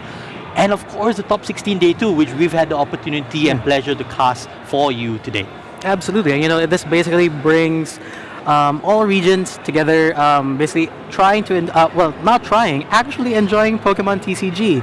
It has been a wonderful experience ever since we got the lockdown lifted. Everything has been a little bit easier, a little bit better. So everybody is starting coming out and then pouring in. During the pandemic, we had an increase of collectors. That's true. But then when the lockdown lifts were basically eased out, a lot of those collectors actually started playing.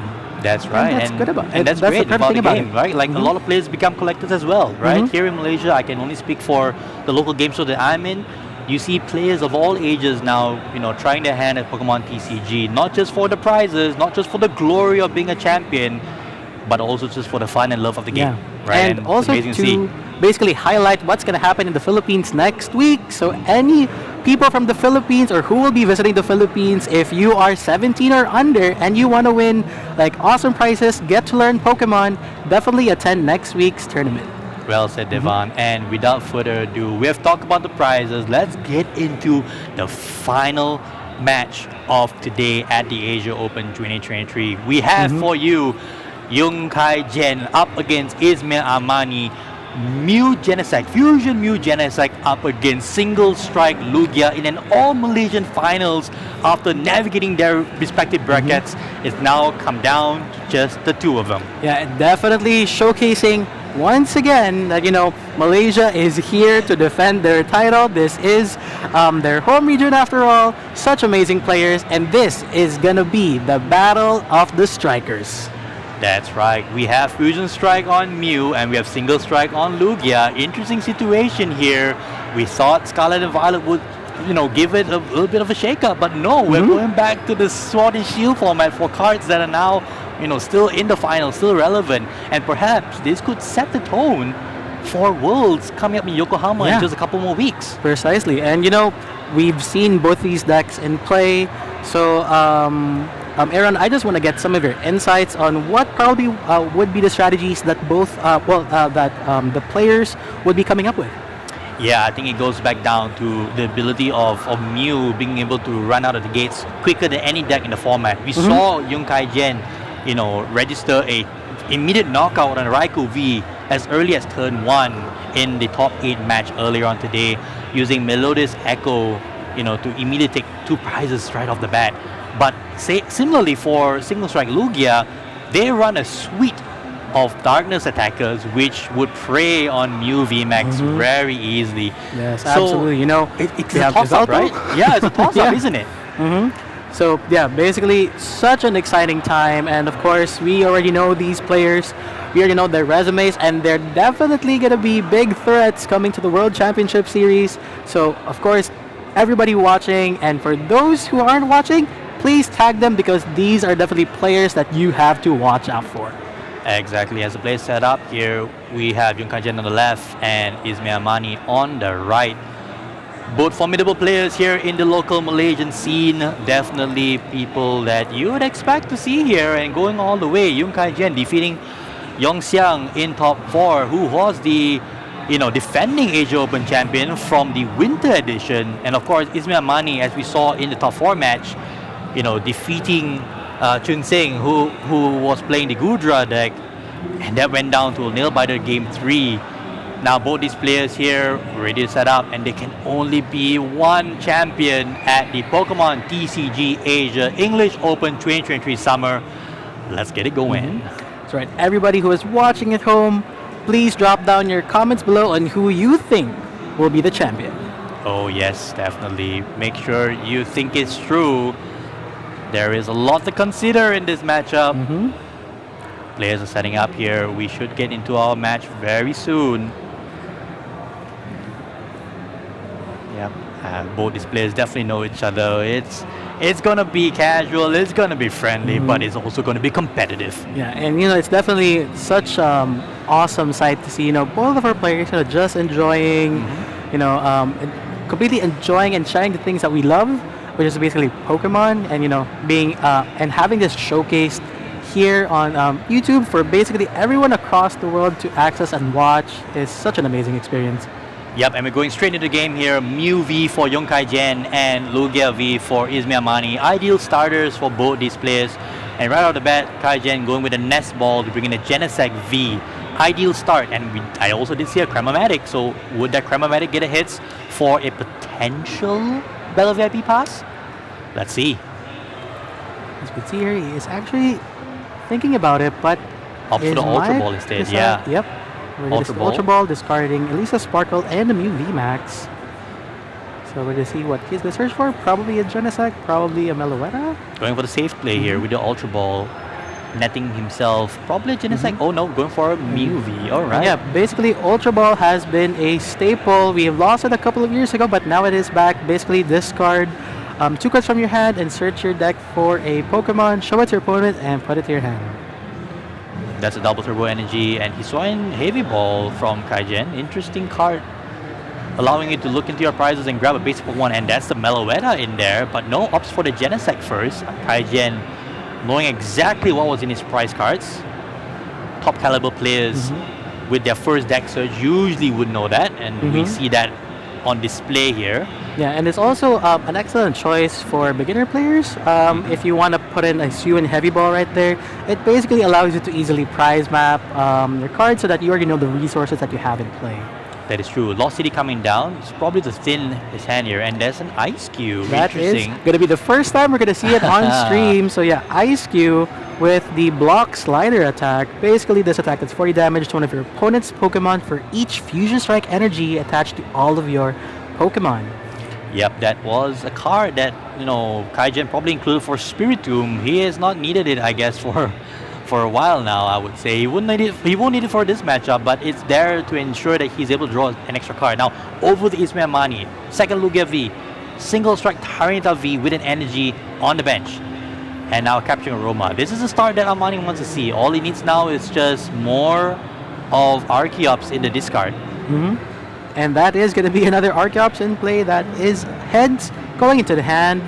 And we're going to see an Ultra Ball. There we go. Beautiful. Ultra Ball proving that it is the most reliable Pokemon search card. Discarding both of those Archeops. Get that out of your hand. Put them in the discard pile. And then you get to search for another Pokemon that could set up a potential return knockout to the Muse. Exactly. I think for Amani's case here, he's going after that Yveltal, both dark Pokemon essentially. Very efficient attackers in this matchup because Mew and Mew VMAX I should say are weak to dark type, and it's gonna be an interesting situation for Kaijen on how he's able to navigate this. We did not see a blistering start as we saw in previous matches, but still decent enough of a board state for him to go into his turn 2. But Ismail Amani opting for a safer route with Luminion, probably potentially setting up a supporter for the following turn. Yep, it's going to be interesting though whether or not he plays it now. He does, trying to play around the path to the peak, which he knows Kaijen probably plays. There's only one copy though, but it's still safer to just play it out now, use the Luminous Sign ability, grab a supporter, perhaps a research for the next turn, I would say. Or even this turn, he has not played a supporter yet, so it's probable that he could be using it right now to draw more cards. And I am definitely loving that artwork right there from, with Professor... That's from the celebration set, celebration set, the anniversary set, which is always a throwback to the old days, right? And decided to just pass with the Professor's research in hand. Mew VMAX now straight away goes after the Tyranitar V with the boss or the Cramomatic now. Kaijen smells blood in the water. There we go. And he got the hits on the Cramomatic. We're definitely going to need some damage modifiers right here. I can see the Power Tablet in front. I can see the Choice Belt in front. So definitely starting with the Power Tablet. Of course, Mew VMAX is definitely going to copy Genesec's attack for 210 damage, but there is minus 20 due to the double turbo. That's why you need a few more damage modifiers such as Power Tablet to boost. He's got it. It's a Forest Seal Stone for Star Alchemy down onto the Genesect. He definitely will be able to get a knockout here. It's just how he's going to do it. Star Alchemy, a V-Star ability, a V-Star power ability on a tool card, essentially. But Kaijen chooses to go for the Fusion Strike system first. That is the right play, trying to draw into the damage modifier rather than search it out, and only using the Star Alchemy when necessary. Chooses to fail the search, so maybe trying to keep that last bench space. He already had the Genesect. Well, what am I saying? Here comes the next Fusion Strike system, the third one of this turn. Looking for it. He has a path to the peak. That is a card that will lock Ismail Mani out of Summoning Star. Here comes the Cramomatic. And it is a Tails. Alrighty. Evens out, but he had it already.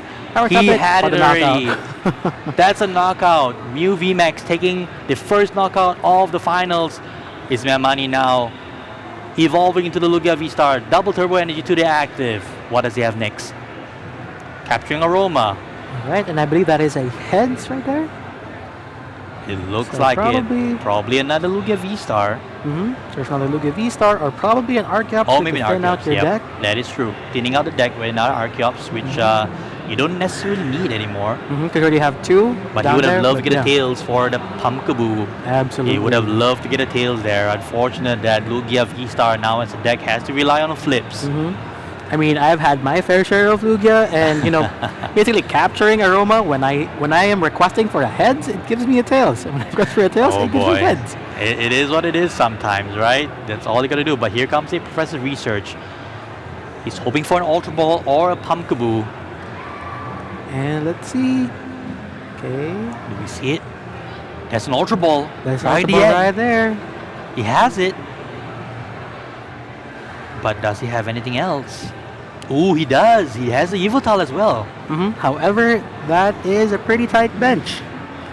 It is. If he needs to put down Pumpkaboo in play, and then of course that will allow him to use Lugia's Summoning Star. The problem is you're gonna have both of your Archeops and then that Pumpkaboo. You are absolutely right. That is an interesting situation for Ismail Amani at this point. Yes, he has the cards that he needs to get off an attack, but at what cost? It could mean that he will not take a one-shot on this Mew VMAX. He will have to go for 2 shots with Tempest Dive, discarding the Path to the Peak, which then activates the Fusion Strike system for Kaijin after that. So, not a great situation, but opts to go for the Snorlax passing and passes. I think he used a Nest Ball to just make sure that the Pumpkaboo is there, and I think it wasn't. Oh no. I think it's in the prize cards. Oh gosh. That is not great. And we immediately see a retreat from the Mew VMAX, resetting the Fusion Strike, or I should say the Technoblast, limitation of not being able to attack next turn, and then immediately switch card. So Mew is able to attack again, goes after the minion, Kaijin going for another 2 prizes. Amani can't catch a break right now. That's 4 prizes in 2 turns for Yoon Kaijin. It seems like he's gonna lock this up.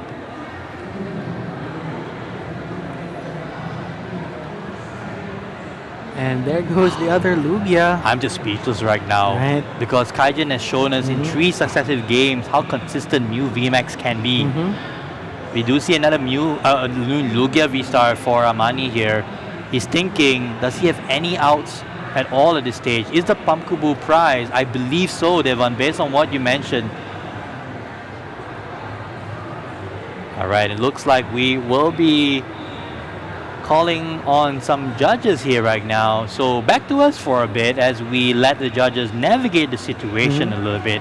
Devon, I have to say, as a non-Mew player, that is an impressive showing. Yeah. To be able to go through, to navigate through day 1, 8 rounds of Swiss, making it to top 16 and getting to day 2, and then all the way to the finals. Is Mew VMAX or Fusion Mew essentially still the deck to beat? My goodness. I mean, for the last few tournaments that we've been having, absolutely 100%. I mean, Mew, basically, true to its attack, Max Miracle is giving our players huge opportunities to win and basically place at big tournaments. It's fairly easy and straightforward to use. Well, of course, there are a lot of techs and strategies for you to implement. You really have to know your opponent's decks as well. Fair enough. But then basically playing Mew is just like gold right now. Yeah. People are trying to counter it with Drapion. People are trying to counter it with Spiritomb. You should probably put all 4 of those, like 2 each, on your deck. Like, just go with 56 cards and then add the rest of the 4, to try to counter Mew. It's crazy how consistent this deck is, and I think, going back to the situation about Mew, you gotta respect the deck. If you don't respect it and people stop teching for it, like less Drapion, less Spiritombs, it's gonna do what it's doing right now. Yeah. Right? So it's crazy how consistent the deck is, and now we're going back to the players. It seems like we've been able to, clarify what needed to be clarified, and the players are now back into it at this point. We'll get clarity on whose turn is it. It's Amani's turn, and he's just passing right now. Yoon Kaijin up 4 prizes at this stage. Here comes a judge to add insult to injury. You don't get your V-Star power, you don't get cards, down to 4, and I will get 4, but I don't need more than that, says Kaijin. Judge, such a powerful card. It's a perfect card for hand disruption. Specifically, it works especially well for Mew because it limits you to 4 cards for both players, but then you do have those resources that you could discard and then use and capitalize on Genesect to draw. Basically, it has a mix of Judge and Iono as well, but I think Judge plays better here for the specific deck because you have those one-offs that you could easily, discard, and then you could just continuously draw and draw again. Well said. I think now Kaizen here playing the Pal Pad, opting to put 2 Boss's Order back into the deck. That is the card that has given him this edge so far. He only runs 2, but that Pal Pad gives him access to 2 more Boss's Orders. And if I'm Kaizen right now, I'm sitting pretty at this stage. But he's just going to pass because that Mew VMAX is not able to attack. So a bit of a reprieve here for Armani, being able to at least get an attack off if he has 1 more energy. And there is the stadium, the counter stadium. Is the Mezagoza. Kaizen judged him into it. And he flips heads. So there we go. He could basically search for a Pokemon and would be able to do a return knockout. But then, of course, we have to double check what are the resources that he has available because, of course, you want to secure those knockouts and reserve those for the Mews. Exactly, and I think the painful thing right now for Armani is that his options are pretty limited, right? If he goes into the Tyranitar, he just says, Kaizen, if you have a single damage modifier, you win the game. If he goes into the Yveltal, yeah, fine, you're going to get a chance for a knockout, but you're still putting Kaizen on the 2-turn clock to win. Because that's just a Boss's Order onto the Snorlax for game after that. So the question now is, what will Ismail Armani do to navigate the situation to try and hopefully get 3 prizes this turn, potentially with a Boss's Order, and then 3 prizes again next turn. And as you can see there, Summoning Star, of course, getting out your 2 Archeops from the discard pile onto the bench. Yep, double Archeops here. And looks like there's a double Primal Turbo now.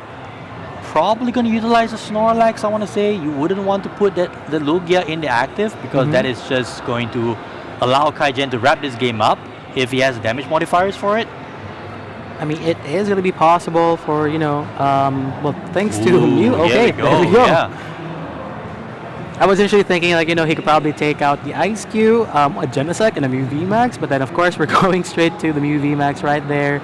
Trying to chip away some damage right there so that you can, sprinkle some damage and then try to get another 3 prizes for the following turn.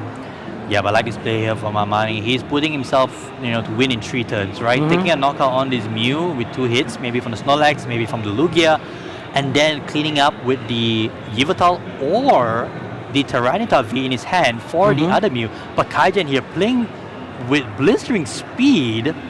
Does he have what he needs to take a knockout? We've seen this before. Elisa Sparkle here getting 2 Fusion Strike Energy into play.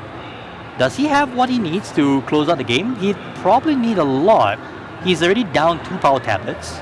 But then, of course, with that, charging the energies, and of course, the potential looming attack that is coming from Ice Cube. Basically, you already have 3 Fusion Strike Energy, and that is going to be able to chip away damage and probably knock out one of your bench Pokemon for the succeeding turns. That is true. That Ice Cube coming in clutch here. Fusion Mew has been using Meloetta for the longest time, but Ice Cube is able to do, pack a punch as well. And Armani, of course, making sure he knows what Ice Cube does. I mean, he would basically be wishing a Manaphy right now. But then, of course, that is not available in the deck. Yeah, the Ice Cube block slider of 2 energies does 40 to one of your opposed Pokemon based on the number of Fusion Strike energies you have in play. There's 3 already, so that's 120. 1 more makes it 160. So Kaizen taking a knockout here on the Snorlax. All he needs then is another Fusion Strike energy to knock out, the Yveltal. And then He doesn't have to expose the Mew as well. And then also flipping heads on the Chromatic, basically giving him another avenue to search for any card. And I think that was a stadium card. I believe it was the Lost Zone, if I'm not mistaken. The Lost City, yeah. Oh, yeah, the Lost City, rather. Yep, so let's see what Kaizen opts to go for here. He doesn't have any, easy knockouts other than the active, unless he has a Boss's Order of some sort. It seems like he's going to try and draw into something, reduce the Meloetta and that Choice Belt. And I think what's going to happen is that is going to be Mew copying the attack of Ice Cube with a block slider, probably trying to send the Yveltal probably to the lost zone with Lost City. Right. That is interesting. But I don't think that's enough because Yveltal has 130 hit points. Block Slider would have only done 120. So the Mew VMAX here just taking a clean knockout on the Snorlax, putting Kaijen down to one prize card left. And that could be on anything on Armani's bench. It could be either of the Archeops, it could be the Yveltal. We do see a Tyranitar here. So all Kaijen needs at this stage is just a boss's order and he takes the game and takes the lead in this series. So Armani trying to navigate the situation here. That path to the peak on turn 1, or is it turn 2, I can't recall, has been pivotal for Kaijen's lead in this game so far. So definitely Mew showcasing how powerful it is and how diverse it is. Basically, you know, we've seen Mew with the Meloetta build, but then of course having the potential looming attack at the back. Although yes, it does lack energy, but if we have one more, that's going to be 160. And Armani scoops it up. He says, no, I don't have it. Oh, the energy has been prized. Pumpkaboo was prized. 2 single star energy was prized. Wow. That is painful if you're playing the deck. Oh, but Armani knows it. He says, hey, you know what? Let's go to a game 2. Kaijen takes the lead game 1 here in this grand finals. Showing to everyone here and at home that Fusion Mew is the very, very consistent deck, you know. It is. And, you know, for those who are wanting to start your Pokemon TCG journey, you could definitely purchase the Mew League Battle Deck. Yeah, there you go. The Mew League Battle Deck. Just get 2 of those and then just purchase a couple of cards here and there, and there you have it. And you're done. That is the way that you could get into the competitive sphere here in the Pokemon TCG in 2023. But of course, coming back to the grand finals here, Young Kaijen taking a lead against Izmir Armani. That path to the peak, slowing Izmir Armani down, and rather unfortunately, that Pumpkaboo that he runs to negate the path to the peak was indeed prized. And of course, we saw the other single strike energies prized as well, 2 of them in the prizes, and rather unfortunately, he was not able to sculpt an attack at the very end of game 1, scooping it up to save time for game 2 and potentially game 3. Absolutely, and you know, both these players are the best of the best for, you know, amongst the more than 330 players. You know, they have battled it out tooth and nail, and now are showcasing their best skills on their decks. You know, the Battle of the Strikers once again. Basically, we're gonna find out who is gonna be the champion. Well, of course, Izmir Armani behind by a win. He basically has to secure 2. Whereas for Kaijan, it's just going to be 1 left. And as you can see there is a mulligan, which would basically be a free draw for Kaijan. And that's not good. And that is not good Not for good him. to give Fusion Mew an extra card. You know, Fusion Mew, one of those decks that will be able to completely blow you out from turn 1. And Izmir Armani, rather unfortunately, has to give 1 card to Young Kaijen for that mulligan. Kaijen probably sitting very comfortably after taking down the first game. But if there's any deck that can click and get immediately going, it is Lugia V. And as you can see there is a pretty hefty Pokemon that's sitting in front. And that is going to be a Tyranitar. Ooh, that is interesting. Oh, but Armani chooses to give Kaijen a chance to go first, and Kaijen just attaches and passed. Wow, okay, so we're going to see a Capturing Aroma, and we're hoping that it's going to be one of the outcomes that we would want. And let us see what we didn't see if it's a basic Pokemon or if it's going to be an evolution Pokemon. It's gone off screen, so we don't know. But that is really surprising from Kaijen. Going first, attach, passed. You know, as a Mew deck, that's not what you want to see. You want to go first and get your Battle VIP passes. You want to get set up. You want to drop your choice bells, get your energy attachment. But no, it's just attach of the DTE to the active and pass. Izmir Armani now going for that Squawkabilly EX with an energy attachment. All right, perfect. Energy. Playing Jet Energy Yeah. to protect the Tyranitar V from a potential turn 2 attack. And, just uses its ability Squawk and Seize. Basically, you can only play it on your first turn. You may discard your hand and draw for 6 cards. Exactly, and now Ismail has 6 fresh cards to work with. I don't see an Archeops though in the discard, but that could change really quick. And there we go with the flip. And I believe that is a tail, so Yep, that's going and to be a Lugia V.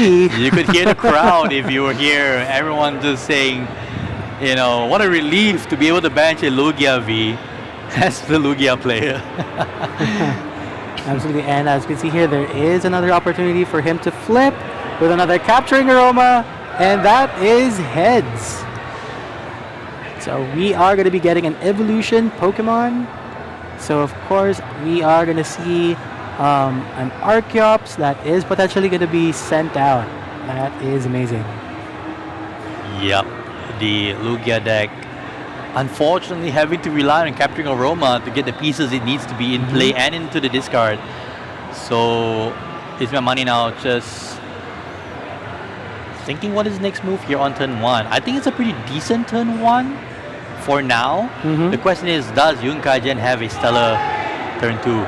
Oh no, it just decides to pass, I believe. Yeah. But then you could actually sprinkle 20 damage. Oh yes. Oh, just pass to the peak. Yeah. Oh, okay. And Judge. Oh! That is a perfect play here, and you could hear the crowd go wild. We joined in as well, Devon. I didn't realize it, but it was a synchronized. Oh my gosh. Path to the pick in play, Judge to 4 for both players. Who's going to draw out of it? We don't know. Oh my goodness. Both of the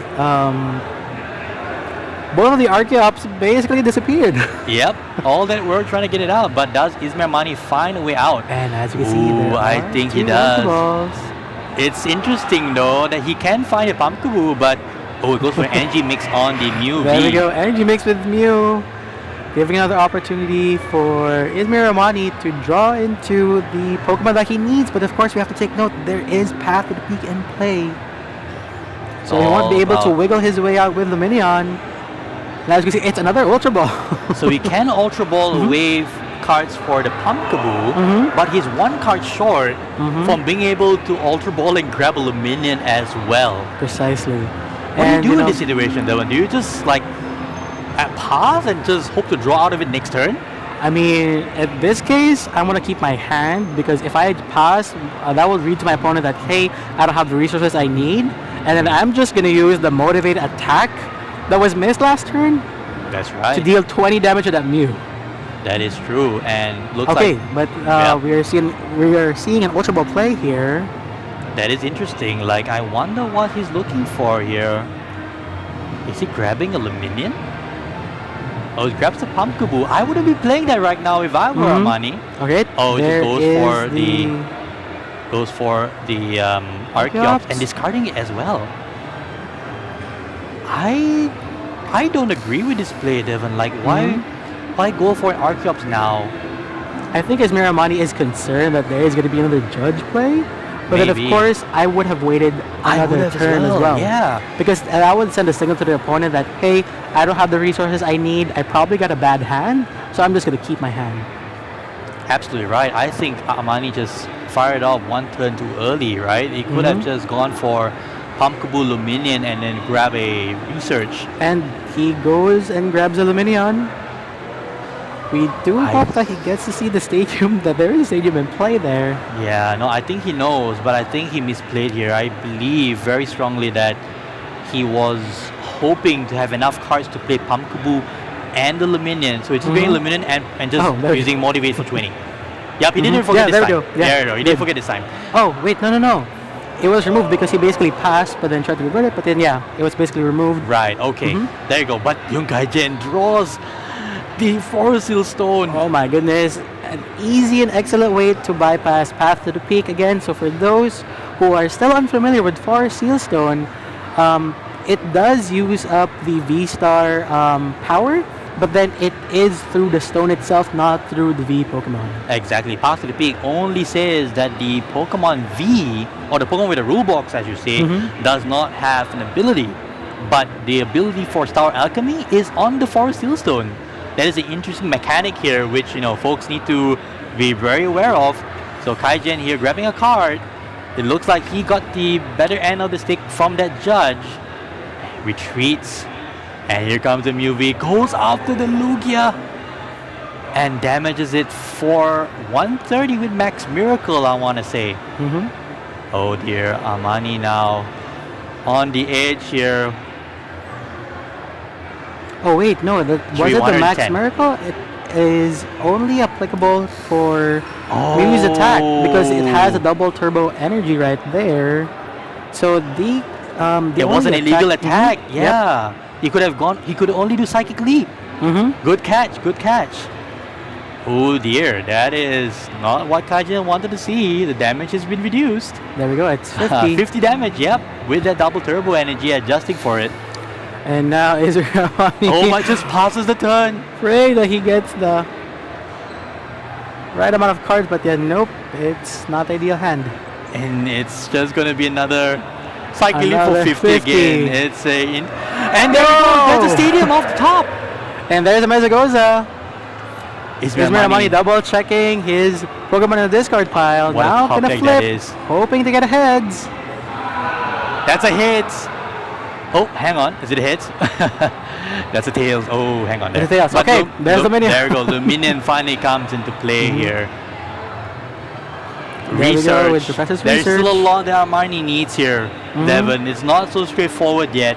Professor's research nets him 7 cards. He needs a very specific combination if he wants to be able to get a knockout on his Mew VMAX this turn. Yeah, he needs to discard the Pokemon, specifically Archeops. He needs a Jet Energy or probably a Double Turbo Energy to switch out the Lugia for the Tyranitar. And then he needs to excel those single strike energy to the Tyranitar V in order to knock out the Mew VMAX. That is a very specific combination of cards here, but it looks like he has something going on. He's nodding.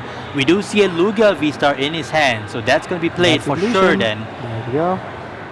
Imagine if Kaijen had a Genesect V on the bench. That would have been all it took. Or if he just evolved into the other Mew V, from the other Mew V in order to use double Max Miracle, this game would have been so different. But now it's just going to be a Summoning Star for 1 Archeops.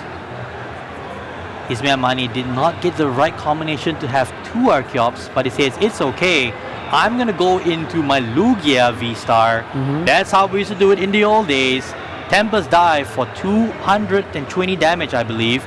But then a reduction due to that double turbo energy. So Tempest dive for 180.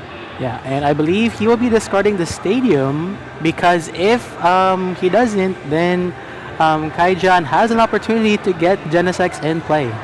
That is true. I wonder if he's going to do it. Yes, he does. Perfectly said there, Devon. Ooh, he's trying to get something here, Kaijen. He goes for the Iono. Beautifully done.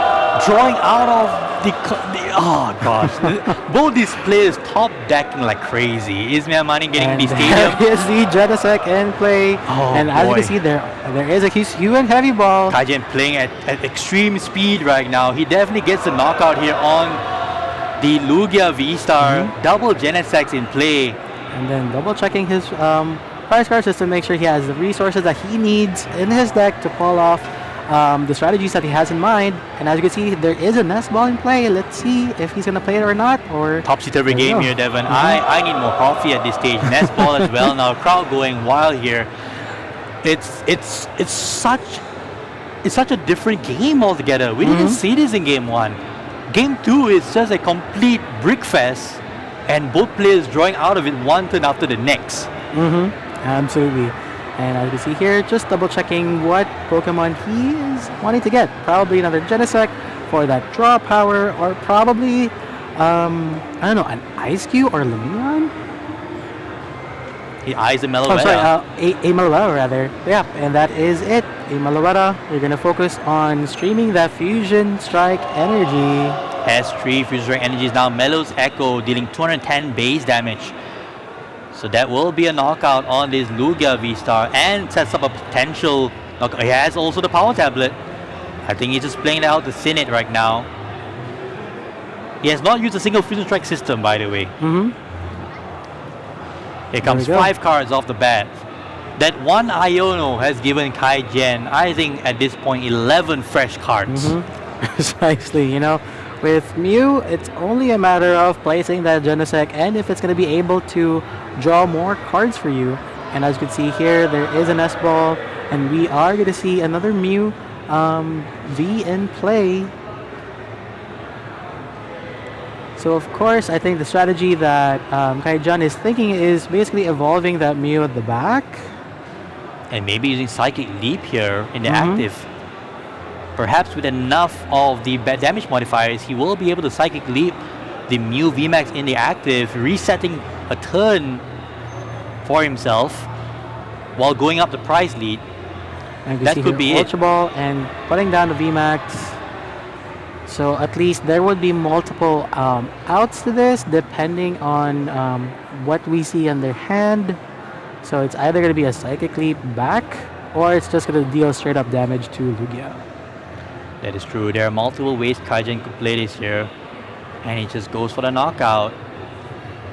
I believe that was with a Fusion Strike system. Oh, sorry. That would be with a Techno Blast, I want to say. So Kai-Jan drawing 2 prize cards right now.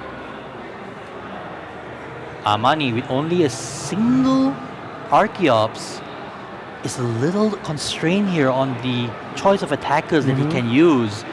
If he had 2, that would have been perfect, but now with just 1, you're definitely going to need either a single strike energy in hand or a double turbo energy.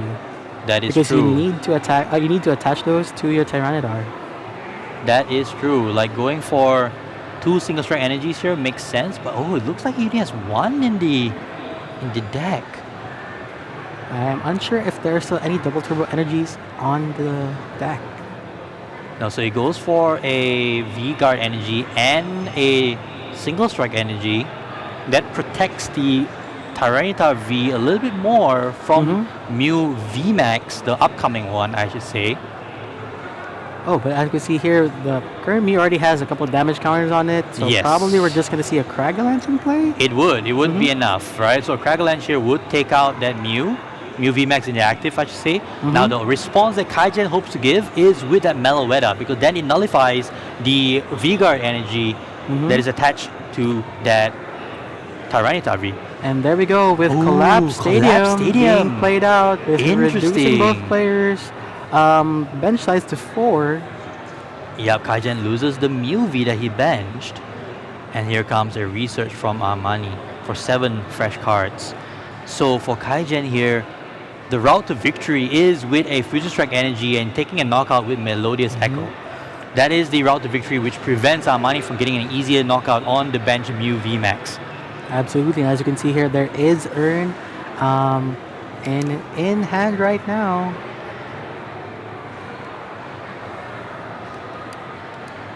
And there we go, Cragalanche discarding 2. Ooh, that's a boss, and I couldn't catch the other card. It was a boss and a Mew VMAX. Ooh, alright. And that is a knockout. Alrighty. Kai-Jan playing with speed again. Oh, I think he knows what he's looking for. He's looking for the other Fusion Strike energy, the 4th one. Pelpad. Boss into boss the and probably deck. Alyssa Sparkle. Oh, yes. Oh, the Iono, perhaps. Yeah, the Iono will be clutcher as well. Oh, no, just double boss. Alrighty. There we go.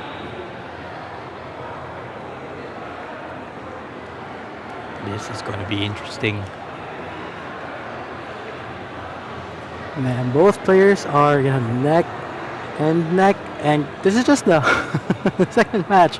I mean, I am rooting for both players. I am very much enjoying, and I'm pretty sure the crowd is enjoying right now. We could basically hear their reactions across the hall. Oh, yes. And we do see a double turbo coming down the Meloetta, so not opting for the Meloetta in this case, which is a little risky, probably using the Mew VMAX or needing to get damage modifiers to eventually use the Meloetta.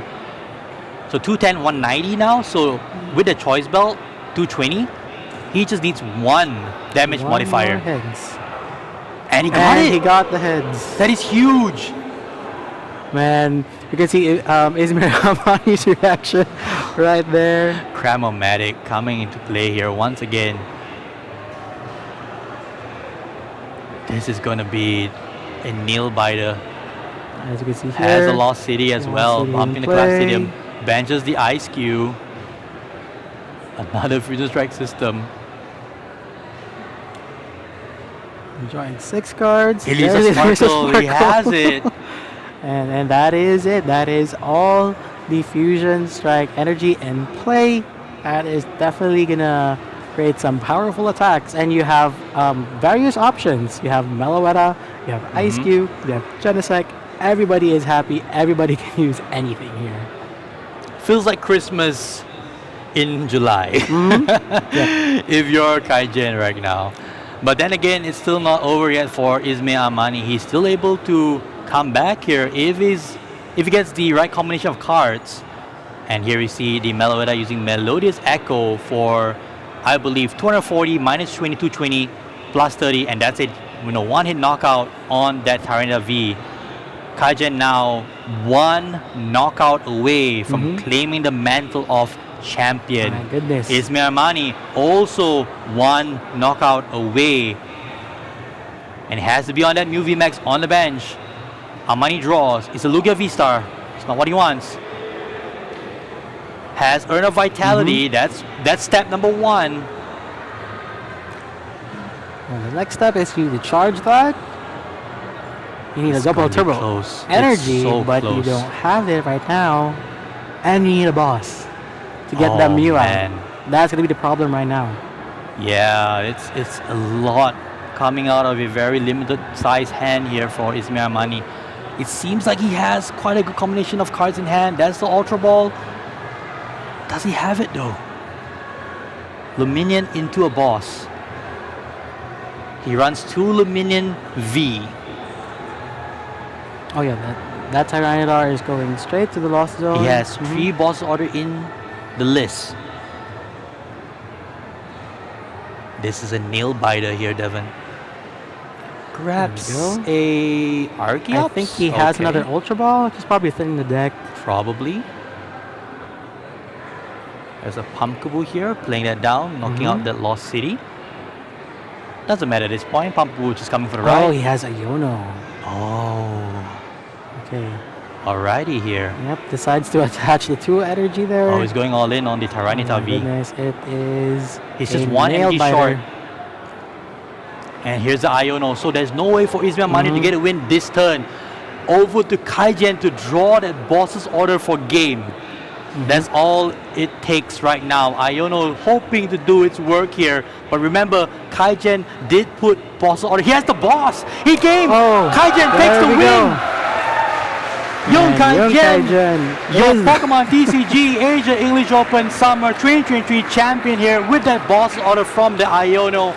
Commiserations to Ismail Mani. He played his heart out in all the matches that we have covered him and beyond. But it was not meant to be. It was going to be Mew. And I think it was almost a foregone conclusion with the speed Kaijen was playing. Not taking away from any of his opponents, but he is comfortable with Mew, and he showed how strong the deck has been for him all weekend long. Wow. Yeah, definitely, and basically highlighting again how powerful Mew is. So everybody who is going to go to the World Championship Series, you better stock up on Spiritomb. You better stock up on a lot of Drapion. If I were you, I'd play 4. I'm just amazed that we have not even recommended Mew other than saying you should buy a League Battle Deck and merge it together. But think about it for a moment. Mew has been riding the highs and lows of multiple formats, and it's still relevant in Absolutely. 2023. It's amazing how many events in Southeast Asia that Mew has taken down. It has won in the Philippines Championships. It has won in the Singapore Championships. And now it has won in Malaysia at the Asia Open 2023 Summer Edition. It's just crazy how great this know. deck is. Definitely a big threat coming to the World Championship Series. You know, Mew. Everybody, when Drapion V was released, everybody thought that, oh, this is gonna be the end of Mew. But then, like, no. Basically, all of our players, all of our amazing players, proving that Mew is here to stay, is still one of the most powerful and relevant decks that are out there. And you know, it has been highlighted in Asia numerous times, as what Aaron have mentioned. But then, of course, a lot of our players who are part of the Pokemon Company International stream has been playing Mew as well, and has been, you know, reaching those top decks here and there. And of course, we have been seeing an uptake rather of Mew's play. So yeah, definitely think about your counters if you're not gonna play Mew. It really goes back to this whole idea: whether do you respect Mew enough to play the cards that try to counter it? But even then, with Spiritomb in the format, Drapion in the format, Umbreon VMAX now being relevant, Mew still finds his way up to the top tables and now taking down one more major tournament here in Southeast Asia. Nothing to scoff at. 330 players showed up yesterday, and Yung Kai Jen takes down the entire event here in Bukit Jalil, Pavilion Bukit Jalil, with Mew VMAX, Fusion Mew VMAX. We've seen him play his earlier rounds today in top 8, I believe.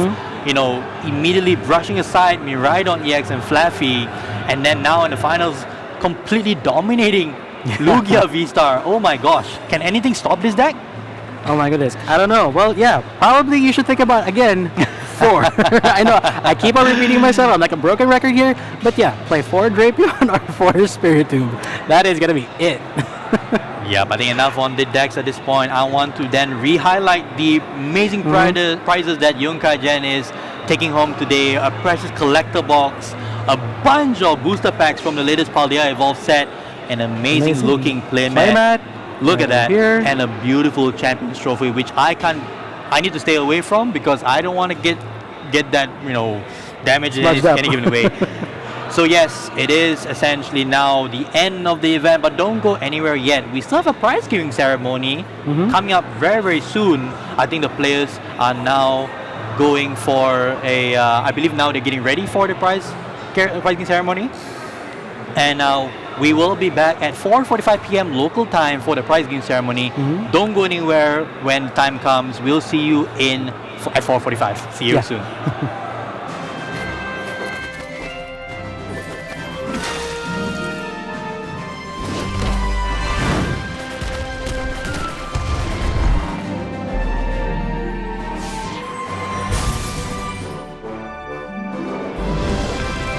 Harness the power of evolution in the Pokémon trading card game Scarlet and Violet. Paldea Evolved. Available now. Each booster pack of 10 cards sold separately. Cards vary by pack. Pokemon Card. Decide who goes first in a game of scissors, paper, stone.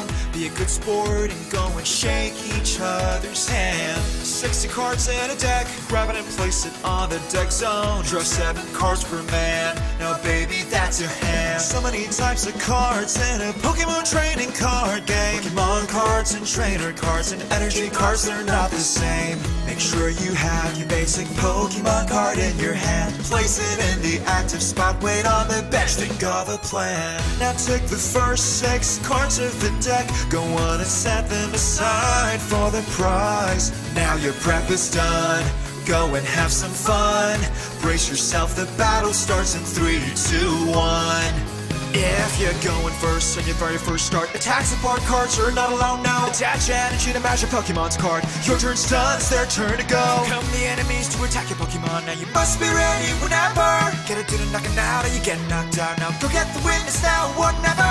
The prize cards you get depends on the type of the Pokemon. Take 1 for a regular, take 2 if it's a Pokemon V. Take 3 cards if you get to beat a Pokemon V Max. If you take all prize cards, that means you win the game. Retreat to the bench, your Pokemon's about to get knocked out. Use items for the stadiums, don't give up and have no doubt. When Pokemon evolve, they get stronger in attack. Dynamax, Gigantamax, and the Eternal Eternamax. All your favorite Pokemon inside this very special deck.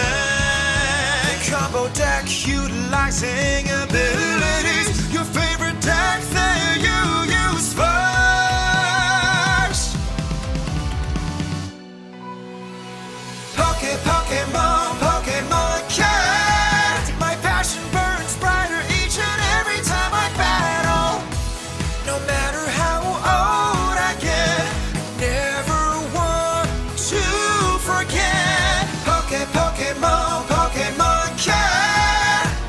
victory or defeat, I'm always right at the edge of my seat. Smiles all around, the joy that I found.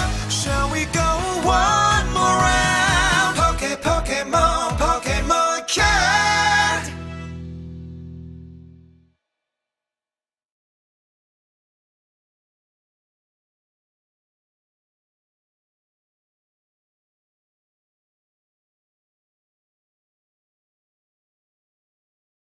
Welcome everyone to the 2022 Pokemon World Championship! For me, Pokemon is somewhere I can escape to make new friends, compete at the highest level. Pokemon for me right now is life. You know, my own character changed because of Pokemon.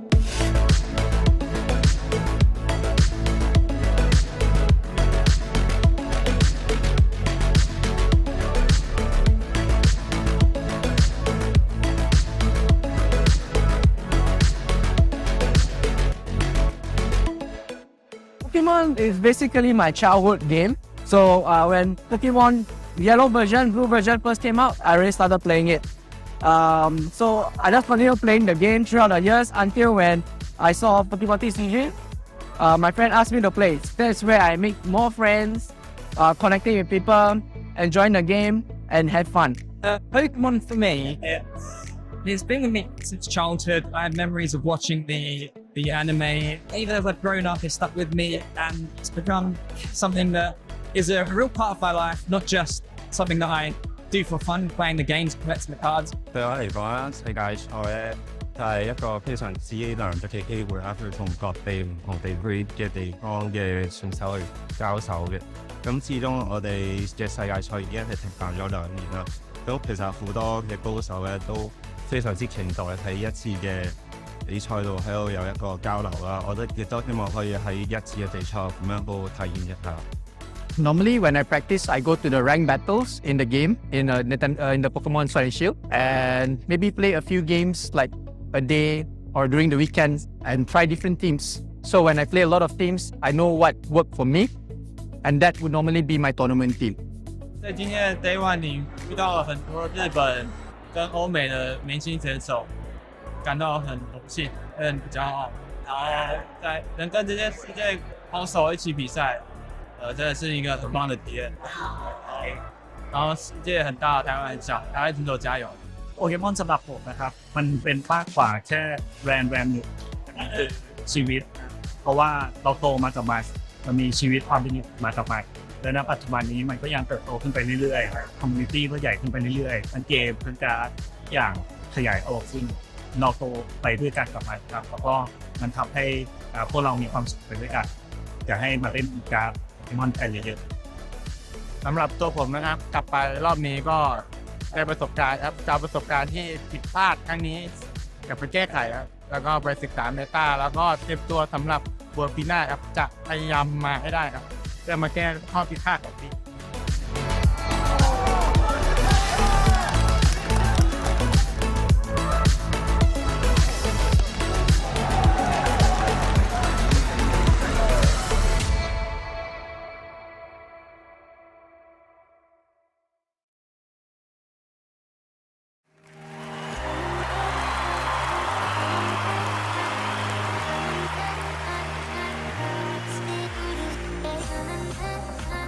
Pokemon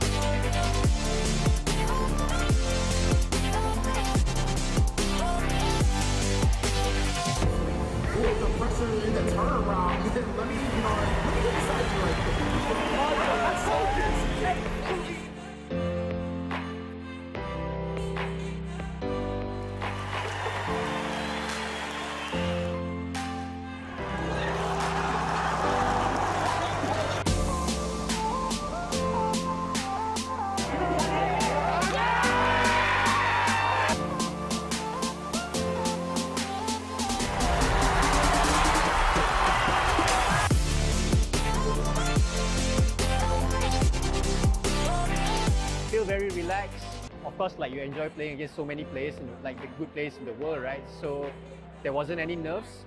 I just tried to enjoy myself in the tournament. Pokemon for me right now is life. It has given me my own character change because of Pokemon.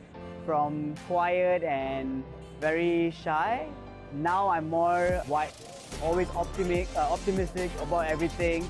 So Pokemon is life.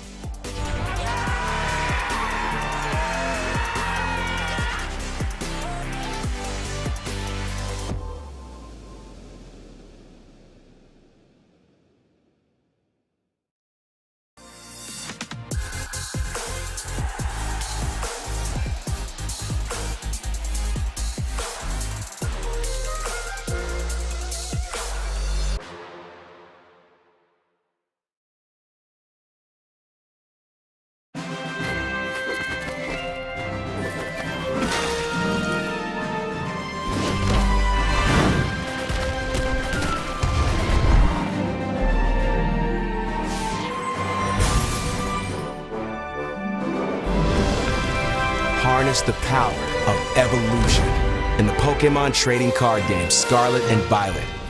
Paldea Evolved.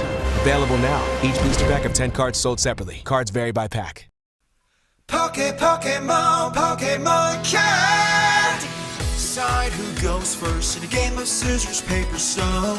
Be a good sport and go and shake each other's hand. 60 cards in a deck, grab it and place it on the deck zone. Draw 7 cards per man, now baby that's your hand. So many types of cards in a Pokemon trading card game. Pokemon cards and trainer cards and energy cards, they're not the same. Make sure you have your basic Pokemon card in your hand. Place it in the active spot, wait on the bench, think of a plan. Now take the first 6 cards of the deck, go on and set them aside for the prize. Now your prep is done, go and have some fun. Brace yourself, the battle starts in 3, 2, 1.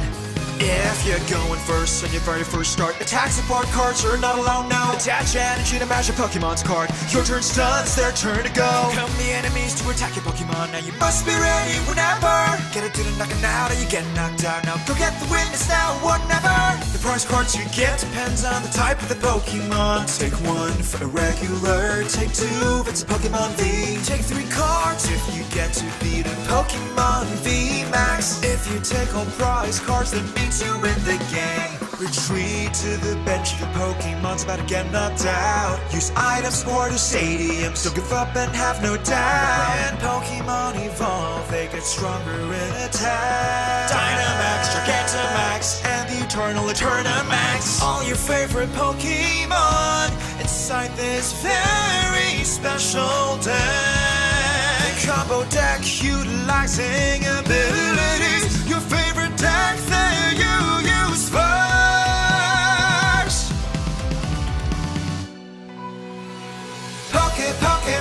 Pokemon Card. My passion burns brighter each and every time I battle.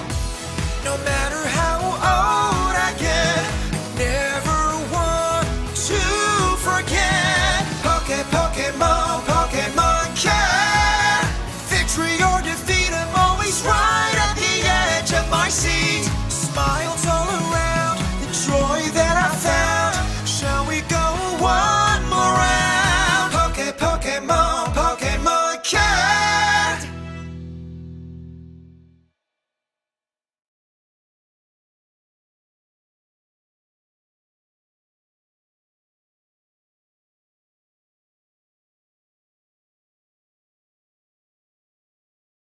Welcome everyone to the 2022 Pokemon World Championship! For me, Pokemon is somewhere I can escape to make new friends, compete at the highest level. Pokemon for me right now is life, you know. My own character changed because of Pokemon.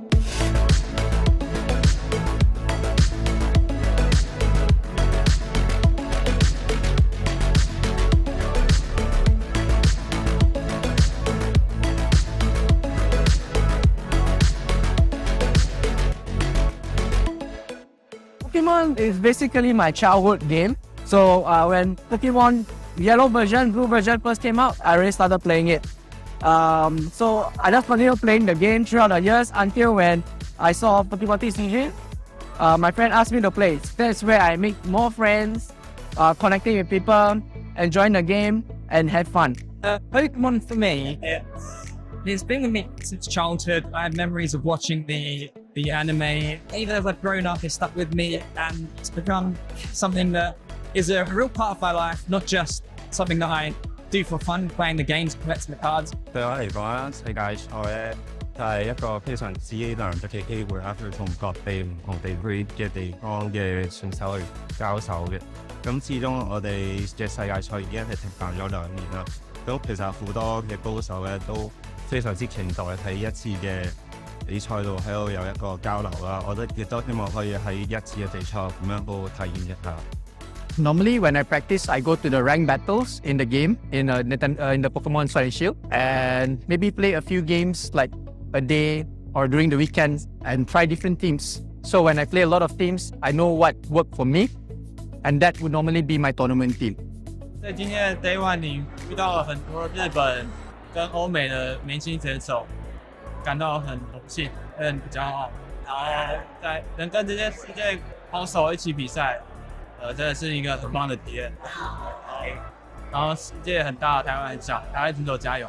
โปเกมอนสำหรับผมนะครับมันเป็นมากกว่าแค่แบรนด์หนึ่งมันคือชีวิต เพราะว่าเราโตมากับมันมีชีวิตความเป็นอยู่มากับมันและณปัจจุบันนี้มันก็ยังเติบโตขึ้นไปเรื่อยๆคอมมูนิตี้ก็ใหญ่ขึ้นไปเรื่อยๆทั้งเกมทั้งการอย่างขยายออกซึ่งเราโตไปด้วยกันกับมันครับแล้วก็มันทำให้พวกเรามีความสุขไปด้วยกันอยากให้มาเล่นการ์ดโปเกมอนกันเยอะๆ สำหรับตัวผมนะครับกลับไปรอบนี้ก็ได้ประสบการณ์ครับจากประสบการณ์ที่ผิดพลาดครั้งนี้กลับไปแก้ไขครับแล้วก็ไปศึกษาเมตาแล้วก็เตรียมตัวสำหรับบัวปีหน้าครับจะพยายามมาให้ได้ครับเพื่อมาแก้ข้อผิดพลาดของปี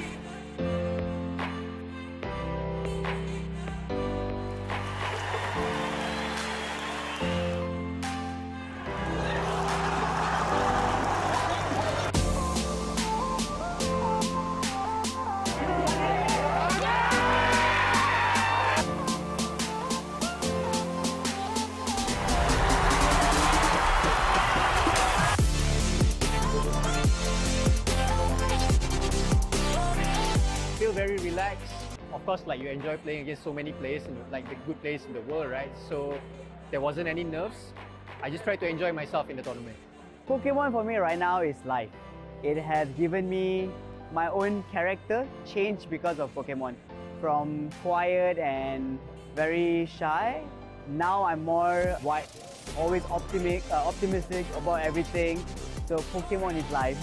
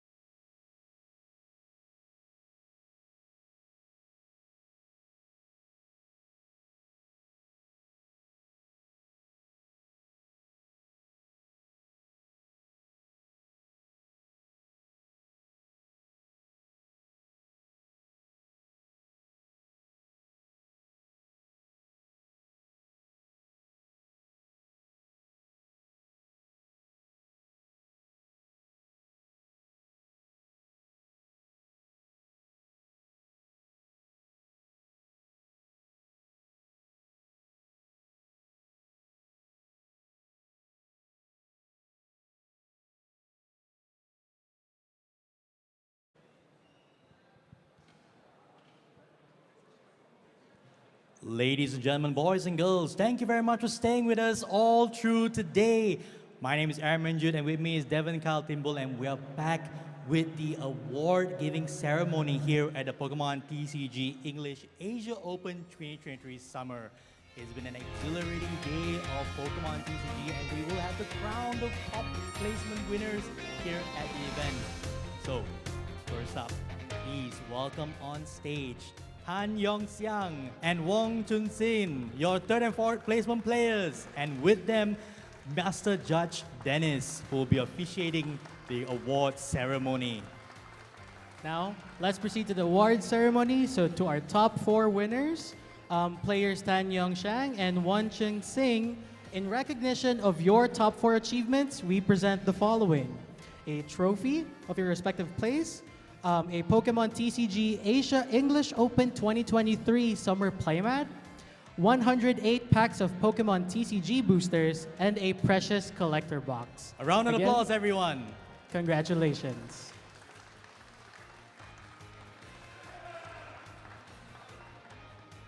Next, we have our second place winner, player Izmir Armani.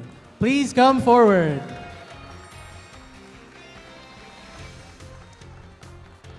In recognition of your stellar achievement, Ismail Mani, you are presented with a Pokemon TCG Asia English Open 2023 Summer Playmat, 216 packs of Pokemon TCG boosters from the latest set, a finalist trophy, and a precious collector box.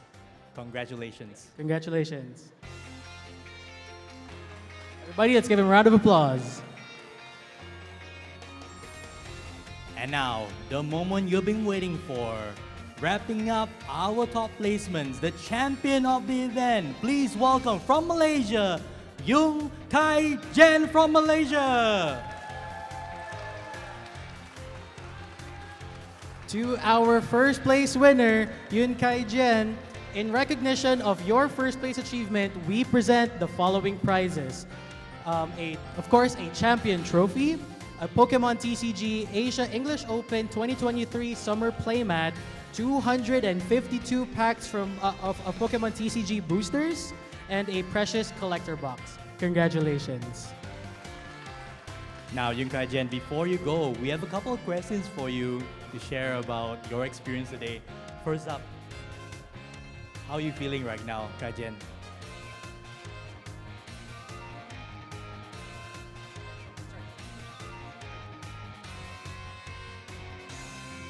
Thank you. I'm very happy, and thank you to my friends that take us with me together until midnight. Yeah. Really said. And I think the next question, I guess, something that we all here as Pokemon fans would love to ask. What do you think of the atmosphere here at the Pokemon TCG English Asia Open 2023 Summer? It is the biggest event in Southeast Asia, right? What do you think of the overall atmosphere here today?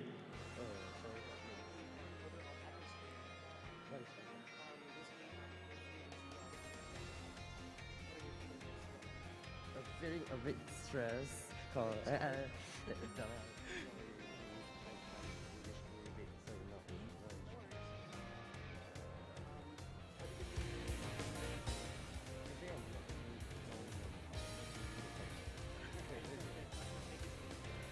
No worries. Thank you so much, Yung Kai Jen. Really appreciate you sharing your thoughts with us. Again, thank you so much. An excellent play. Please stay in the session. And I would also like to call our top 4 players for a photo session. So please come forward. And everybody, let us give our top 4 a round of applause.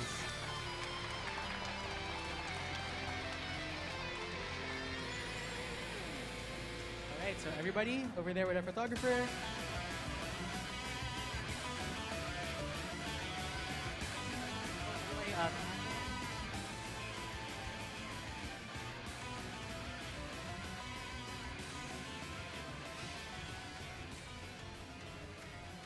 All right, thank you so much, our top 4 players and our champion. A round of applause again, everyone. And that pretty much concludes the award ceremony here in Bukit Jalil Pavilion for the Pokemon TCG English Asia Open 2023. It's been an interesting day overall. We thank you for being with us But that's not the end for the season here in the Pokemon TCG here in Asia. We are at the end of the ceremony, but there's a lot more coming up. Tell us about what's coming next, Devin. Of course, everybody's most anticipated event is going to be at the Pokemon World Championships, and it will be held in Yokohama, Japan from August 11 to 13. This tournament will be the tournament to decide the world champion of each Pokemon, such as a trading card game, Pokemon Go, video game, and the like. Various Pokemon events will be held in Yokohama as well during the same period, so please come and join the fun. Oh, and for those who can't go to the site, you can actually watch the matches online. So please look forward to it. And also, the Pokemon World Championships are held every year to determine the world's best Pokemon for that year. Next year's series will start in September 2023. Aiming to participate in the next World Championship Series, please continue to enjoy the Pokemon TCG together and participate in various events and competitions. We'll be expecting you. And that's a wrap here. My name is Aaron Minjut. And my name is Devon Timbol. And we'll see you next time. Bye.